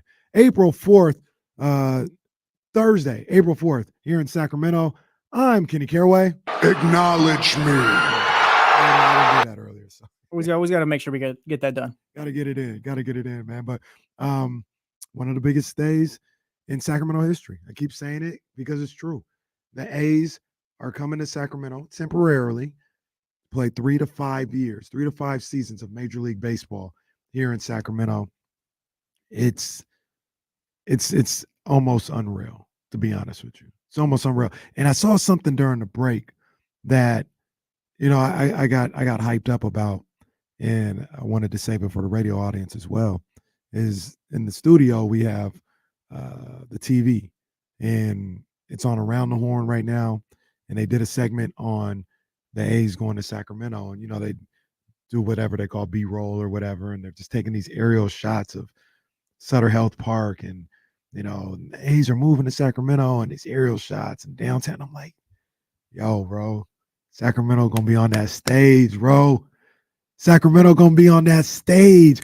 I mean, every time somebody comes to town, they're gonna have that. You got MLB Network having games that are national. You've got Apple TV having games. You've got TBS having games. Now, the A's haven't been very good, so they haven't been on a lot of those games. And it may still be the same way, but anytime they do, Sunday Night Baseball. If you get Sunday Night Baseball in Sacramento and you get the aerial views of the city, and I don't know what they're going to do with the scoreboard and more seats or whatever the case may be, but that backdrop that they have from center field over to the right field foul pole of downtown Sacramento and the Tower Bridge, it is beautiful.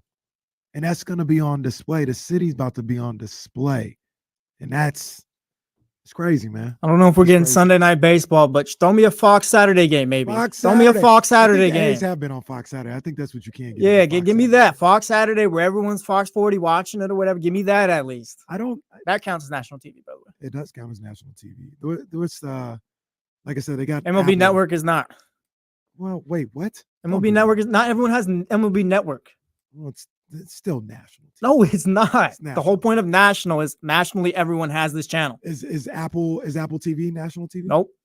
At least you're consistent. You're wrong. Neither is NBA TV. That NBA TV is a sham. Now you've gone too far. Everyone who tries to say the Kings play on national TV on NBA TV, shame on you. No, it's national. Nah, TV. shame on you if you're perpetuating that nonsense out there. No, I won't stand for it. And then on MLB Network, not all the games, but they have like their showcase game. That's a MLB Network TV crew. They're not, getting the feed in and all this other stuff. They got their own crew. That's a national TV game. Stop. If I got to pay for the channel and it's not basic cable or whatever, then it's not national TV. And I feel like that doesn't work because you got to pay for the sports channels. You got ESPN, but you get my point. This is all wrong. Y'all dead wrong. ESPN Plus may have A's games on there.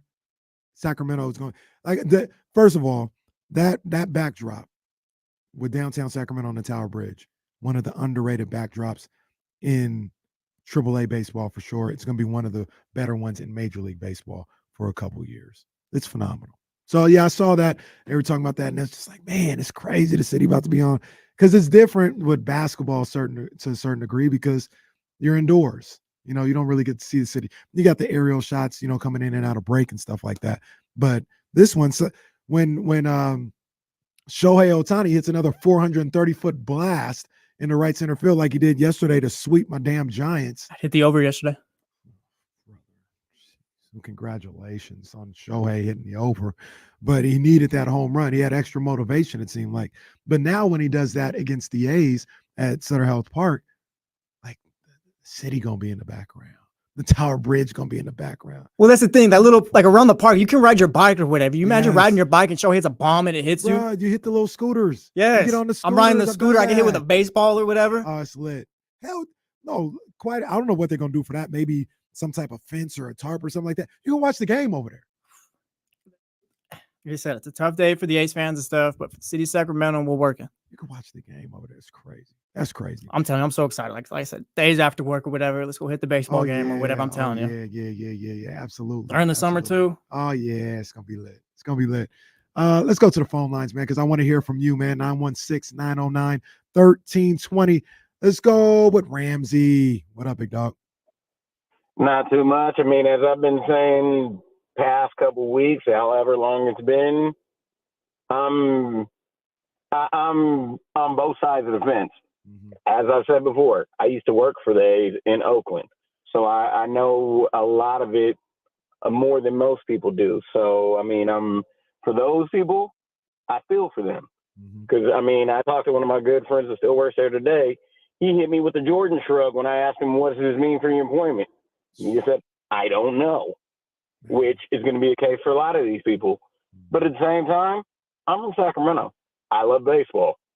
Why wouldn't I want this city to take advantage of having the opportunity to have a major league team here for 3 or more years, whatever that may be, to showcase itself with major league talent here and have a baseball stadium be used for approximately 150 days out of the year in what we consider the best 6+ months of this city to showcase it and franchise it from late March to early October. Yeah. No, I'm with you, Ramsey, man. It's a great day, man. It really is a great day, man, and a great day for Sacramento. That's your preference. Great day for Sacramento, for this city, and I cannot I can't wait, man. I can't wait to see Major League Baseball in Sacramento. Somebody, I think it was Katrina, matter of fact, was talking earlier about those 107-degree days aren't going to be as nice here. Now, let me say, first of all, they do exist. Last year, I went to a game on the hottest day of the year, I think. I think it was 107. And I had some good seats. I had my son and my godson and his buddies with me. And the wife was like, at like 2 o'clock, it was a 7 o'clock start. At 2 o'clock, she's like, "You gonna still go to this game?"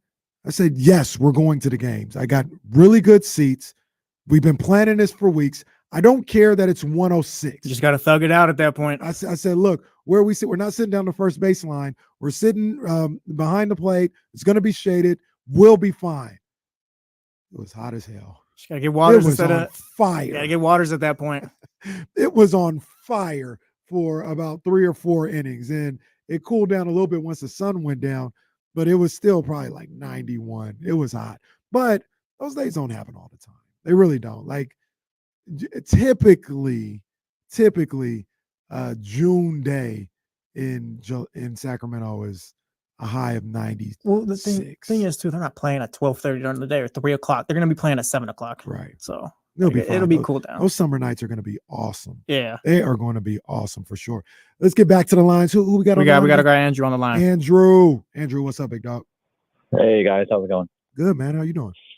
I'm doing good. Hey, a couple things really quick. I'm probably the only Texas Rangers fan in Sacramento, so I absolutely love it because I'm going to be able to see my boys play quite often here over the next couple of years. Yeah. But no, just think about all the revenue like in Old Sac and the surrounding businesses and everything in that community that it's just going to get pulled in. You know, it's huge for the city, and I couldn't be more excited. Nah, I'm with you, man. I'm with you. This is a good day for the city. It's a great day for the city. I keep saying it, but it is, man. What It if is. I got a question? What if it came back or whatever after all this was done? Let's say the A's don't come to Sacramento, and the story comes out. John Fisher went to Vivek Randave or whatever and told him, "Hey, we could play here for the next few seasons or whatever. Give you guys an opportunity." What if Vivek said no? How would you feel about that? He's like, "No, we don't want you guys here." If Vivek just turned it down instead of hosting them here, understand it. would it come off as like you had a chance to like have something here and like you get what I'm saying? Like Yeah. you almost like Vivek kind of had to take this opportunity maybe. Yeah, you had to. And I'm not especially on a day like today, I'm not here to talk about anybody who says like, no, you got the Rob Manfred blood on your hands and John Fisher and you helped him out and all this other stuff. I'm not here to argue with anybody about that. You know what I mean? Regardless of how I feel or whatever. I'm just saying for the betterment of this city, yeah, There's no perfect way to build up your city. There's no blueprint to this. No. I guess Sometimes it's like you gotta that. get your hands Yeah, dirty. obviously you'd want expansion, but Yeah, that's not. What if this leads to expansion? Like what if this works? I know some people will be like, oh yeah, if it leads to expansion and it all works out. Well, you don't know that. You don't necessarily know that. You've got to take the chance sometimes. You got to take the opportunity. And maybe, you looked at the list of expansion and maybe the city of Sacramento was 25th on that. And by helping out Major League Baseball right now, you shot up to top 10. And then they see the way it supports over the next 3 years, you may shoot up to 2 or 3 or 1. You know what I mean? You've got to take that opportunity. You have to. Yeah, I think so too. Yeah. Can you imagine though? World Series, Sutter Health Park, Game 1 tomorrow. Bruh. So look, here's the other thing about that. I wonder how, because a lot of people are on board of like, oh, Fisher isn't going to put any money into this team. They're going to be trashed, a borderline AAA team or whatever until they get to Vegas, right? Or if ever. Like some people say, he'll never put money into the team. Maybe not. I don't know. But the conventional wisdom has been, hey, while they're in Oakland or in Sacramento, they're not going to do anything. They want to be good when they get to Vegas. Well, I don't think the plan is to be complete garbage in that first year of Las Vegas, which means there's going to have to be a ramp up. So if Vegas is like on point, right? Like it's going to happen. Say it's 4 years. Maybe after the second year of being in Sacramento, you're like, all right, we got Vegas lined up. It's time to like get these people excited in Vegas. Let's go make sure we keep our prospects. Let's go sign this guy here. So by the time we get to Vegas, it's hitting the ground running. You know what I'm saying? It's not, oh, we were a 30-win team in our last year in Sacramento, and now we're in Vegas. Hey, love us. We're about to be win. That's not how that's going to work, I don't think. I disagree with you 100%, I think. What you thinking? That's the one thing, like A's go to Vegas, they go to Sac. John Fisher's the owner. Team is going to be ass because he's not spending no money. He doesn't do it with the Earthquakes. He hasn't done it with the A's for the last 20 years, however many years, since he's had them probably. He's a cheapskate. Well, he don't want to win in Oakland, though. Well, yeah, but like they weren't always moving too. Like there was times where they were in Oakland just because they were in Oakland, playing in Oakland, and he still wasn't spending money. I don't think he's that kind of owner. He is trying to go to Vegas to build up whatever around the arena or stadium, whatever, own that, get his money. He is not. That's one thing I will say, whether it's in Vegas, Mars, anywhere else, Utah, that dude is not putting no money into this team. Well, I mean, and that's just what I think. No, that's some of the thought, right? Like that he's not going to do anything to help. But the one I'm talking about is the people who say he's not going to do anything here in Sacramento. He won't start putting money until they get to Vegas. See, I think that's true. But he's gonna have to do something. Like put money into the stadium or put money into the players. Put money. Well, number one, look, maybe this is.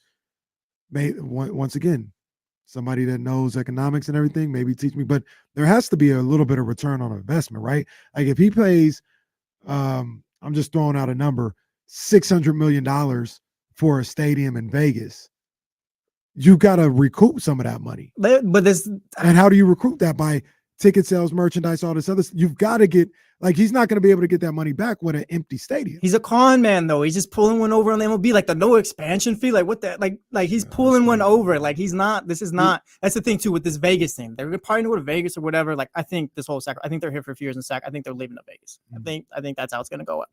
But, like, he's a con man. Like, he's been pulling one over on MLB teams for years. Like I said, they weren't always leaving Oakland. He's been playing the same scheme or whatever for a while, and I don't see it changing. Like you said, like I get that. Like MLB's got to make their money back. MLB is. Well, he does. Well, he does. He's a. Well, that's he's like a the con outside man, stuff. And being a con man, where's the money? We're just building the restaurants, the things you own around there, and stuff like that. Because I don't think he's just going to own the stadium. But that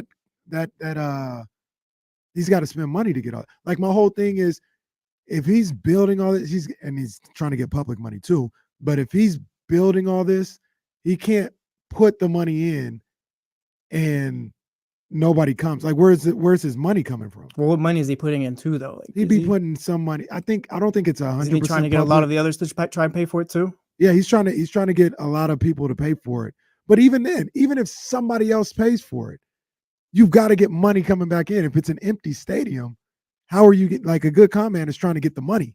He's got to get the money. So what he does, and what I think a good con man would do if he was a con man, is you build it up to get the money back in, and then you trade them the next season. Exactly.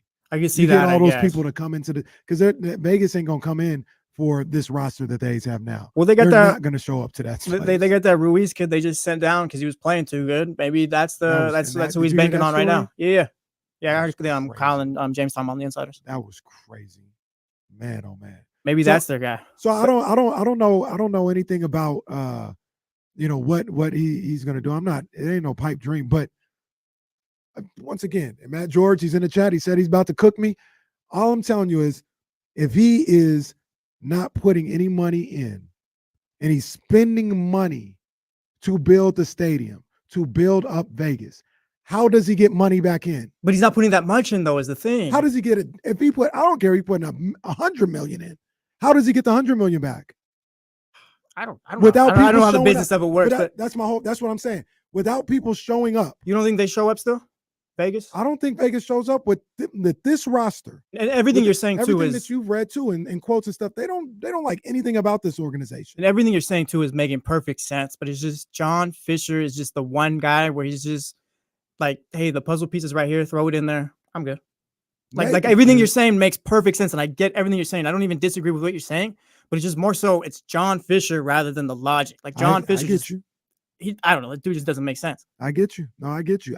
That's more so where I'm coming from. It's just I don't have any faith in John Fisher to spend anything. And I understand that. I'm going off of what people have said about this. The people's argument has been he's not going to be able to go into Vegas with a loser, right? So that doesn't mean he's building a contender today in Sacramento or nothing like that. But my thought is if that's what people believe, going into Vegas, he can't go in with this team going into Vegas. Well, this one he cannot go. And Matt's going to talk about it. I hear what you're saying. There's no way in hell. That's part of the reason they're not going to Vegas now. That's part of the reason he's not playing in the Aviator Stadium, because he can't go to Vegas with this group. He cannot. So whether what you're saying is, hey, that last year in Sacramento, and then in the winter meetings, he goes and spends $500 million, and he goes into Vegas, with a completely different team. Maybe that happens, but I would say he'll spend the last year or two keeping these top prospects that they usually trade off, maybe a free agent or two here and there, and then he'll go into Vegas with a team that ain't this. That's my whole point. He's not going into Vegas with this team. Well, that's fair too, because coming in like a team that's not this, all you need is a team win 70 games or whatever. But it'll be you just need respectable MLB players. I don't know. Yeah, I'll just say, but you're right. I mean, the people, this team right here, I don't even think is going to win. Yeah, this is bottom of the barrel. Yeah, he's not going in with this, and he's not. Once again, as I talk through this, that's the whole reason why he's not going to Vegas right now. I hear you, and I think he can play AAA stadium right now in Vegas, but he can't go. He's trying to get money. He's trying to get people excited. You can't go play in the Aviator Stadium with this team. I get you. I think how he tries to curtail whatever the word is or whatever, side skirt that, whatever is, he'll prop up the Ruiz kid. That'll be he's up and coming MLB star. Mm-hmm. Doesn't have to spend any money on a free agent or whatever, because we got Ruiz. Be excited, Vegas. We got one of the young phenoms in the game. I think that's probably what he'll do. I agree with you on that one. But I don't think he's throwing money into this thing. He ain't gonna overly invest. I know that much. I'm just like I said, and Matt, you can tell me, Dr. David, you can tell me the reason why he's not going to Vegas right now. I'm telling you the reason, because he knows he can't go with this product that he's putting up in 2024 and 2025 into Vegas. The whole thing is stupid, but that would be dumb. That would be dumb. And then guess what? We just built a new stadium. I need season ticket holders after you done put a 50-win team out there in Vegas in their face for the last 3 years. No, that's the whole reason he's coming to Sacramento, because he can't go to Vegas with this, and he won't go to Vegas with this. He didn't go to Vegas with this. We already see it. He did not go to Vegas with this. He's trying to go to Vegas with a clean slate, and he may not be successful. He probably won't, because I don't have much faith in anything he's ever done. So there's that. But look, something was asked of me as a Giants fan. They said, what would you do if the A's stayed? Would you be an A's fan, or would you stay with the Giants? I said, you know what? I felt like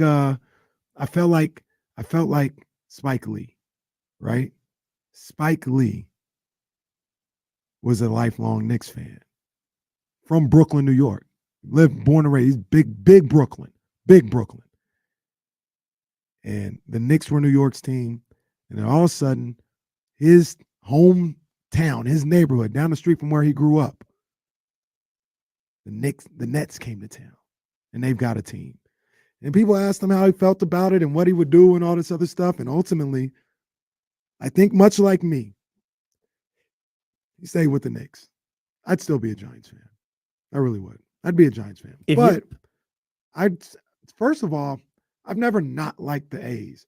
I get irritated with their fans because they would always talk about it in 1989, and I never forgot about 1989. But I never wanted to see the A's lose. I never had a problem with the A's. And I would always be baffled about when and why A's fans hated the Giants so much. It's like, be honest with you, we don't even really care about you that much. We hate the Dodgers. We don't hate you. We don't hate you. I have no problem with us. But A's fans hate the Giants. I'm not trying to be a jerk. You think it's because Oakland's like a little brother to SF? Yeah, sure. I mean, it's part of the reason why we don't like the Warriors. Yeah. Here in Sacramento. There's absolutely some of that to it for sure. But yeah. I feel like if you're a Giants, I wouldn't leave the Giants. If you're a Giants diehard and you love the Giants and it hurts when they lose, you can't switch your teams.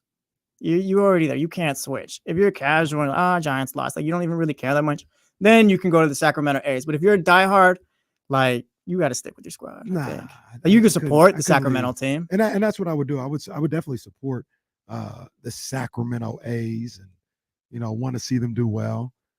It's not far off from what I was already doing with the A's. I didn't have no problem with the Oakland A's, but that's what it would be. But Giants A's play. I'm a Giants fan. Always gonna be a Giants fan. Come on, man. That's what it would be.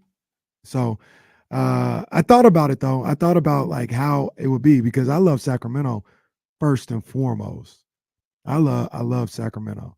And you want to talk about owners and all this other stuff. I mean, Charles Johnson, owner, majority owner, or whatever, the Giants. That guy's nothing nice. So that's a tough person to get behind, Pauls, and support whatever he's got going on. But for me, it's bigger than that's another thing too. Like owner. they it's the say, team, man. That's another thing they say too. Like, oh, you want this crappy owner coming into your city, brother? They all suck. They're all trash. I'm a Dolphins fan. I hate Stephen Ross. Like he sucks. He cost my team like first round draft picks on it. They all stink. Yeah. They're all garbage. You don't get into this business of being a fan because of the owner that owns the team. Maybe you get lucky with like a Joe Lacob or something. Someone's really down. Yeah. Maybe you get lucky. There's a probably count on your hand how many there are out there, but they all suck. They all got their own issues. And if they were to get rid of the team, I'm not leaving because as much as I love Uncle V, I'm not leaving the Kings if Uncle V sold. Because, Uncle V's not there no more, so I can't be a Kings fan. No, I'm still a Kings fan. So that is also part of the game. We got my guy, Matt George. He's about to pull up on us. He takes umbrage with some of the things I just said. He said he's about to cook me. He called me a dork, talking about TV money and all this other stuff. We'll talk about it, man. We'll talk about it. My man is having a rough time. I got love for him. So, he can break this thing down. He's followed it. He's an A's fan. So anything that I'm not privy to, I'm sure he will enlighten me about. We got him coming on at about 3:00 or so. But yeah, I want to hear from you guys still, man. Until then, man, 916-909-1320. The A's are coming to Sacramento for 3 to 5 years to play Major League Baseball. Also, the Kings have the biggest game of the season tonight in New York against the Knicks. We're talking about it all, man. D-Lo and KC, ESPN 1320, Sacramento's #1 sports station. So, Matt. So we'll talk about it. He's getting $70 million from Oakland, from NBC Sports or whatever the case may be. He can't get a TV deal in Las Vegas. If you say no, then I'll leave it alone. I'll be like, all right, well, if he can't get a TV deal in Las Vegas, then he can't go. And if he can't get a TV deal in Las Vegas right now, then he probably shouldn't. Like, he probably never can.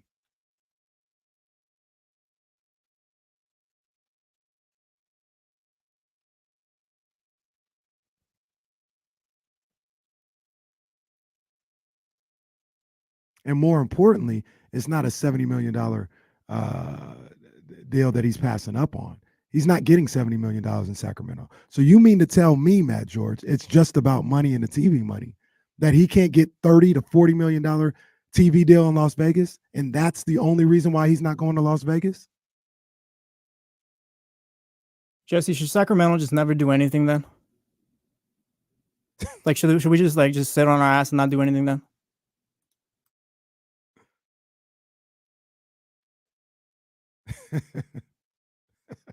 But yes, they're probably going to Vegas, but it's like when OKC had the Hornets for a bit. Like, it's just the opportunity to show. David Jackson, what you mean national TV money? If he's part of the league, he's getting national TV money no matter where he's at. That's different than the regional TV contract that we're talking about.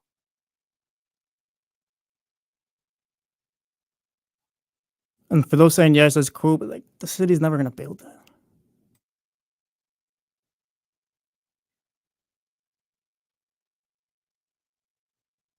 Look at the TV market in Vegas. I understand all that. I asked you a question.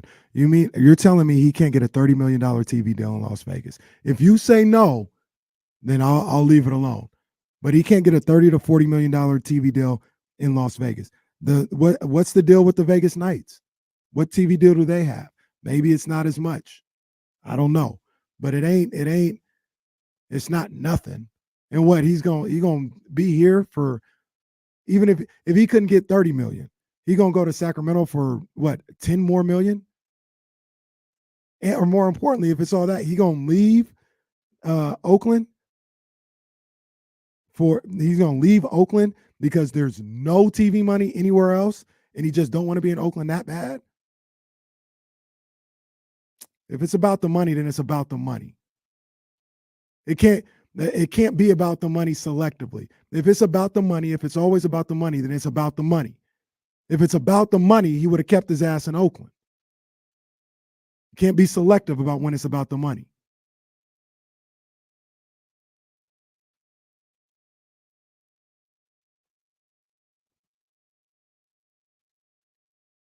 This is the real issue here. Get the kids into the Giants games.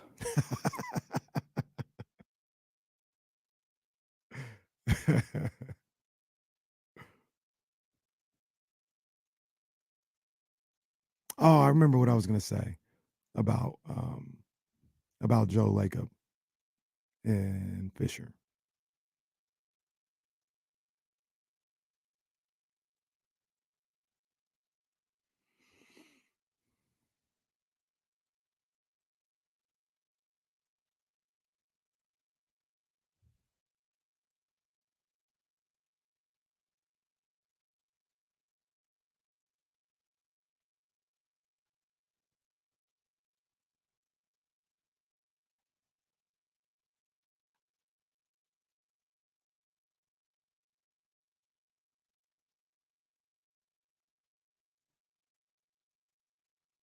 I don't think the Raiders have a TV deal, so to speak. I don't know how it works with football because all those games are national.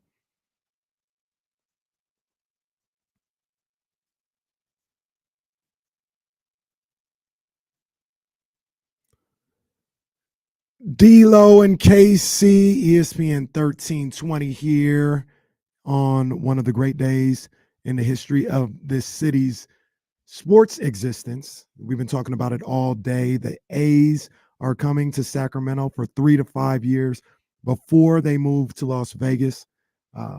We'll get into it. We've been getting into it on the chat a little bit about my man Matt George. He's going to be on the show in about 12 minutes or so. He's got a busy day. He's got to work over there at ABC 10. There's a lot going on. So he's usually here for about 45 minutes. It's not going to be that long today. And look, I'm going to be very transparent. Matt is a great guy, and he's a professional and he's a good friend.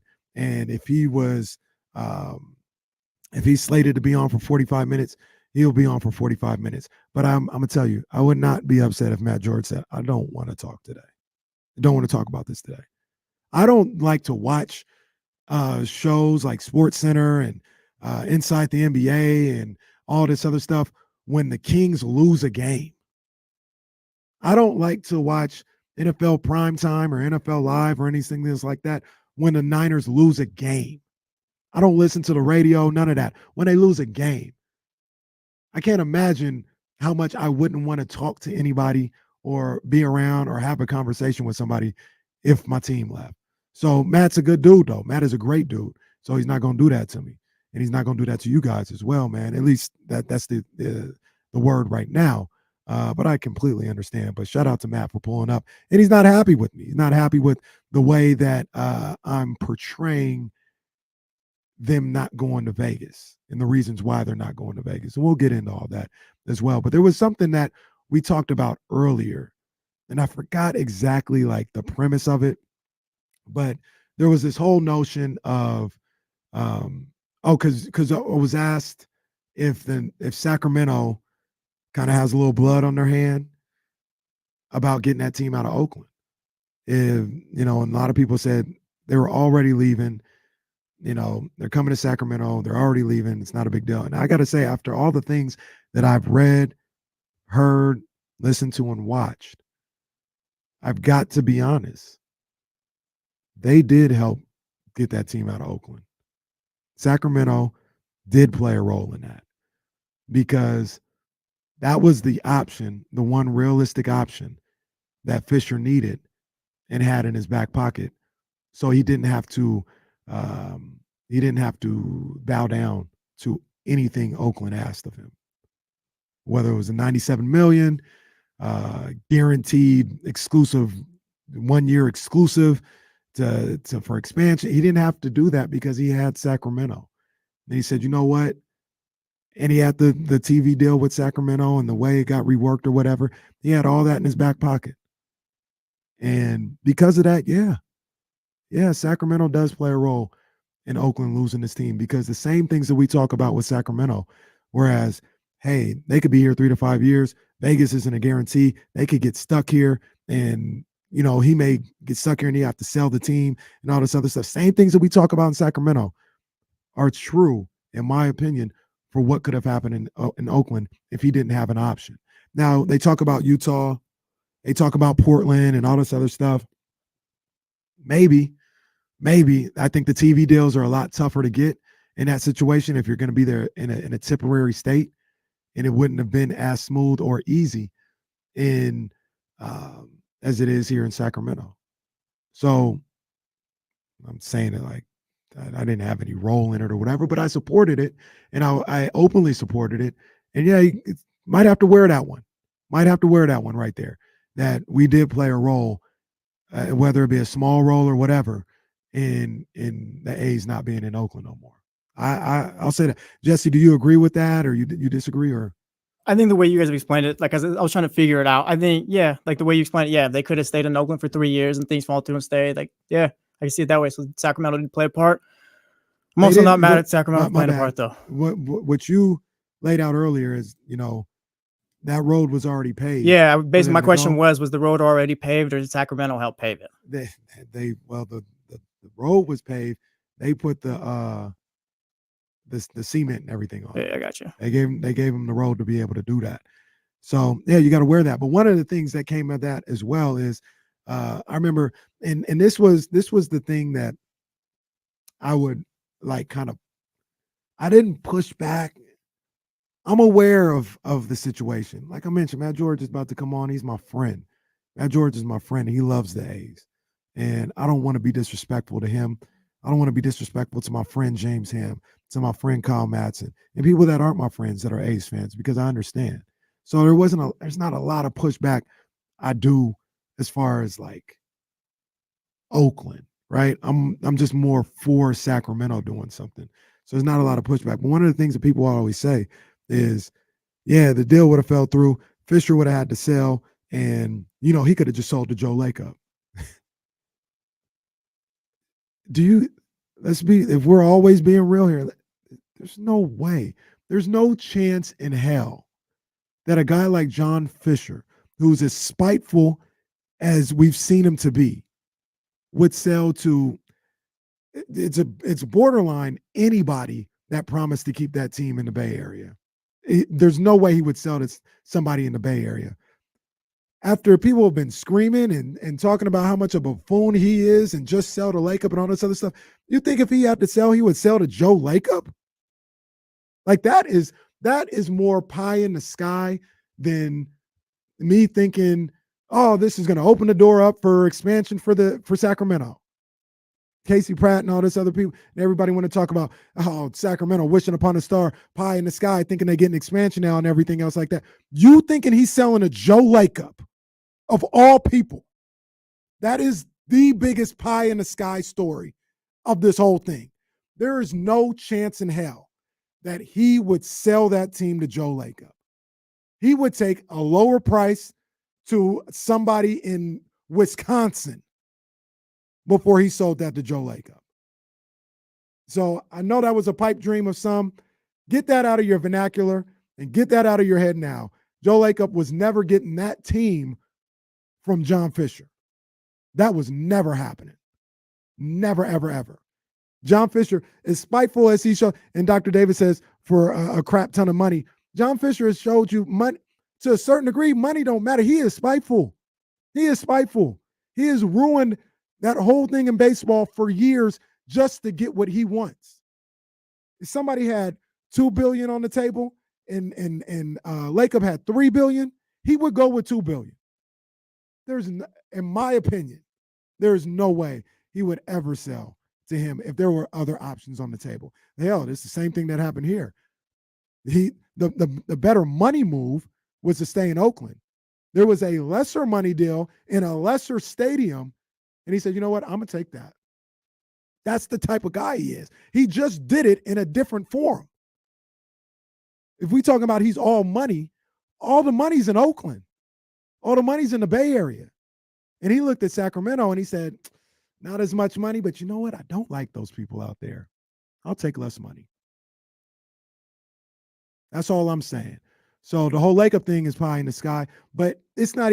The whole thing is also bigger than Lacob versus Fisher and all this other stuff. The real killer in all of this, the real tragedy in all of this, because it is a tragedy, is he didn't have the backing of a commissioner. That's the killer. Because in that situation, if, say, for instance, he couldn't go and the A's were for sale and Lacob came with $3 billion and was like, yeah, Lacob got $3 billion, but this guy in Portland has $2 billion. And Fisher was like, I don't like Lacob. I don't like Oakland. I'm taking a guy with $2 billion. A commissioner worth their salt and that actually had a backbone and wasn't in the back pocket of this guy Fisher, he would have said, the hell you aren't taking the $3 billion. I don't care who you like or who you don't like. You're taking that $3 billion and we're getting Lacob in here and we're getting you out of here. That's what a real commissioner would have done. But unfortunately, Major League Baseball don't have a real commissioner.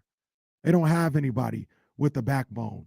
And Manfred seems to be all the things that I've heard from him and the comments that he's made. He may be even more spiteful and petty than Fisher. These guys are lockstep. That's the crazy, but that's why, to me, that's why all of this fell apart. That's why all of this didn't work. That's why, even outside of Fisher, the reason why the A's are leaving Oakland, in my opinion, is because of Rob Manfred and his leadership or lack thereof. And like I said, if you had a real commissioner in there and somebody that would tell Fisher, get out of here, big dog. You get out of here, little dog. You're not running things. But Manfred, and we talk about the owners and all this other stuff, and they wouldn't let him take less money. They're letting him move without a relocation fee. They're letting him go without a relocation fee. They're letting him do whatever he wants because there's no real leadership, or they're all in cahoots. They're all together. Manfred and Fisher are together, and that's the crime of all this. So Manfred could be hated, and justifiably so, and rightfully so. Or excuse me, Fisher can be hated, and it's all justifiable. But Manfred, he's the one. He's the one that made this all play out the way it did. And that's my original point with the whole, he ain't never selling to Joe Lacob, because if Fisher don't want to sell to Joe Lacob, guess what? He doesn't have to, because that commissioner will back whatever it is he wants to do. So, yeah, that was my thought about that. What do you think? You think he would have sold to Lacob, Jesse? Run that back for me real quick. So you think he would have sold to Joe Lacob? I don't know. Like it seems very spiteful from him at this point. Like almost it's like he doesn't want anything with Oakland to do with the team. Like maybe he would have or whatever, but like we'll never know. Like I don't know, because it's like Lacob's always talk, oh, I'll buy the A's, but there's never been any action. So you just don't know. I think there's no action because he knows. He said, I'll buy him. This guy's never going to sell to me. Well, because they're saying in the chat, like, why would Fisher turn down all that money? He's a spiteful dude. There's ways for them to have stayed in Oakland, and he didn't. That's what I just said. He turned down more money just now. Now it's not billions to billions, but he turned down probably $40 million just to get out of there. So, all All right, guys. Hey, everybody protect me, man. Everybody look out for me, dog, because my dog, he ain't happy with me, man. My main man, Matt George, ABC 10 is in the building. First of all, I want to say to Matt, same thing I said to Kyle when I saw him. And I say to James and I say anything. And I didn't tweet it because I want you to see me. I want you to hear me and know that it's real. I'm sorry, dog. I'm sorry. I am happy for the city of Sacramento, but I am hurt for guys like yourself. And what happened in Oakland with the A's, it shouldn't have happened. You guys don't deserve that. Oakland doesn't deserve that. I've said numerous different times my experience with living in Oakland and feeling that city the way I did. I loved my time in Oakland. I love Oakland. And those people didn't deserve that. You didn't deserve that. And like I said, one of the reasons I thought about this all night, and one of the reasons I didn't tweet it out is because I knew I was going to see you. I knew I was going to see Kyle. I knew I was going to talk to these people. And I wanted you to see me. I wanted you to hear me. It's not disingenuous. It is real. I am sorry. I am so sorry for what you guys had to go through.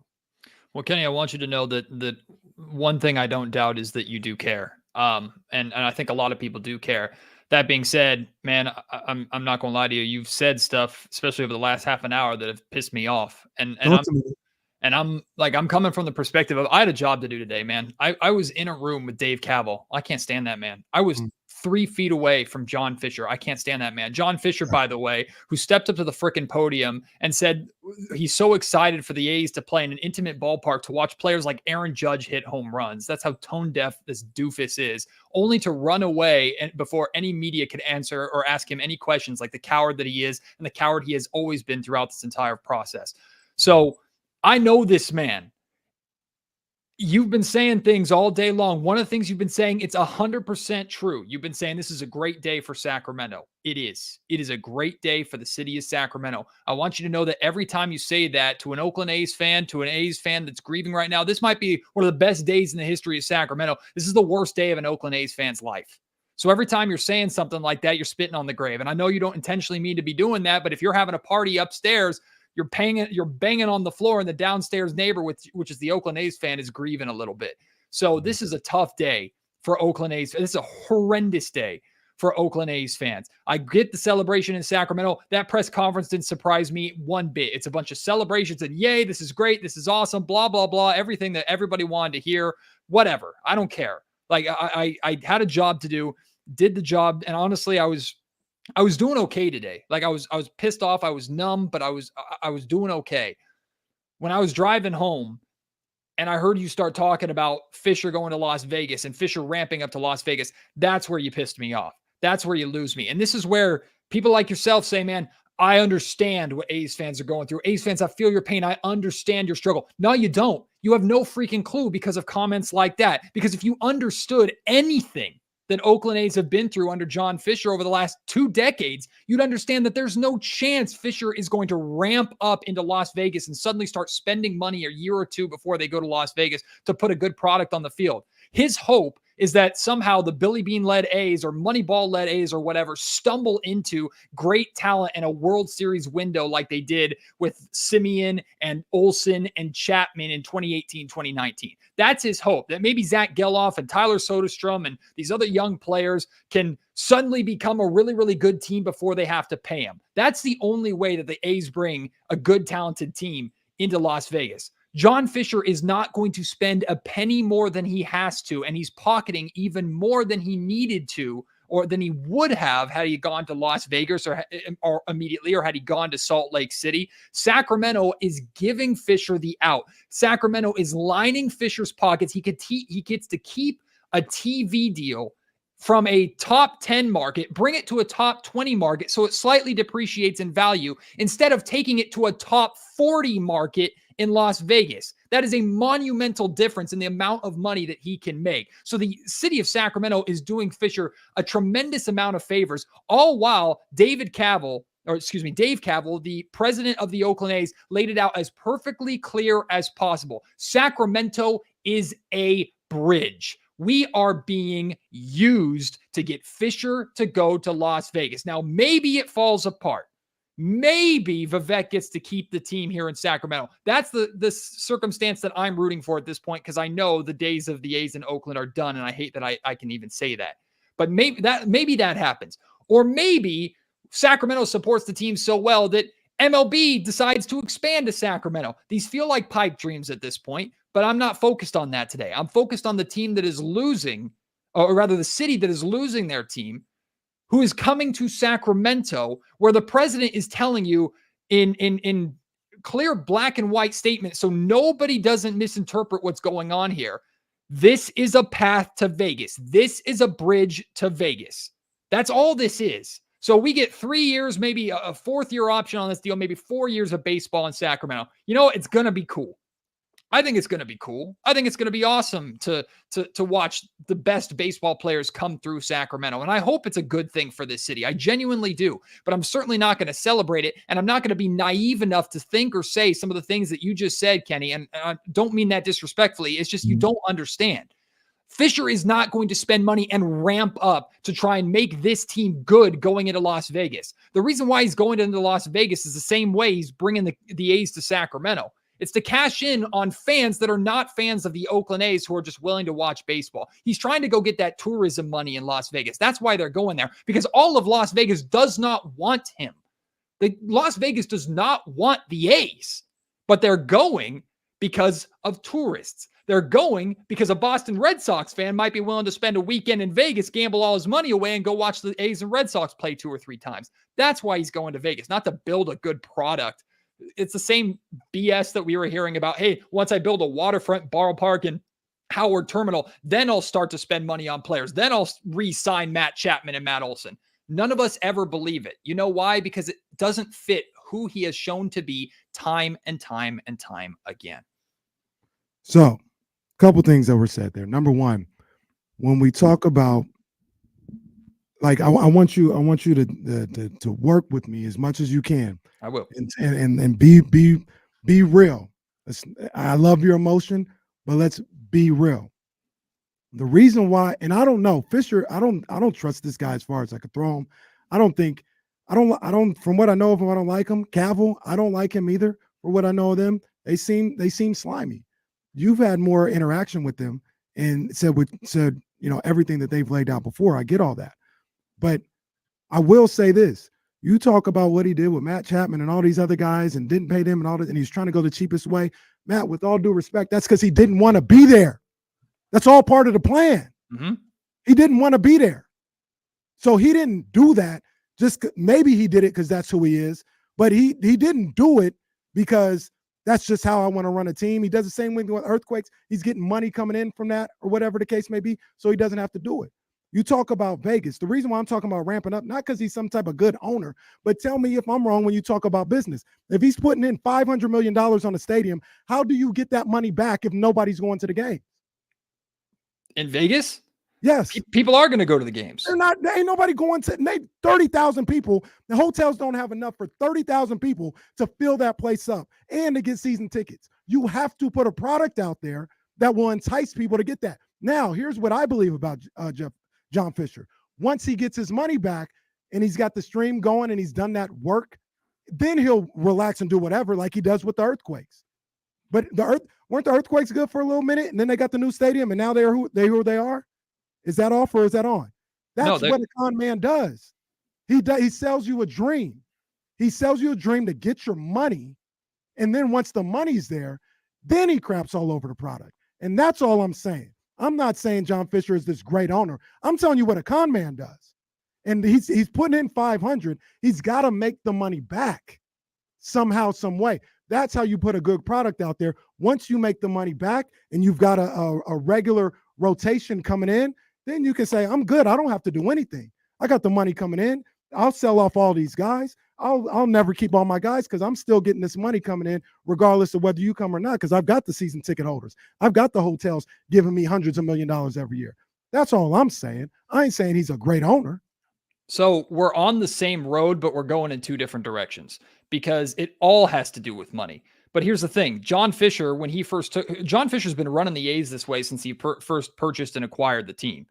So, I mean, he obviously wanted the team enough to own a baseball team, and they were the Oakland A's. So he wanted the team enough to purchase them in Oakland. So clearly it didn't matter where the team was initially. And he's been running the team like this since day one. He's been running the team to pocket revenue share and try and keep as low of a payroll as possible and luck his way and stumble his way into a World Series, maybe before he has to pay players. The other reason he's coming to Las Vegas is because it massively appreciates the value of the organization. As soon as that ballpark is built, as soon as this team goes to Las Vegas, the worth of the organization explodes tenfold. It's all revenue. It's all equity. Now there's something in place, at least as far as I understand with the agreement in Vegas, there's something in place with the owners to where if he sells, he's got to pay back a whole lot of money to the owners and stuff like that. So I don't think he's going to sell right away, but it's about equity, right? He's got a tremendous amount of equity day one. As soon as that ballpark is built, the second he steps onto Las Vegas soil and he's there to stay, his equity is through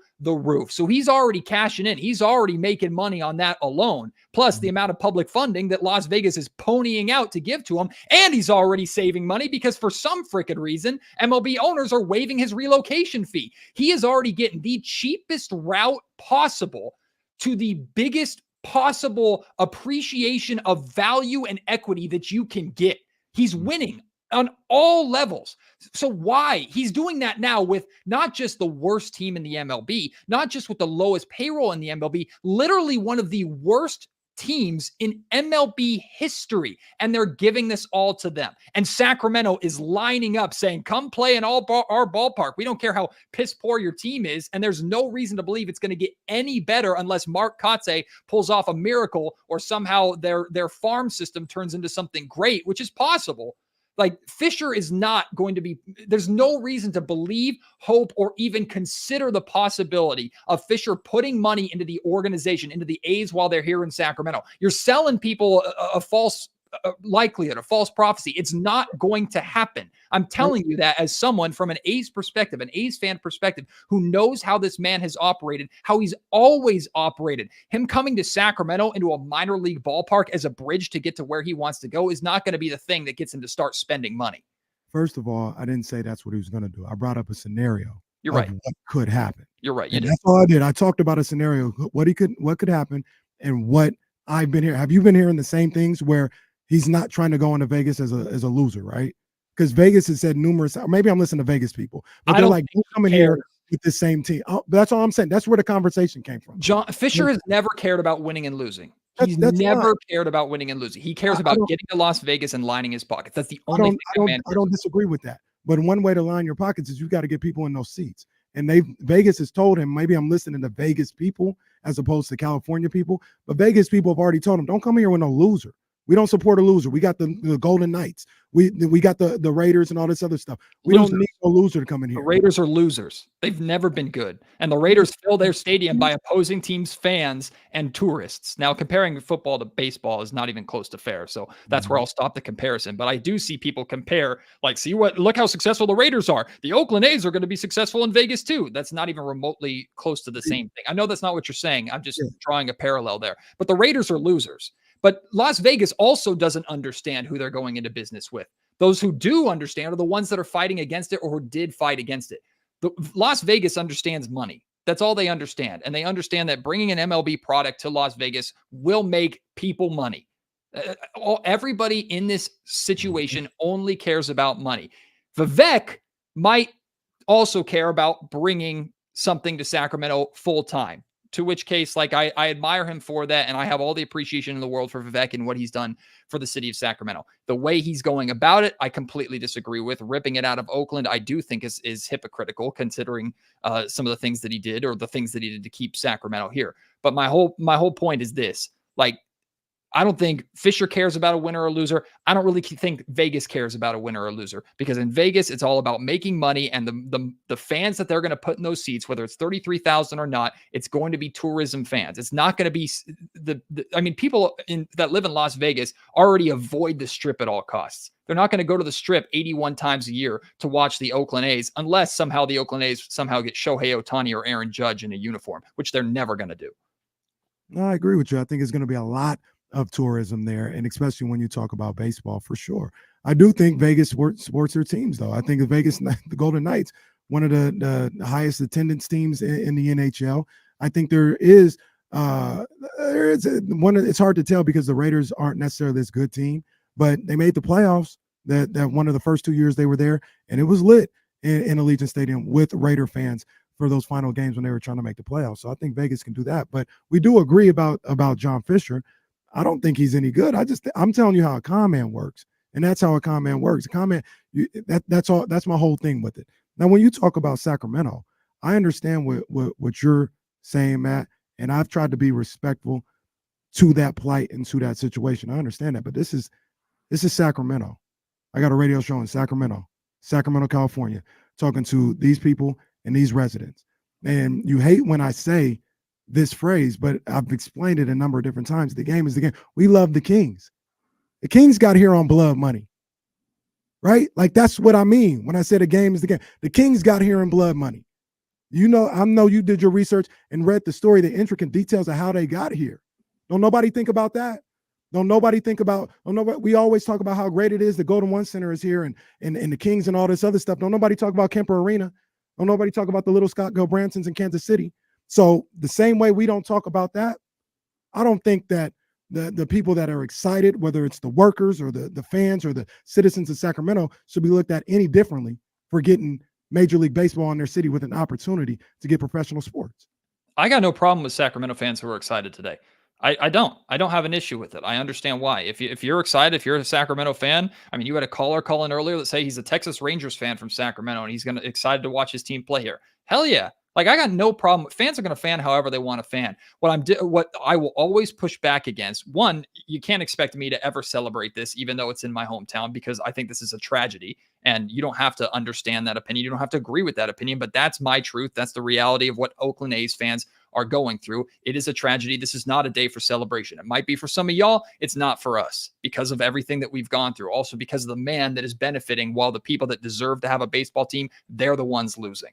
So, but if you're excited to have I mean, my wife is excited. My wife is going to take my son to watch MLB baseball here in Sacramento. She's thrilled about it. Almost everybody I talk to is excited about it because they don't understand or they haven't gone through what we've gone through, right? And I understand the parallels to Kansas City with the Kings. I agree with that 100%. My only pushback on that is this.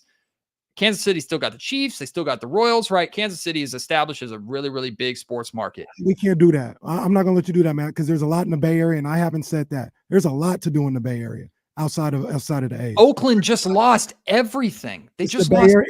It can't be the number 10 market when we talking about market size. And then when I say there's a lot to do in the Bay Area, it's just Oakland. Like, it can't be that. It's the Bay Area. There's not as many pro sports in this region as there is in the Bay Area, whether you like them or not. I'm not an A's fan, but I'm going to see pro sports. You don't have to be a Giants fan. You get to see pro sports. You don't have to be a Warriors fan. You get to go see pro sports. So we can't do that for Kansas City to make that situation feel better and not do that for the Bay Area. I think you're misunderstanding what I'm saying. I'm saying in the Kansas City situation, they still have stuff there. Oakland is losing everything. I don't know how Kansas City fans felt about losing the Kings to Sacramento. I have no idea. I wasn't even a freaking live at that point in time. So I don't know. So I don't have any attachment emotionally or logically to that entire situation. But what I'm comparing is Kansas City, they still got teams. They still got sports there. Oakland just lost everything. Shout out the Roots. Shout out the Ballers. Like they're trying to do other things and the community is trying to support other sports to show that they still love their sports in Oakland. This city just lost, bang, bang, bang, 3 major sports franchises. And you talk to an Oakland fan, the last thing they want to do is go across the Bay Bridge. Now I'm going to support the San Francisco 49ers. Now I'm going to go support the San Francisco Giants. It's really easy for someone in a position whose team is not being taken away to say, why don't you just go and do that? From someone who's in my position or an A's fan's position. No. That's what you just did about Kansas City. You say, you got teams, just go do that. No, Kansas City, they have other teams in their market. Yeah, but maybe they were just a basketball fan. Not everybody likes baseball. Then I sympathize for them. I sympathize for them. I'm talking about Oakland fans have nothing except for the Ballers and except for the Roots. But they lost every major sports franchise that they have. This was the last one left. They lost everything today. So I don't whether it's like or connect the comparisons between Kansas City getting the Kings and Oakland losing the A's, like whatever. If you want to tell yourself that or you want to have that argument, I can't necessarily refute it. I'm just saying from my perspective, the two things aren't the same because they still got sports franchises over there. That's still a major sports city. Oakland has been gutted completely. Oakland has lost everything. That's what I'm talking about in this whole point. Again, it shouldn't even be an Oakland versus Sacramento thing. It's never been an Oakland versus Sacramento thing. It's all been about one man. You call him a con man, you're absolutely right, except one thing. John Fisher isn't smart enough to be a con man. John Fisher has been given everything in his life. He inherited his money. He's pocketed revenue share, and now he's taken every handout he can to go through Sacramento to Las Vegas. He's not smart enough to be a con man. So he's just going to keep taking money and keep taking advantage of every situation possible. Congratulations, Sacramento. You got yourself minimum 3 years of a baseball team. I'm happy for you. More than likely, you're being taken advantage of. Maybe it works out. Maybe it doesn't. But that's the reality of the situation. That's really all I got to say. The other, and I want to know what you think about this. I know you got a lot to go on. I appreciate you taking the time to hop in on your Thursday. But the other thing about this, and I want to know what you think about this, is you might have heard a little bit of it, but John Fisher is who he is. We've laid that out a number of different times. Mm-hmm. The real, I don't want to say the real, the big boss, the final boss, and the final villain in all of this is Rob Manfred. Yes. Because John Fisher can't do any of this unless he is locked in tight with that commissioner. And the fact that there's no real commissioner, and that the commissioner is complicit in all of this. That's the thing. Like these owners, they run wild. They're crazy people. That's what a commissioner is there to be. Say, hey, yeah, you may think this is whatever or think this is good, but for the betterment of the game, no, you need to do this. We're not allowing this to go down. And the final death blow for me is the fact that Rob Manfred is in lockstep with John Fisher on this. And that guy's a clown too. 100%. Rob Manfred he's already, before he made this idiotic statement that I'm about to say, he's already been the worst commissioner in pro sports in America and probably in the world. And that's like not refutable. But the second that the Oakland A's, the second that the A's fans, the city of Oakland, organized that reverse boycott to send a clear message to the world, a very positive message on a night that was about not just, hey, fans are still here, but this is a celebration of Oakland's history and why we love Oakland so much. And we're willing to come together. A community organized event is willing to come together to put together something where not just a few thousand people, 20, 30,000 people. It was like 33,000 people came together to be a part of this. And for Manfred to make the statement, oh, it's great for the A's to put together or Oakland to put together a league average crowd for one night. Like that tells you everything that you need to know. They don't care about Oakland. They've never cared about Oakland. Fisher doesn't care about Oakland. Manfred doesn't care about Oakland, but that's the problem. Oakland cares. Oakland's always cared. Oakland's always been there. And the people who are winning are the people who don't deserve to be making decisions to rip away something that means a whole hell of a lot more to the people that you're ripping it away from than to the people who are doing the ripping. Right? Manfred doesn't care about the A's. They're a means to an end. Fisher doesn't care about the A's. Fisher doesn't even care about baseball. I'm not even convinced John Fisher cares about baseball or sports, period. Fisher cares about making money. That's it. And unfortunately, the power structure, capitalism, whatever the hell you want to call it, deeper political conversation that I'm not smart enough to talk about. That is the situation, the scenario that we're in here. You got two people who don't care about the product that they are ripping away from the people who do care, all to make money, and they're willing to drag the people who do care and spread misinformation about the people who do care while being condescending to them the entire time to do it. That tells you everything that you know about these people. And those are the people, that is the guy that Vivek Randave says is his friend. Those are the people that the city of Sacramento just got into bed with. I don't know if it's going to work out for Sacramento. Like I said, at this point in time, I'm rooting for it that it does, because now this is my city that's involved. Like Oakland's always kind of been a cousin city of mine. I've loved the Oakland A's, but Oakland's never been my city. I've always been Sacramento. This is happening to my city now. And I'll be damned if Fisher and Manfred and Major League Baseball and all these chums that I saw out there tonight or this morning, they use Sacramento and take advantage of Sacramento in any way that could possibly hurt my city. I don't think that's going to happen, because I think there are people here in Sacramento, maybe unlike Oakland, that are savvy and aware of what's going on and are going to fight the right fight and make sure they're not getting taken advantage of? I certainly hope so. But I'm calling a spade a spade. Fisher and Mon-Fri have shown themselves to be snakes their entire career. And now you just invited them into your city like suddenly they're not going to be that anymore. Like, don't be surprised when you get bit. This is what these are who these people are, and Sacramento went into business with them. I'm never going to be excited or happy about that. Yeah, I don't think they can bite me because I got the gloves on, right? Like the gloves that protect me. I know like I said yesterday, we know what we're getting into. They do gloves. You know, how they go? Yeah, you know, you like they test the venom on the snake and they like I got that glove on. I was thinking like an eagle. I know what I'm getting. Eyes wide open. I know who I'm dealing with. I know what I'm getting in. This could be 3 years and 3 years only. We know all that. And that's where I take, I don't know if umbrage is the right word, but ain't nobody getting used. We're using an opportunity here. And I'll ask you the same question that I asked Jesse earlier. Diamondbacks got an issue in Arizona right now with a ballpark. Owner want to pick up, Joe Lacob want to pick up and take over the Arizona Diamondbacks to come to Oakland. Is he wrong? Yes. Well, ain't no well. I think the same because the same energy is me saying I agree with you. Sacramento played a role in Oakland losing the baseball team. I understand that, and that's a pill they got to swallow because a lot of people, it's not different. They're already leaving. I hear everything that you said. I've read everything that you said.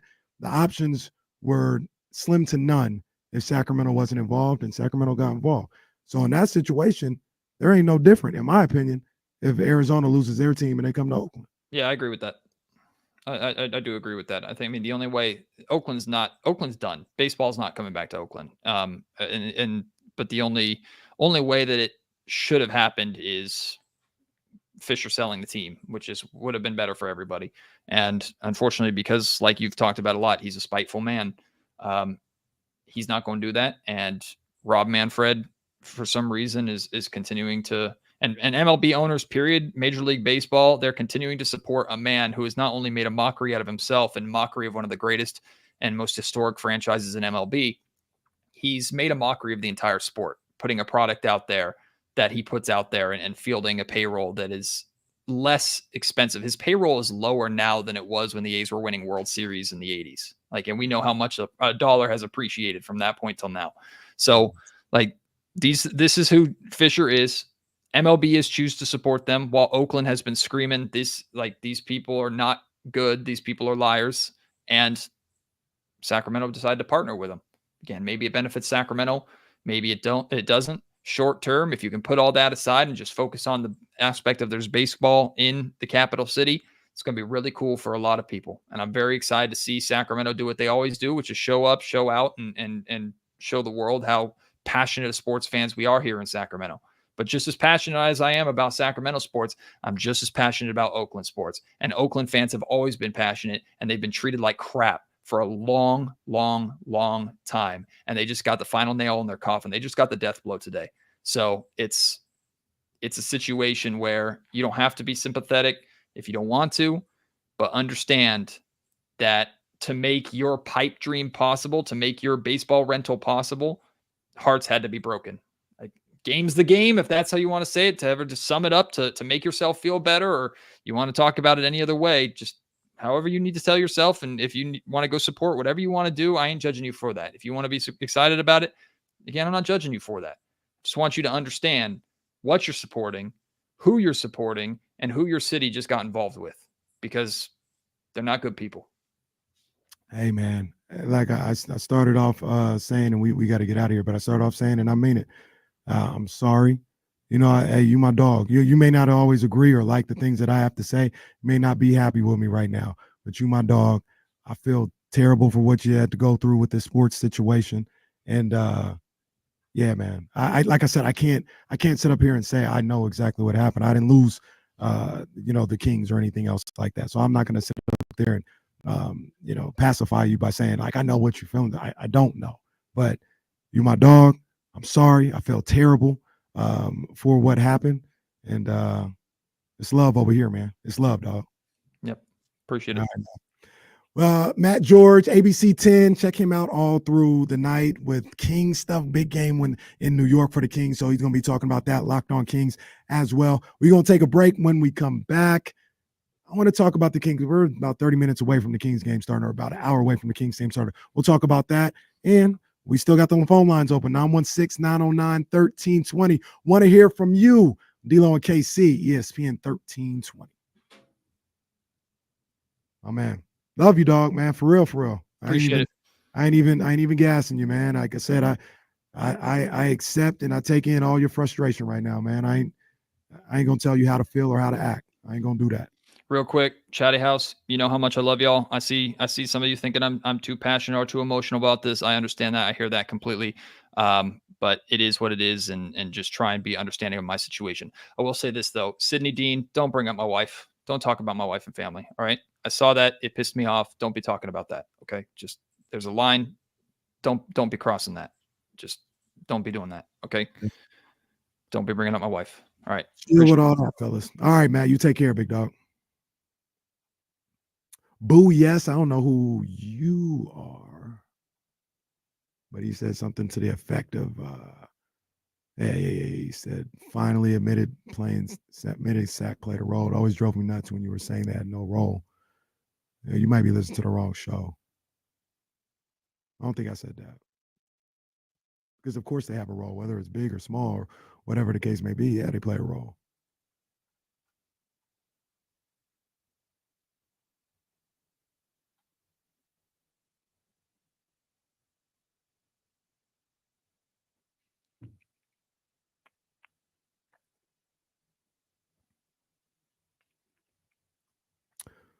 Vivek is doing it for the money. You know, one time, I think Jesse will appreciate this. John, you might have seen this. And they were talking about Floyd Mayweather. And he was doing an interview. And he goes, yeah, they get mad at me saying, you know, I'm fighting for the money all the time. And, you know, all I care about is money. And he goes, it's prize fighting, dummy. Duh. And that's what's going on here. Vivek's a businessman. He's an owner of franchises. Of course he's doing it for the money. And that's where I think a lot of people got it twisted. I don't think any of these people who own teams are doing it for Kenny Caraway. They're not. They're not. That doesn't make me better than anybody because I see it for what I feel I see it as it is. I'm not trying to say that, but maybe some of them are, and I come in with expectations of they ain't here for me. They're here to make $1. And all that other stuff is cute. You know, Joe and Gavin, it was cute when they were on the floor, you know, at the Kings games and they were doing all this other stuff. And Joe and Gavin actually did. Joe and Gavin had a scholarship fund that I was part of. So these people, they do different things within the city and all this other stuff. I'm not saying they're completely like just in their little bubble. Some of them are, some of them aren't. But yes, they're all money makers. That's exactly who they are. That's exactly what they're doing. I don't look at it any other way. No other way. So maybe that's why I'm just not as surprised. Vivek ain't no different than John Fisher, than Jed York, than Joe Lacob. To me, they all the same. They all the same. Put a certain financial distress in front of them and see what decision they make. Is it going to be for the good of the city and the people, or is it going to be for their wallet? Joe Lacob can spend all this money right now because he's got money to blow. Let Joe Lacob be in a pinch and see what he going to choose. He going to choose Dub Nation or his pockets. Stop. They all the same, dog. They all the same. They all the same, man.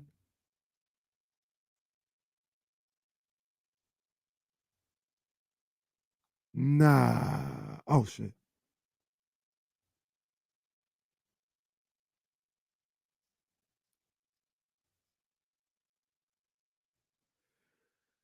Back here on D-Lo and KC. Shout out to my man, Matt George, man. it got hot. It got hot just now. I knew that's what it was going to be, though, man, because he's emotional about this, as he should be. We always hear from both sides. You know how it goes. That's it, man. That's it. We don't have to see it the same way. We don't have to agree. But I got love and respect for Matt. You know what I'm saying? And anybody else that's out there doing whatever it is they're doing, content creating, being fans, all this other stuff. There ain't no hate over here. And we ain't going to cover up the other side as well. I'll tell you this, I understand that side. I'm not going back down from my side. I'm here for Sacramento, man. I'm here for Sacramento. You know, I love this city. I'm here to make this city better. And I wish there was a perfect way to go about it and a perfect way to celebrate. But sometimes there isn't. Sometimes decisions are made. And Vivek made a decision. The city officials here in Sacramento made a decision. And they chose a path that they thought would help this city improve in the future. And it wasn't a perfect path. I promise you. I don't know these people. I promise you. If you ask Vivek, if you ask any of the city leaders, would you rather, house a team from Oakland or take the team from Oakland or get expansion? 100 out of 100 would say get expansion. That's all what we want. Wasn't necessarily feasible in this situation. So that's what it was. Jesse, that you sent me something that Sean, should I read it to him right now? Is it I mean, you can. It's just more context, I guess. Okay, Sean Cunningham. Vivek did talk a little bit, and Sean Cunningham, Fox 40, he always getting, we got all the news stations today, boy. He always getting some of them exclusive as well. And he tweeted out, he said, "This is quite a quote from Vivek Randave in the video below." He says, quote, "I've been in touch with the commissioner and I've gotten to know Rob Manfred, and they will be creating a new team. They want it to be on the West Coast. They love for it to be in California. And I think this is a great showcase for us.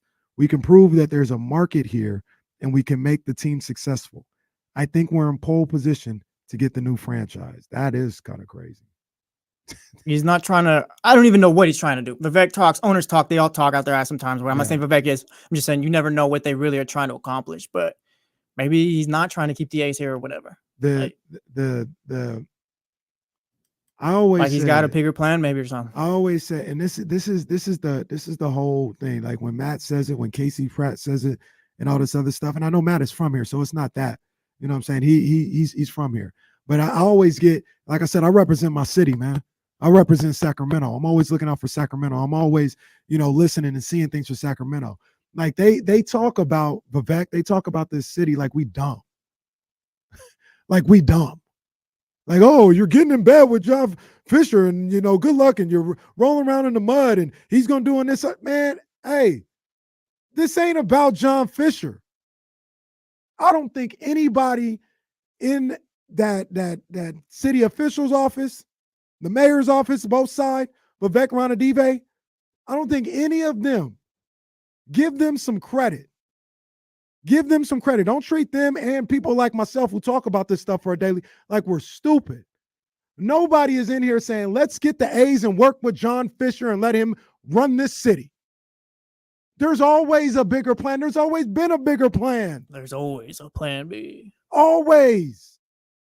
The plan has always been to get a team here and have Vivek run it, whether it's the A's or expansion. And that's what they've been angling to the entire time, man.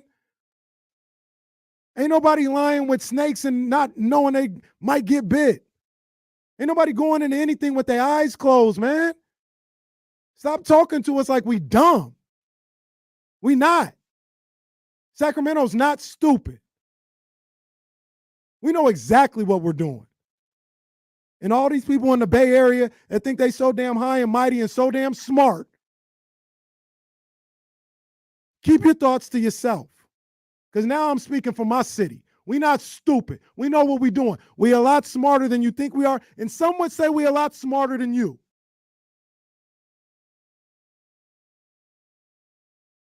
And I believe Vivek when he says that. We said this a week and a half ago, Jesse. When he came out, he said he's not saying that for no reason. Everybody, Casey Pratt, Why would they do that? What Sacramento's in first, and I keep on bringing up Casey Pratt like I don't like. I have no problem. He's just with been Casey. the face of He's the just that's all it is. That's all it is. I have no problem with Casey Pratt. But why would they do that? Oh, it's adorable. Sacramento thinks they're still in pole position. He's not walking away from $70 million. All this, yada. They've been saying it for so long, and we sat up here on this show, myself, Damian, Jake, Jesse. I said, "Yo, Vivek ain't talking like that unless he knows what's going on." I'll say it again right now. Vivek's not talking like this unless he knows what's going on or he's got a good idea. Now, Damian has said it, and he's right. You're not going to take anybody at just your word here, especially when you're dealing with guys like Rob Manfred. You don't just take them at your word. They tell you something. It's like, yeah, all right, man, I need it in writing. It's cool that you're telling me something, but I need it in writing. And I believe, because once again, I don't think Vivek is stupid. If there was promises made, it's in writing. It's on ink, on paper. That's for sure. But even if there wasn't promises made, he didn't say it was going to happen. What he said is not anything that I haven't heard. I heard MLB wants 2 more teams. They want one on the East Coast and one on the West Coast. And if Vegas is getting the A's, that leaves you Portland, that leaves you Salt Lake City, and like Vivek said, another team in California. Do the math. Since y'all so damn smart out there in the Bay Area, do the math. I believe him when he said that. Now, he didn't say we were told we were getting it. He said, I think we got pole position. And this is the thing we said when all this came out now months ago as I'm thinking about this. We said, look, bro, if you can talk to Rob Manfred and John Fisher and be like, I'm going to help you out. I need you to help me out. And that's the conversation that was had, quote unquote, that's the agreement that you had. Yes, you do this. And I pushed back on a little bit. I fell back just a little bit as the weeks got closer to them actually getting it. But the original thing was, you don't do this without some type of promise, whether it's the A's or expansion. It's too random. It's too random. I told you before, Vivek ain't doing this because he's a good friend. That's another line that Casey Pratt said. He's doing it just to help out his friend. No, fool. No, he's not doing this just to help out his friend. He's got a plan. We got a plan here in Sacramento. We trying to execute it. But I just hate this whole, they don't know what they're doing, and they're so naive down there in Sacramento that they just getting in bed with somebody and he's going to get you. No, man. No. Once again, we ain't dumb. Stop playing us like we are. Stop playing Vivek like he's dumb. He ain't got to this moment by being stupid and making bad deals. He knows what he's doing. They got me turned up. Jesse. We got somebody on the line that wants to talk to. Got me turned up. Like I said, I'm protective of my city, man. I'm protective of my city, and I don't like the way people be talking about it. And I love the Bay Area. I love people in the Bay Area.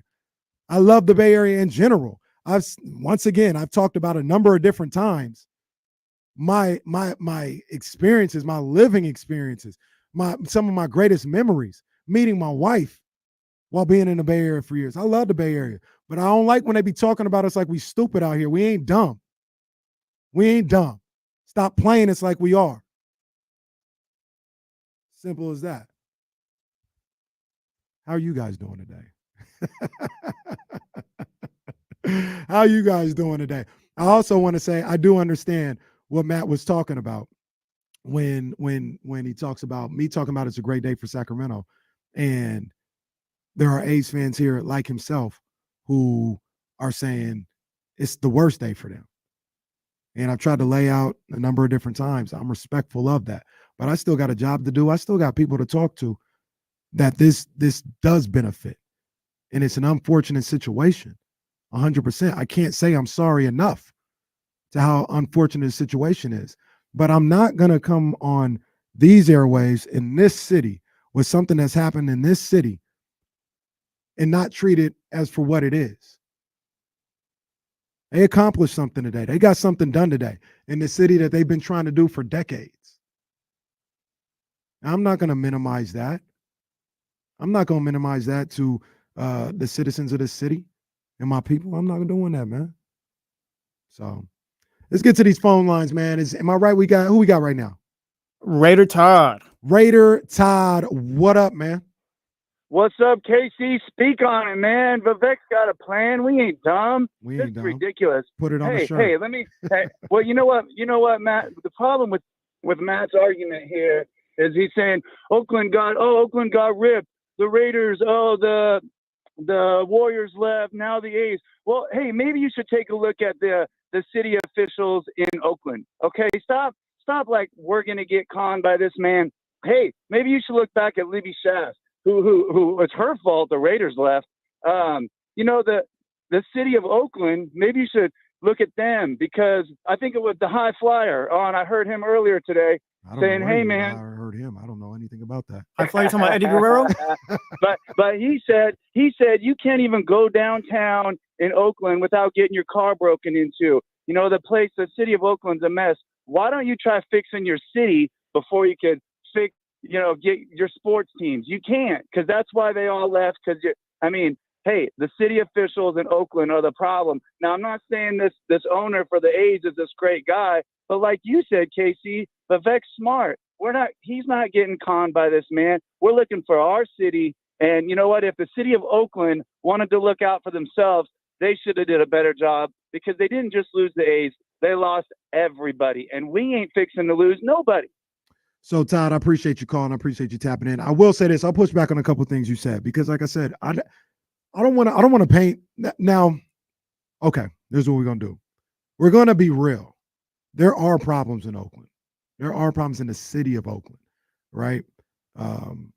There's just a lot of problems, and they're kind of cash strapped, and there's resources that need to go into that city to help improve the city. But I love Oakland. I love Oakland as a city. I love Oakland, and I don't want this to become Sacramento versus Oakland, or to talk bad about Oakland or talk down to Oakland or anything like that. I love Oakland. Oakland is a great place. Oakland is a hell of a place. I spent so much time there. I got so many good memories there. When I go back there now, it's love. Yes, the robberies, the bipping, all that other stuff, that's real. I'm not going to dispute that. But what I don't want this to turn into, as long as I got a show, and myself with D'Lo, and we got a show, it's not no Oakland is bad and it's Sacramento versus Oakland. I got love for Oakland. We all got problems and stuff like that. We need to prop these cities up and stop listening to the TV man a little bit too. Yeah, straight up, man. So I got love for Oakland, and one of the things that Todd did say that I understand, that the city has issues, and the city has failed to be able to get this done, but it's also not on them. Jeff Fisher for a long time, John Fisher, Jeff Fisher probably too, because that guy, he doesn't know what he's doing. But John Fisher, he didn't want to play ball with him. He has never wanted to be there. He's never wanted to be there. And Rob Manfred, he's had his issues, and he played his role in this as well. You know what I'm saying? So it's the city officials in Oakland, they haven't always handled business in this situation, but it's also not all on them. You know what I mean? It's not all on them.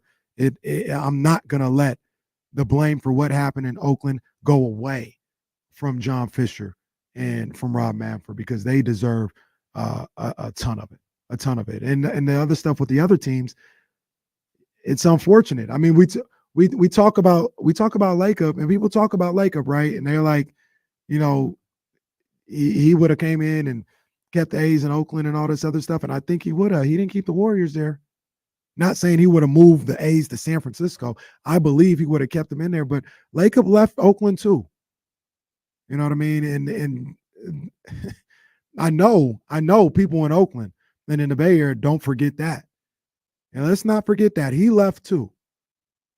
So when we talk about the A's leaving and the Sacramento being complicit and all that, everybody's beloved Joe Lacob left. Mark Davis left as well. And Sacramento didn't have nothing to do with neither one of those. And just because this is the last in the line and the latest, doesn't mean people in Sacramento should feel bad, should feel any type of way for taking advantage of this opportunity. But like I said, I'm not going to allow this to be Sacramento versus Oakland. I love Oakland. I love Oakland. I feel bad for Oakland. I feel bad for my people there. I got people there that stay in East Oakland, that stay out by Alameda almost. You know what I'm saying? That stay in the Oakland Hills. Got people and family there. It's good people. I got people on the outskirts in San Leandro, in Hayward. You know what I'm saying? On the other side of the hill in San Ramon and Concord and all this other stuff. That East Bay is a great place. I love it out there. I love it out there. And we're not gonna we ain't gonna talk bad about the people over there. We ain't gonna do that. We ain't gonna do that. So you want to spend 6 minutes on the Kings? The poor Kings. I know people were looking for the Kings, but conversation carried today. People were tapped in, calling stuff like that. This is the conversation. This is a monumental day, man. This is a monumental day, and to be honest with you, it's a controversial day. Well, yeah, because it hasn't just been, Sacramento's great. Like, we've heard the other side of it too. And that's what we're all about. That's what I'm all about. So one of the things that I always love about this show and what I strive for with this show is, we want both sides. You don't always have to agree with good old KC. You don't have to always agree with good old D-Lo, good old Jesse. You know what I mean? You don't have to agree. I'm interested in conversations, different POVs, and it could be left at that. It always needs to be respectful. You know what I'm saying? And I thought Matt was respectful of me. I was respectful of Matt. I didn't take nothing different and anybody else that's opposed to it. It's always just got to be respectful, but you ain't got to agree with me. You know what I mean? That's not how the world is. I don't need yes men around me. I don't need everything I say to be looked at as gospel. You know what I mean? I have my opinion. Sometimes people have different opinions. It's cool. It's all good. But at the end of the day, I want to hear every side to the story so I can better assess my knowledge and how I form my opinion. And I think that's what we did today, man. And I all due respect, I'm sorry, Matt George. This is a great day for Sacramento. I'm not going to not say that. And that doesn't mean that Matt and other A's fans aren't going through things. I respect what they're going through. I understand it. But this is a great day for Sacramento. And if Vivek, if the things that Vivek is talking about are moving in motion the way he's talking about it, this is a great step into what ultimately could be an ending spot of another pro team here. Well, that quote you read from Sean when he was talking to Vivek, like, it makes me feel better about the situation about not the A's being in Sacramento, but Sacramento having a baseball team. Yes. Because he's not saying, oh, yeah, maybe if it falls through, hey, maybe we could swoop up. He's saying, no, like, I've talked with so-and-so, Manfred or whatever, this, and that. They're trying to expand West Coast. I'm trying to put us in position. So you do this little tryout or whatever. Absolutely. I get all that. Absolutely. And, it sounds like, and there's a long way to go before any of this happens, but it sounds like there's a good chance baseball is going to be here regardless, whether it's the A's or expansion. Now hear me when I say this. There is a long way to go and some twists and turns that could go on within that. But that's what it feels like today was. It was step one in getting Major League Baseball here for good one way or another, whether it's the A's or expansion. And one of the things when you talk about expansion and all this other stuff, look, this is also a little self-serving. I can understand it being self-serving.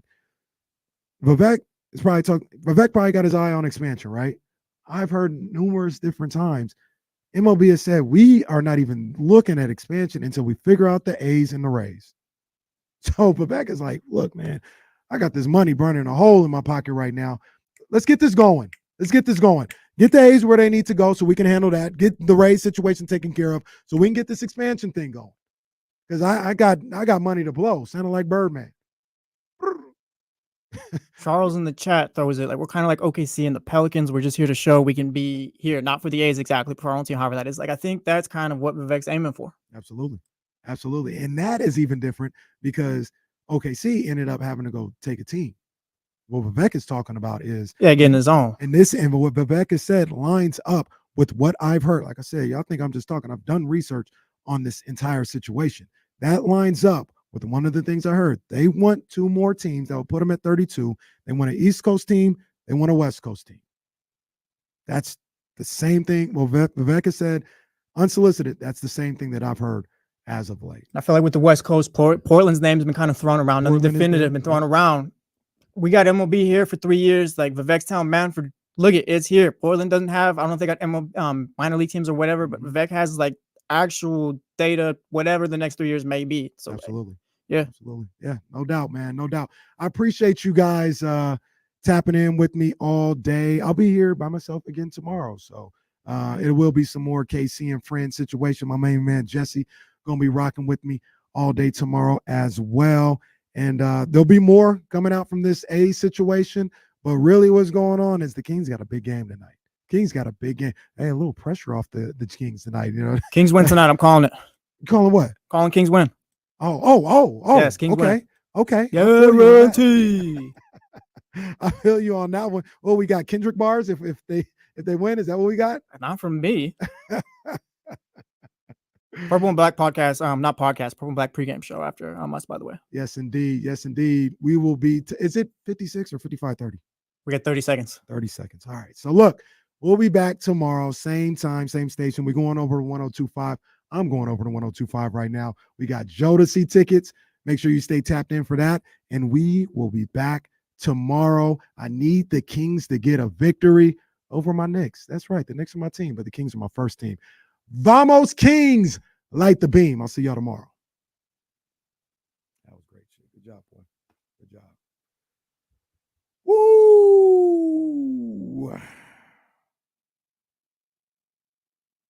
They pissed me off with that. I've been actually kind of holding that in too, man, because I be seeing they do talk funny about Sacramento.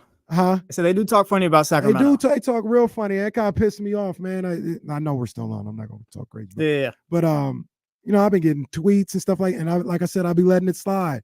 I'll be letting it slide because I know they're going through a lot right now in the Bay Area. I know they're going through a lot in Oakland right now. And I ain't trying to disrespect them. You know what I'm saying? But they be talking real slick about Sacramento, and I don't appreciate that shit. I don't. So never go out our city. Don't do it. Don't do it. So that was 4 hours. I gotta figure this out over here too. I think I got everything down. I gotta figure this out. So let me get up out of here now. Okay. I appreciate y'all for tapping in. Big day, man. Big day on the streams, man. And man, thank you guys, man. We'll be here again tomorrow. Got some guests coming through, got some surprises, got some friends pulling up, and we got you. So much love, man. Jesse, great job again today. In Sacramento, stand the hell up, man. I will see y'all tomorrow. In stream.